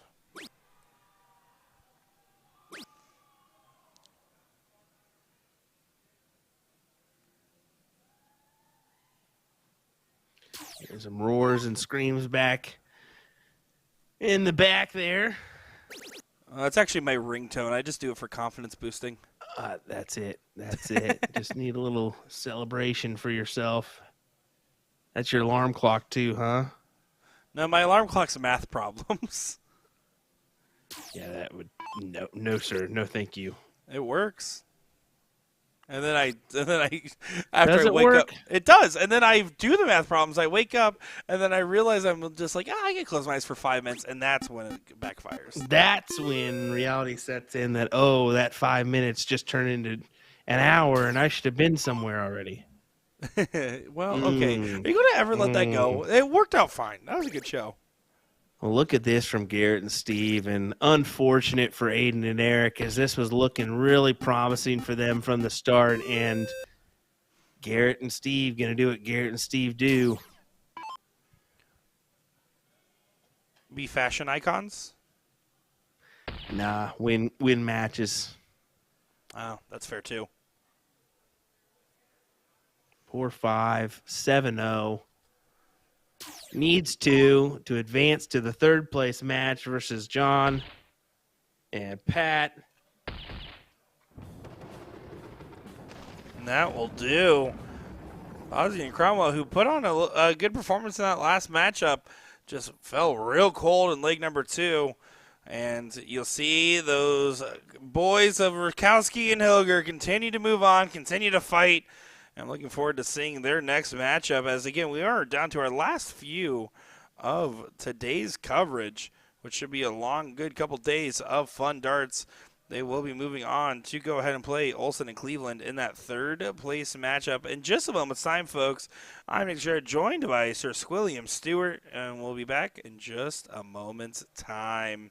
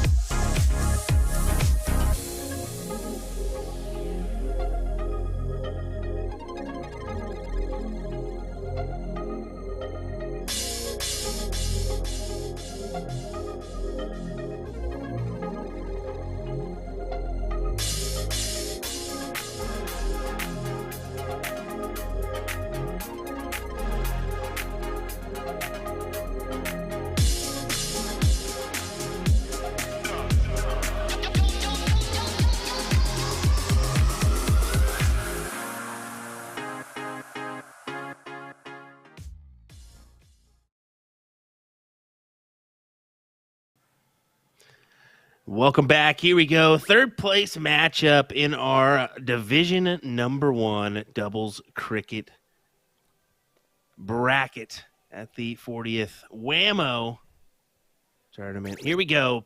John Olson, Pat Cleveland taking on Steve Hilger and Garrett Rakowski, William Stewart, Nick DeShare alongside me. Garrett and Steve going to try to make that comeback and hopefully obtain that first place position that they missed out on last year. They went back-to-back 2022 and 2023, and they kind of took the dip a little bit earlier than they anticipated in lacrosse last year. Eventual champions Mitch Burham and Jeremy Jensen. So we'll see if they can make that comeback going up against a strong team in John and Pat. Yeah, and it should be an interesting matchup, all things considered, especially because, I mean, you're looking at first-time partners of Hilger and Rakowski versus the youth duo of Olsen and Cleveland. Two more just the worst statements you could have possibly ever made right there. I mean, I can make worse. Yeah. don't you challenge me. That was bad. That was pretty That bad. was bad. But either way, yeah, I mean, we'll see the outcome. I mean, that win right there for Garrett and Steve, especially how they finished, is kind of a confidence builder, especially with this match happening right afterwards. We'll see what happens. But right now, Pat trying to take advantage of the 17s as well, just narrowly misses out. Yeah, he moves down to the 17s. I kind of would have preferred to stay on the 20. I understand he had the dart over the wire. Maybe he didn't like the position. But it just makes this shot obtainable for Garrett, right? One more of those, and he gets a shot at the 20. 29 points. He's taking a look. Oh, Rakowski almost gets it, but not quite. Do shout out everybody watching all over the world. Taylor Robinson, Scarlett June, Jessica Clement, and so many others. Thank you for staying awake with us for a fun night of action.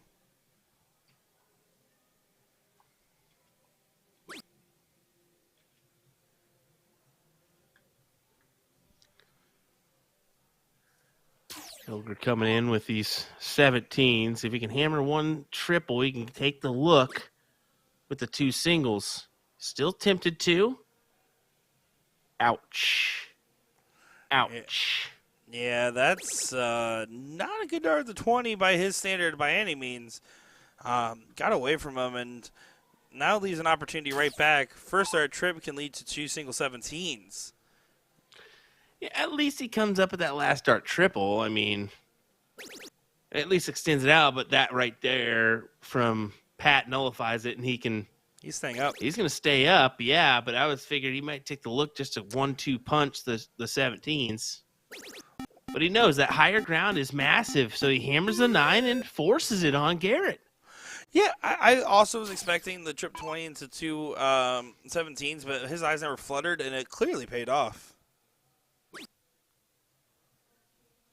Jordan Zamansky saying, Nick DeShare is my hero. Well, Jordan, you're my Uber driver.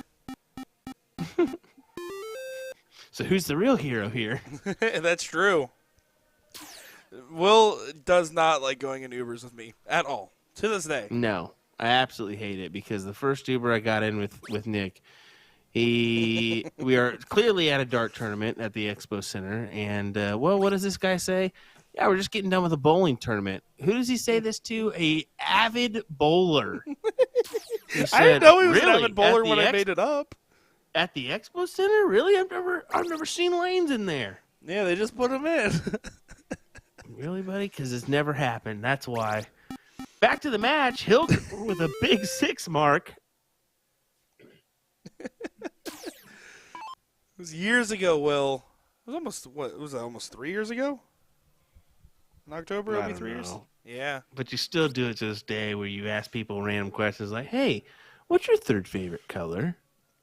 Do you know who They those answer it. What's yours? Oh, I don't have one. I love it personally. I will say, I went to a blind draw on Friday night in Rockford. And Scotty Miller was there, and he loves those random questions. Last time I was like, Scotty, what's the biggest animal you could beat in a fight? And he gave me a whole story over there. Like, it was awesome. That was the right person to ask that question. Good old Scotty Miller. I love it. When I ran there. into him at the tournament, I was like, "You suplex any Germans lately?" Or just throw him on the ground like you did. That was funny. Well, Rakowski needs that 1616, and he can't find it. Advantage to John as he steps in. Just need to take away the 16s, possibly pad the points. What order do you go in? I popped the 216s first just because I want to play around the miss. And I'm sorry, what? Just that dart alone is so scary. See? Well, it's one of those. Will. I had a whole diatribe about the strategy of that situation, and I got taken away by a bird squawk. I can't even get there, man. I can't even get there. It's just one of those unfortunate darts where you plan it out perfectly, and then your first dart does that, and your whole plan just goes to shreds from then on out. I mean, ouch.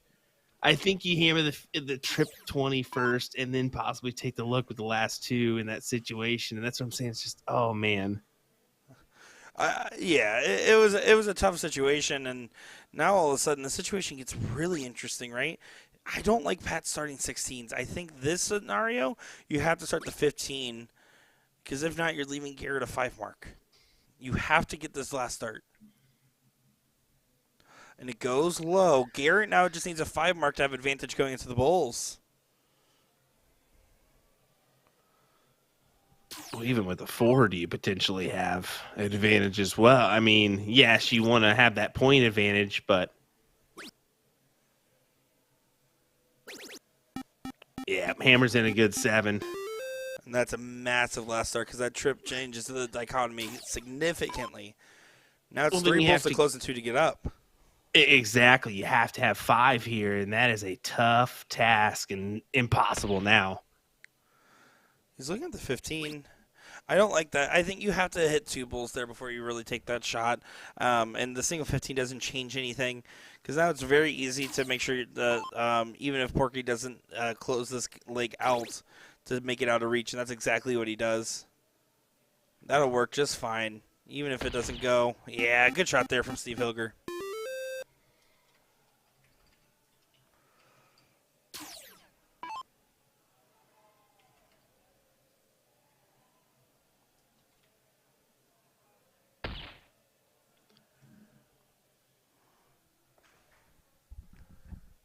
It's a good placer dart. He could potentially grab a double there. But even then, Garrett Rakowski, 3 darts for 1 bowl. Yeah. Just like number 1, though, in this matchup, so it is not over yet. I will say, overall, Hilger and Rakowski, I think, have the most potential of these 2 teams to double dip. And that's not to discredit Olsen or Cleveland. It's just based off the team dichotomies and what we've seen so far. Yeah, I mean, it's just prior experience, seeing what Steve and Garrett have done in the past, and just knowing that their camaraderie as a team is just second to none, right? Like we mentioned it earlier, they don't even have to talk, and they know what each other are pretty much going to do, other than the rare occasions where they guess wrong. But that, like I said, rarely happens. They just know they've been there, done that. They've won so many titles together. NDA Team Dart, WAMO. I mean, just think of a tournament. They've probably done it. On the soft tip side. I was going to go with Pro-Am bowling. Oh, come on, Nick. Come on. I'm sorry. Well, that's going to feel like a gift right back from Rakowski. Only a 2 mark. All of a sudden, Olsen just needs 1, 2, 3 on the 19s, and there he does it in 1 dart. Can continue to walk along the board. And I like to switch back to the 20. I think I would have probably preferred that Lesser to actually switch to the 18.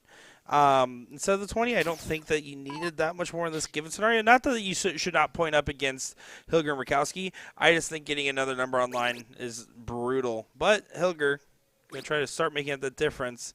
This is already looking likely for Last League Decider just because of the start. Yeah, I mean they've given themselves that point advantage on the heavy numbers, the 20 and the 19s where it counts, and Garrett and Steve have made way on the 17, so you're already fighting the 68 versus 51.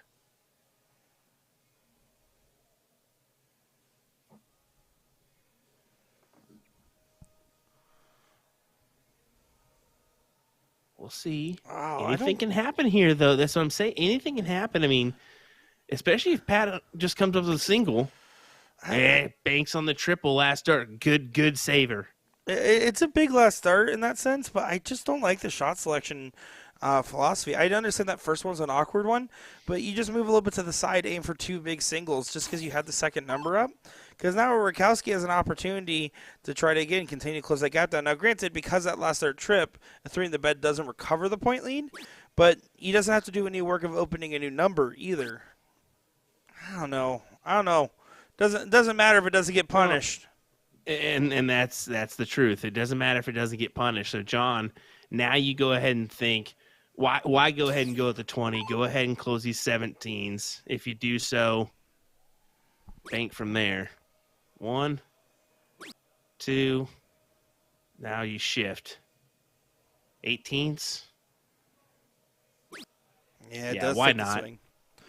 I mean, you've got the 132. Come on now. I agree. I like that shot.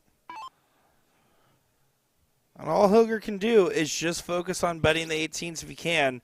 Try to reduce that gap and hope for an error. That's how you get back into it, is with a little bit of assistance from your opponent. And that last start to close the 19, I don't like the math on it, nor do I like the execution of the dart. Mm-hmm.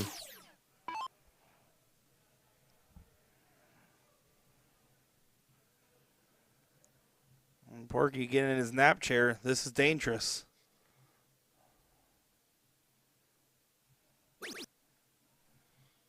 Yeah, look at him. He's banking on a good nap here in just a moment. Oh, I know for sure he's ready for it. What a shot from Pat Cleveland. Great 8 mark to almost lock in this leg. It's got to be in the single digits of the team of Garrett and Steve overcoming this one to go 2-0. Yeah, 4 numbers. It's locked away for a Last Leg Decider. Who are you leaning towards in this Last Leg Decider, Will? I got to give the edge to Garrett and Steve. I mean, I know that John and Pat are savvy veterans, but I just go off of team experience here. I think that's a fair take. The thing is, Garrett just had a 2.67, kind of off the margins, and John was the question mark in the seat match. He seems to have picked up his game a little bit. If he can keep up staying in that mid-4 to mid-5 range, and Pat keeps doing what he's doing, they're looking dangerous.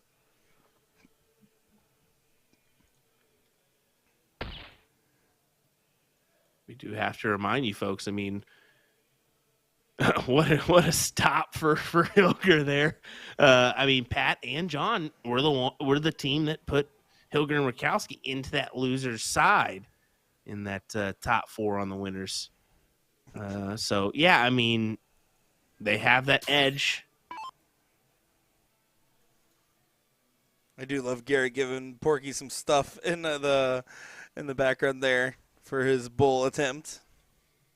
But maybe he saved him for the diddle, as it is 1-1. Diddle for Last Leg Decider to see who goes to the finals against the Booyah Boys. DJ and Mark. 5-7 there for Pat. Big diddle incoming. Not the best of goes for Hilger.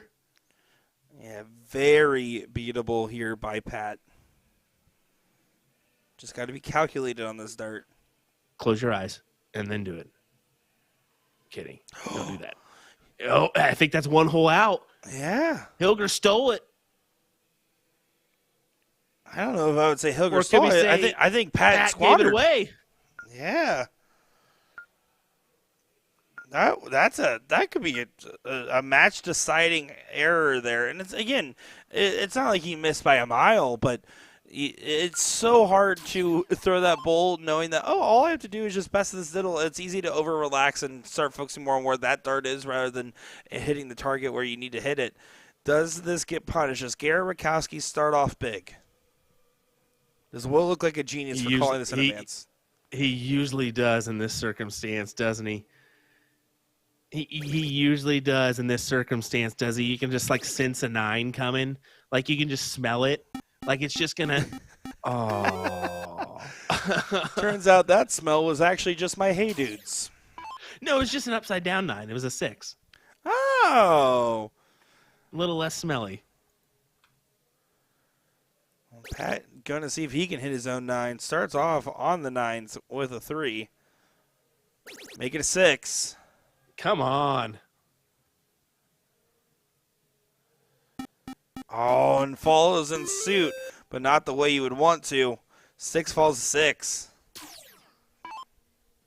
Great start.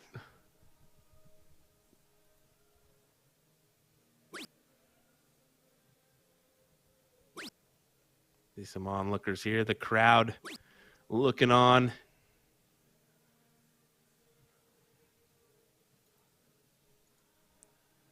Good couple people still hanging around watching. There's a lot more on the right-hand side as well.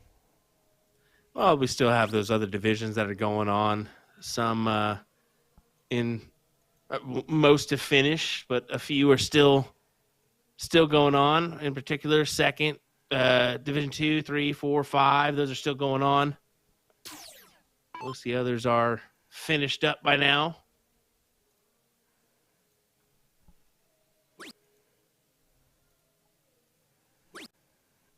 Garrett does go ahead and point at that dart and let it know what he thinks of it. Does grab the 1, 2, 3. Pat looking for a 9. We'll take a 5 on any given number, though.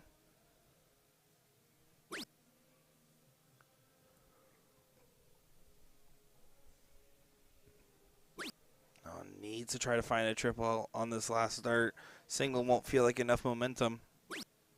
No, it doesn't, does it? Because, I mean, we'll see what Hilger does here, but he's going to take a shot at the 17s, I would imagine. At least with one. Now he's committed. Does just Yeah, do a 1, 2, 3 right back. Fully committed. So I do fundamentally like the shot unless John Olsen hits a 9. The 9 is still on the table. But not going to happen here. And not going to be able to regain the point lead either. Huge last start trip. If you don't find the trip on the last start, you can just basically lose from having a 2 to 3 number down deficit. I mean, you're right. So at least gets that last start, but I mean, you clip me right. Garrett. Someone clip it right now. Good to reset. Bill Smith asking, how high is Rakowski ranked amongst American players? In soft tip, I would put him in the top 20, if maybe even top 10 for soft tip. He's probably somewhere between 10 and 20 for me right now. And overall, if you're counting soft and steel, it would probably shift a little. Probably still around that 20 range, I would say. It depends. It's just, I mean, it shifts, doesn't it, month to month, because everybody has their timing work out for them. But Garrett just got off of a fantastic run in the NBA team dart, taking second, losing out to Ricardo Perez. Had a perfect game mixed in there. But in that bracket as well was Nico Kurz, Leonard Gates, just to name a few players. So Jose Justicia. I mean, there's so many names that go in that pool, but Garrett took second. So, I mean, it speaks volumes to where he is currently as a player. Oh, absolutely. And he definitely has the talent of being a number one soft tip player, right?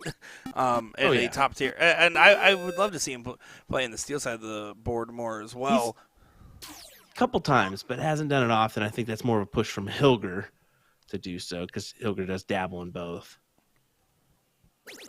But either way, they've got the advantage. 88 points their way, and they find the trip 16 just to keep that away from Pat and John. Force them to that 15 wedge.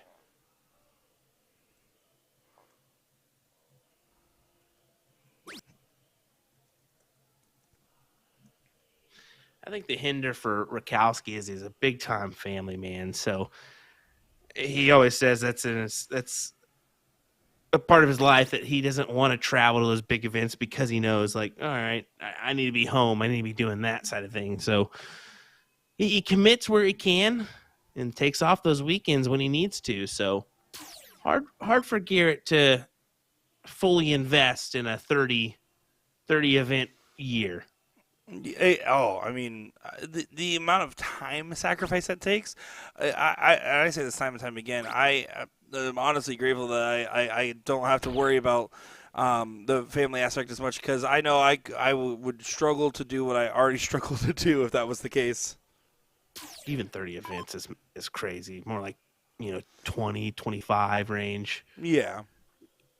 30's like even 30 plus. That's Leonard Gates area range, Every weekend he's out and about doing something. Yeah, he's the one of the most insane as far as like level of travel that he commits to. But again, he's also by definition probably one of the truest North American pros, right? And he is. And sorry, I cut you off there. Bill Smith saying Gates is always highly ranked. I'm a little bit disappointed Gates wasn't picked for the PDC Cup event in June. Well, that's not his fault. Those are stipulations from the PDC. But Rakowski and Hilger get it done here to advance into the finals. It should be an interesting one. But, yeah, I think that I think you're right in the lines of top 20. I couldn't go top 10 for Garrett quite yet. But, man, it's close. I'd say top 15 for sure. I'd put him right in that range. Yeah, he has incredible talent. And we're going to see more of that incredible talent in just a moment's time. So we'll be set up for that final in just a moment's time. They're not going to waste too much time, folks. So make sure to strap in. One more match. Will it be a double dip? Will it be a single dip? No matter what, I'm just thinking about ice cream. We'll be back in just a moment.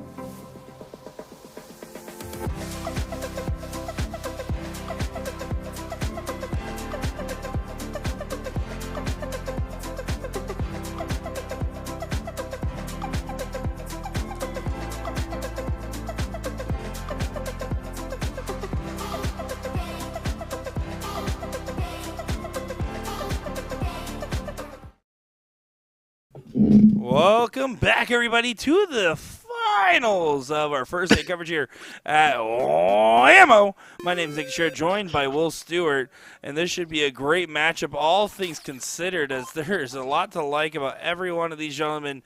Doms and Hanel going up against Hilger and Rakowski. Will, how you doing? What a fantastic opener. Oh, my goodness. Nick to share, everybody. Yeah, looking forward to this final. Of course, your holders of the hill right now is that DJ and Mark team, a.k.a. the Booyah Darts guys here. So Hilger and Rakowski, yeah, going to have to make that run here to tackle 4 games to take the title. So let us know in chat who you're taking. Are you taking Team Booyah or Team Game Master? Let us know.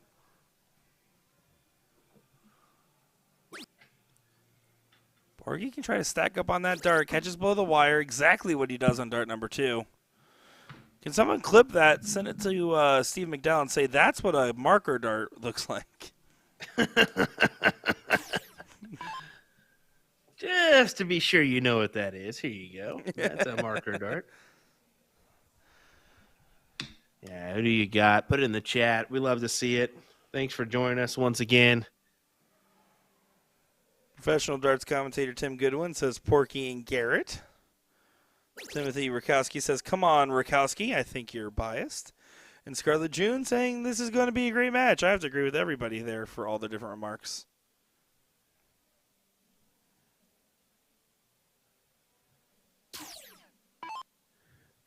Garrett will step in.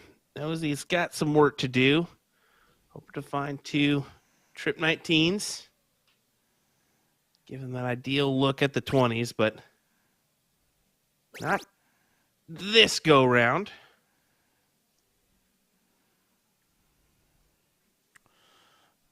Yeah, at least an opportunity here for Mark.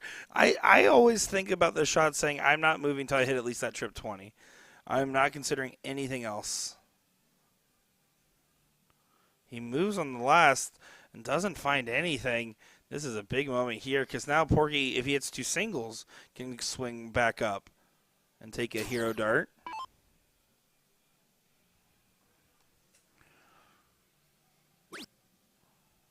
Let's try to stay true. He's looking up on the second before going back down. You're only taking 1 dart at 20. Doesn't matter necessarily when you do it. I don't love the up and down, but it doesn't matter if you hit the important trip. Good shot there from Steve Hilger. That's it. That's it, man. It doesn't matter as long as you hit the big stuff to close the door. So DJ forced to the 18s or 17s. He elects for that smaller number. Could cost him here. Only gets 2.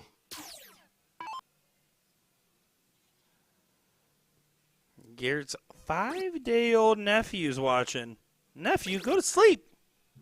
Bedtime. 5-day-old. 5-day-old. I got a 6-day-old upstairs. Well, what's today? Wednesday. Wednesday. Okay, 7-day-old. So a week. One whole week of 2 kids.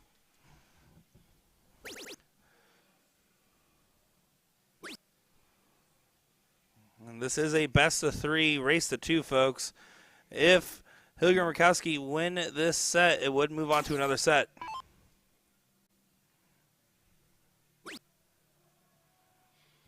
Yeah, that extra set. The all-important double dip set. Oh, no. Hilger. That's a moment. Yeah, he didn't go for the 2 single 18s after the first start. Not sure about that just because of the situation here, right? You leave an opportunity. Trip 18, single 17, trip 19. Not going to be able to close everything. There's the trip 18 to follow. Stayed up there, only a 4. Thought it was going in. You can see by the reaction, he assumed that was a 7.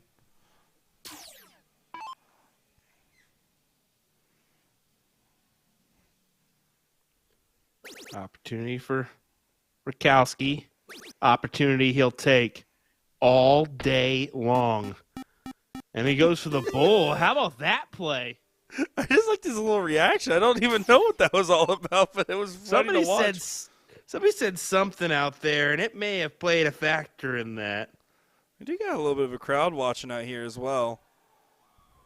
I do like the play. How about that roar? I'm surprised you can hear all that. Dude, I just heard a little bit of it, but wow. That was all cheers for you. They just realized you're commentating. They're all excited. Okay, buddy.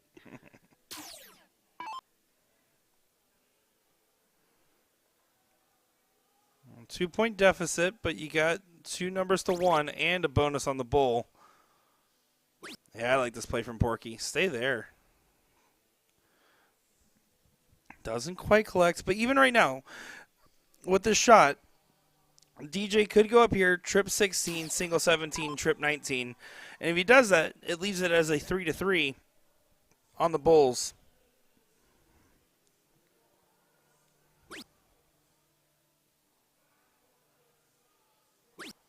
Instead, committed. He's committed the full way here. Only the 3.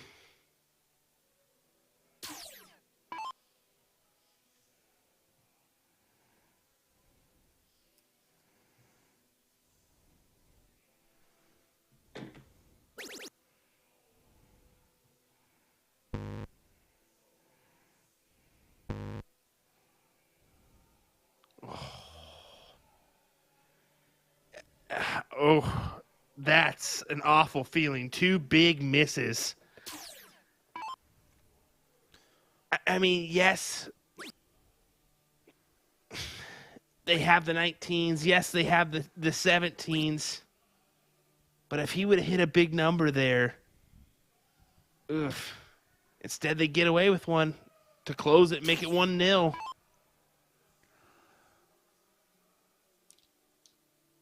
Need a double and 2 single 16s. Garrett in the background. Look at him go. Look at that guy. He's loving it. They're playing. They're having fun more than anything. I think that's why you saw Garrett go for the bull when he did. Like, somebody must have said something jokingly, and he was like, I'll do it. Watch me. Yeah, watch this right here, and it's paying off well. Overall, I mean, we'll be honest, this is below the standard you'd want to see from these guys in the Division I final, but it was still a pretty convincing performance from Rakowski and Hilger despite that fact. Well, 1-0. This isn't over. By no means. I mean, this is nowhere close to it. As like I said, they need 4 legs to take the title here. DJ and Mark, well, they need 2. Starts right here. Rome wasn't built in a day, and a double dip isn't done in 1 leg. At least you grabbed the triple. You can tell DJ and Mark definitely have cooled down a little bit, though, since we saw them in the seat. Well, they've had about, what would you say, probably 30 minutes at least, minimum. Maybe 40 to 45 minutes since their last match. Yeah, a decent little sit. So, and they can play. And to be fair, it's also just, again, probably a little bit of early fatigue that we're seeing. 9, almost 10 hours in. And that's one of those more annoying sits than anything. I would like a full hour so I can spend 30 minutes resting and then kind of give a little bit more time to getting back and getting ready. But Mark with a big 9 there. That was a massive 9. The crowd is preemptively cheering for it. You can definitely tell as these brackets finish out how much it means. Yeah, I could just faintly hear them in the background.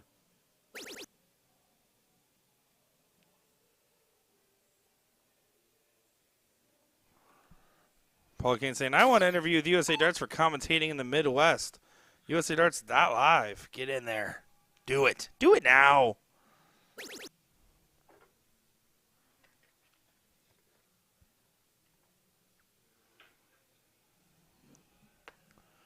Oh, man. Second time Gets where the DJ found a triple. trip. Yeah. Yeah, he gets that triple 19, and they've got enough ground where, thankfully, I mean, even a 9 mark on the 18s isn't as valuable as you would hope if you're Garrett or Steve. But it's going to be a tough one if you can even find 2 triples here on the 18. He had to really maneuver around this first, and yeah, you can see fall short and yeah, nothing. That's a toughie. Very frustrating and very different performance that we're seeing from Hilger and Murkowski, and this is more similar to the mark we've seen earlier.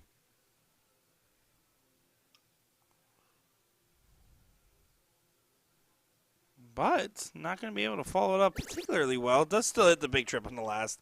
Massive find. Recovery dart, and hanging borderline that 200 mark, aren't they? Yeah, why not? I mean, they need it, don't they? I mean, they want to do this now. They want to do this in this first set. You don't want to risk it going to set number 2. Momentum is a crazy thing, especially when you got Garrett and Steve behind that momentum train. No, the risk, though, of running up a high-point game in a scenario like this is you're giving Hilger and Murkowski more time, knowing that if DJ and Mark win this leg, that's going to at least a last leg decider, you're giving them more time to get locked back in. If I get a lead up on those guys, I'm trying to run through as fast as possible. Mm-hmm. And BG saying a 30 to 45-minute sit is like no sit. I've sat for hours in the king seat before, and I get that, but that's what I was saying. It's more of an annoying sit where it's not really an hour to where you feel like, okay, I can catch a break, I can get back to warming up, but more of a, all right, now I got to rush to get my drink and take a break or, commit my time to getting ready. It's kind of one of those tough ones. So that's more or less what I meant. But hey, they're doing well. They needed maybe a leg, and Mark's, I mean, he's the one holding the ground here. DJ needs a little pick-me-up, but if you look at those score lines, keeping it right with player B. Yeah, certainly the case, it seems. So Steve Hilger does find 6. Add decisions here. You take a look at the 19s, or you stay true. I'm worried about those flight positions. I take the look. Exactly what he was thinking, too. Big time 9 for Porky. Porky puts on a roast, finds a 9. I can go for a roast. That sounds delicious. Oh, a good Sunday roast from the UK right now. Yeah, I'll take it. Life-changing experience right there. Anything's a Sunday roast as long as it's roasted on a Sunday. Touche, Nick. Can't argue with that one, Will.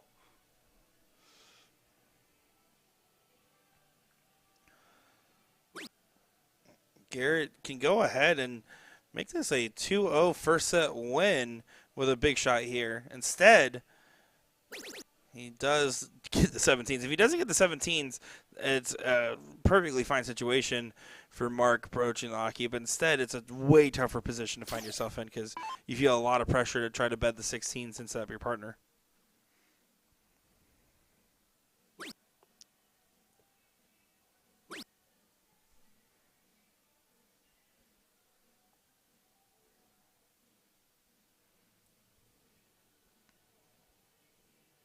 Well, now if you're Steve, you just got to really go ahead and chug along. 16s, 15s. Make this 2-0 and go on to that second set. Looks like it. And he even misses good. Finds a 7. Nah, he pointed on purpose. That's so rude of him. You know, Porky is known for being one of the meanest people in the dart hall.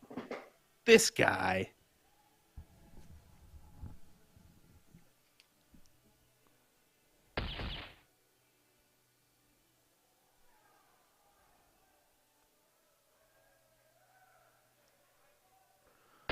And even though the 4 bulls is a decent enough shot, doesn't change the fact of this moment. Garrett Rakowski, 3 bulls to send it to a second set.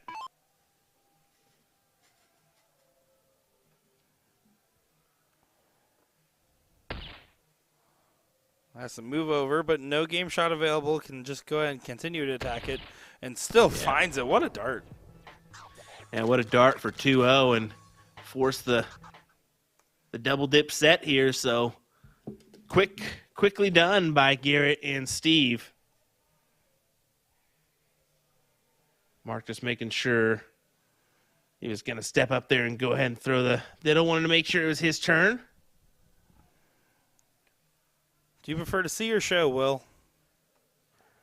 I'd rather show most of the time. That's fair. I'm a seer myself.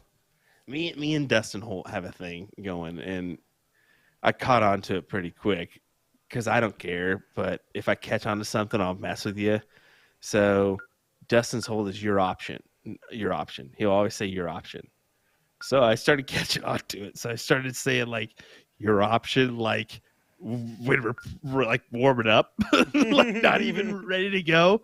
And then I started doing it like in the top 4. Like we're on the opposite side. Hey, your option. Then I get risky and like go to him round 1 and be like, hey, yo, bro, it's your option, by the way. just to see if we can get there.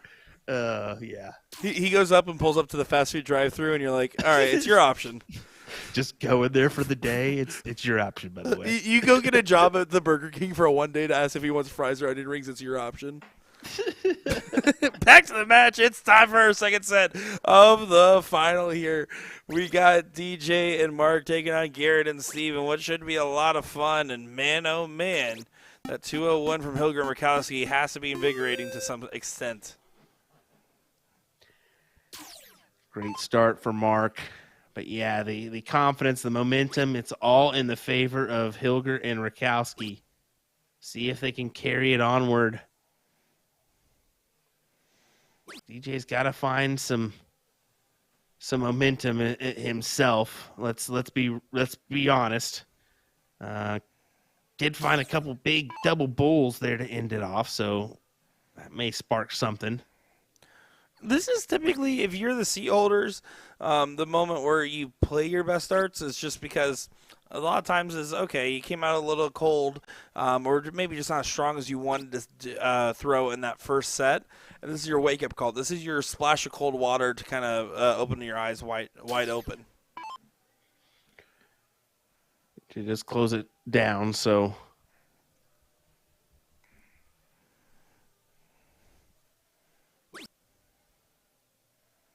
Yeah, you can see the frustration.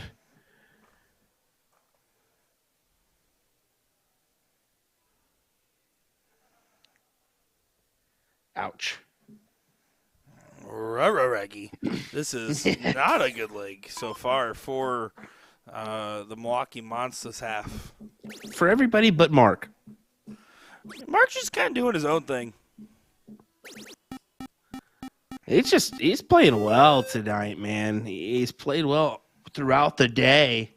Throwing some big 9 marks when he needs to. And, yeah, I mean, come on. I'm a believer. I believe this is the first time I've seen Mark. I can't recall. If I have, sorry, Mark.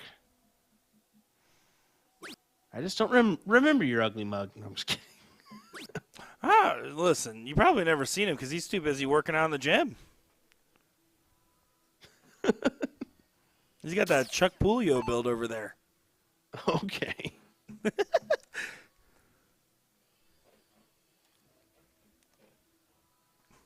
That's the okay. DJ smartly grabs a double 20. No one expects a double 20 there. I don't think he did either, but it works. It works. Porky walking up. Porky's saying, wow. I mean, I don't think Porky or Garrett could believe that this is the situation that they're facing, and it's self-inflicted and partially forced by. It's forced by Mark and self-inflicted by Porky and Garrett to themselves. Well, maybe just in this leg here. I mean, we all have them. They strike up at any time. Garrett slapping his face in the background, trying to get himself a little bit of a lock-in. I think they both are well aware, though. Okay, this leg obviously not going in our direction. Let's go ahead and regroup, try to throw a couple good darts, get that confidence going in to the next one.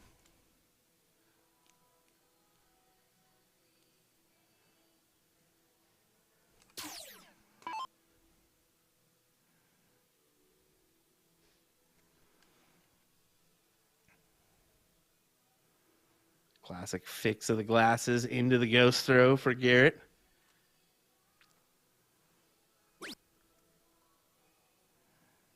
One thing's assured, the preparation and the Andrew Gelding style of walking to a board from Garrett Rakowski. The man is methodical when he goes up to the line, but that's also part of the reason why he's able to produce those results. He knows what steps he has to do to be prepared to throw his darts.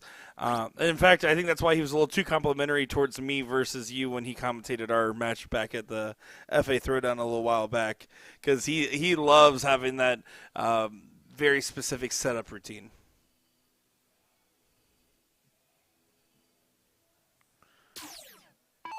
Phil Mickey Mouski in the chat. Are you here, brother? I haven't seen you yet. Yeah, when you coming into town? Where you at? I even put my camera extra high for you. Those long legs could walk here in about an hour. You're not wrong.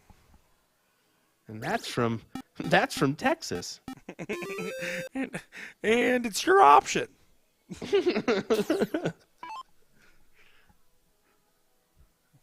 Thanks, folks. That's called a callback. Where'd you learn that? Comedy school?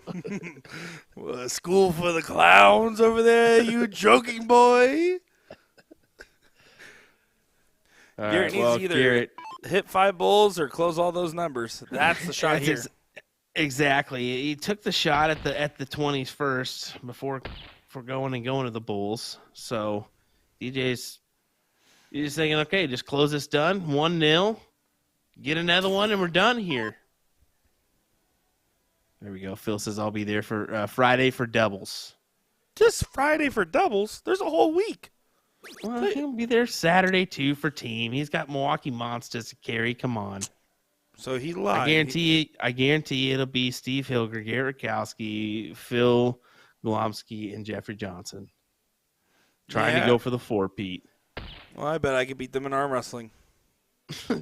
Maybe, Nick. No, no chance. I can get at least one person on that team in arm wrestling. You guys can decide who I'm talking about. Definitely not Jeffrey Johnson. Well, massive recovery there from DJ after that first errant dart to the double 17 does at least lead to 2 bulls at the end of the throw. This leg will be going in the direction of Mark and DJ on Mark's throw, you would imagine. Yeah, one needed. He'll grab it here.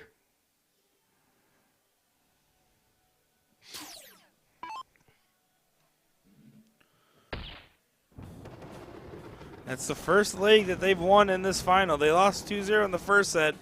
Now, you would think there's not a universe where Garrett and Porky throw like that in the second leg, right? There's a combined 5.5. You'd expect one of them to do that. Yeah, not great. Not great. Those sneak up on you. But exactly. Fortunately, it snuck up on a final. Well,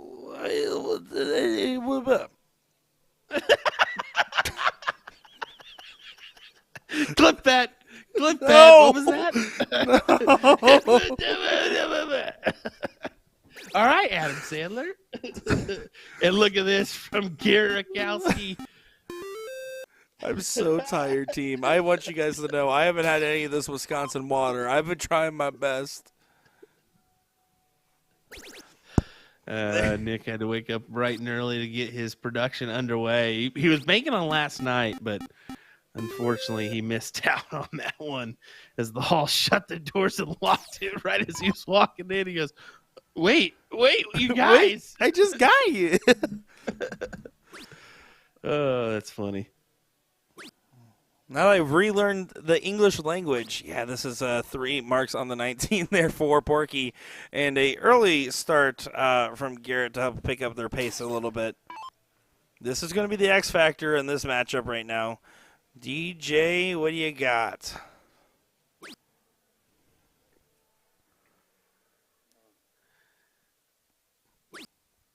Yeah, it's been a long day. Been a long day. But he finds gold there. Big 5. Unfortunately, it's not enough value to get him out in front here in this leg, so you should look for Garrett to at least take a chance here at the 17s at some point. Hey, Garrett grabs the 18s first. He's feeling a little aggressive with this one. But now he's going to have to bail. It's either or. I mean, he attacks the 18s first just to capture another one, extend it out, and then took the look, but can't blame him. Especially with the way Mark's playing. Uh-oh. Mark. He read the board backwards. Yeah, that was close, brother. He read the board backwards.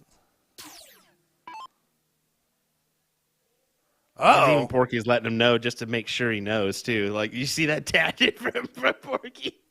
Yeah, and look at Mark. He's looks like he's laughing it off, but also he's pretty frustrated in that situation because he knows that they win this leg. It's over. Oh, I think that's exactly it. He knows that one dart could make or break their win here. It's an unfortunate thing, but it happens. That could have hurt a lot more. It was only a 3 from Porky at the end of the day. Ooh. And right now, with how Mark's playing and where DJ's at, DJ needs to focus on just getting a supporting shot in, try to get as many points as possible, and try to give Mark the cleanest shot he can give him.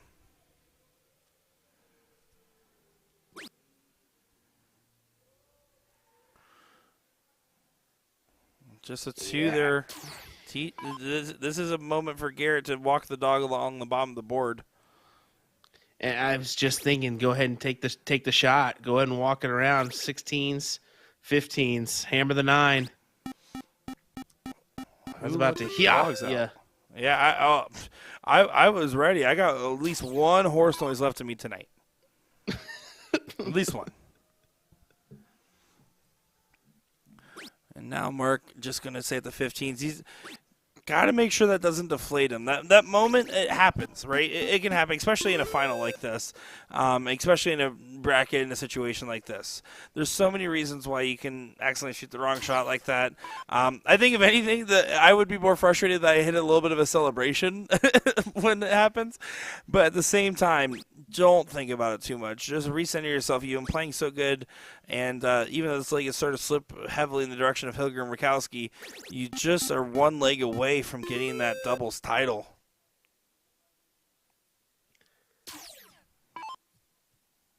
DJ's got to collect here on the Bulls.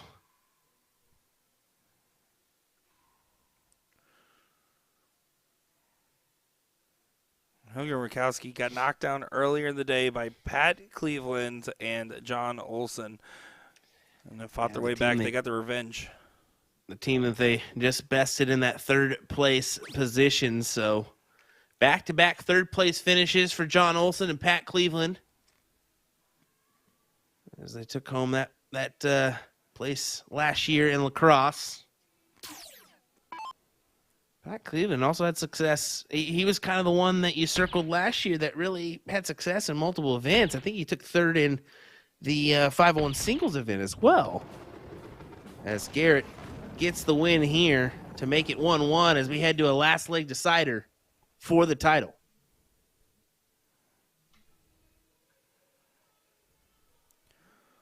Mark goes outside in the bowl, but it's on the high side. And Porky's had some questionable diddles.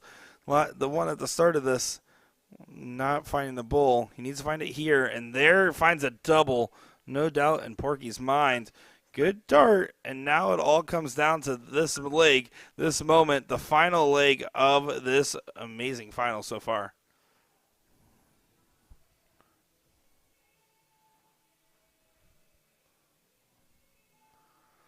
Here we go, some handshakes and some hugs across the board. Rakowski, this is a moment where he typically starts off 7 or 9. He needs to have one of those starts in this moment. Yeah, it seems like he could just cover his eyes and he'd end up with a 7, right? He agrees. You can just cover his eyes, blindfold him, and you end up with a 7 on the start. It's crazy.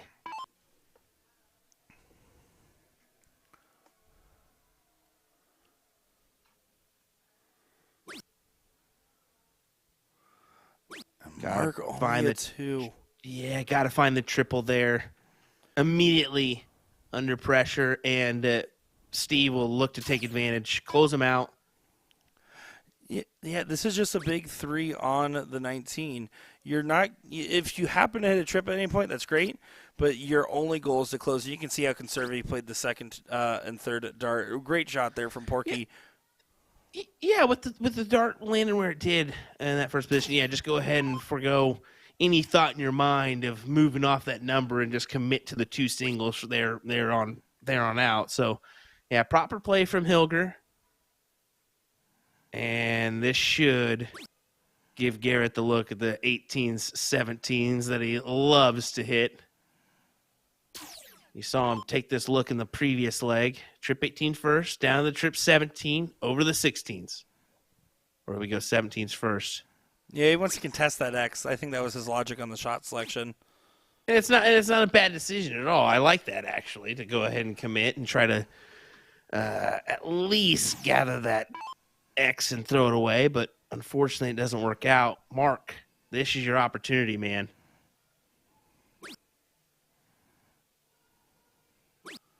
Yeah, and another 2 mark. I think something changed the moment that he hit the wrong shot. Just the energy feels a little different out of him in general. And, again, you can even see Garrett kind of trying to hype him up a little bit because you can feel that energy difference. There you go. And great on Hilger to go back up there just to commit that extra trip 20. Maybe the last points we see from them. Probably not, let's be honest. But that may very well be the shot. Look at Garrett saying, you want him to go up? And unfortunately, boys, I think the night caught up to him a little bit at the end. You can see DJ having some frustrations. Didn't even shoot the 18s. Who needs 18s anyways? Yeah, just saying that. Unfortunate for the Booyah boys, but yeah, that's the shot right there. There you go. Yeah. See, I had one more. Horsey. we got her. I didn't expect it to actually show up, but we got it. We got it, and yeah, that'll lock it in. Yeah, this one is done and dusted. 3 bulls away for the iconic Hilger and Rakowski duo to get the doubles cricket Division 1 title for your first event of WAMO 2025. Bull number 1 goes. Bull number 2 goes. The middle bit, Porky. There it is. What a win. They double dip to take the title. They win in 2022 in the Wisconsin Dells. They pull it off in 2023 in lacrosse. They miss out last year, but this year they come back with vengeance. Garrett Rakowski and Steve Hilger get the job done for the Division 1 title here at the 40th annual WAMO. WAMO. Well, that is actually going to do it for our coverage today. It is 11:04 local time and a good start to a long, continued week of coverage here. Of course, we do have Sean joining us later this week, and Will, thank you for hanging out with us tonight. You guys are stuck with me the whole time, so that's a you guys problem. Of course, if you guys want to be a part, look up WAMO.net or go over and just follow for more information. Click the description of this video, and you can find out so much more. But, Will, great first day of coverage. What do you say? Yeah, excellent first day, and what a way to kick off the 40th annual WAMO. I mean, this is a big year for them, and everyone knows it. So kudos to everyone involved. I know there's a ton of players that are participating, and I look forward to bringing as much action as we can. Kudos to you, Nick, for being on site and helping us out with this one. Yeah, happy to do it. Anything to help the Hair Dye Fund. And, folks, we'll be seeing you tomorrow. We will be live. Make sure to go ahead and hit that notification bell so you can get that notification the moment we do go live for some more great action in Green Bay, Wisconsin, Titletown, baby, for the 40th Wisconsin State Dart Tournament. Whammy whammo. My name is Nick Sherr, joined by Will Stewart, bidding you guys adieu, and we'll be seeing you guys tomorrow.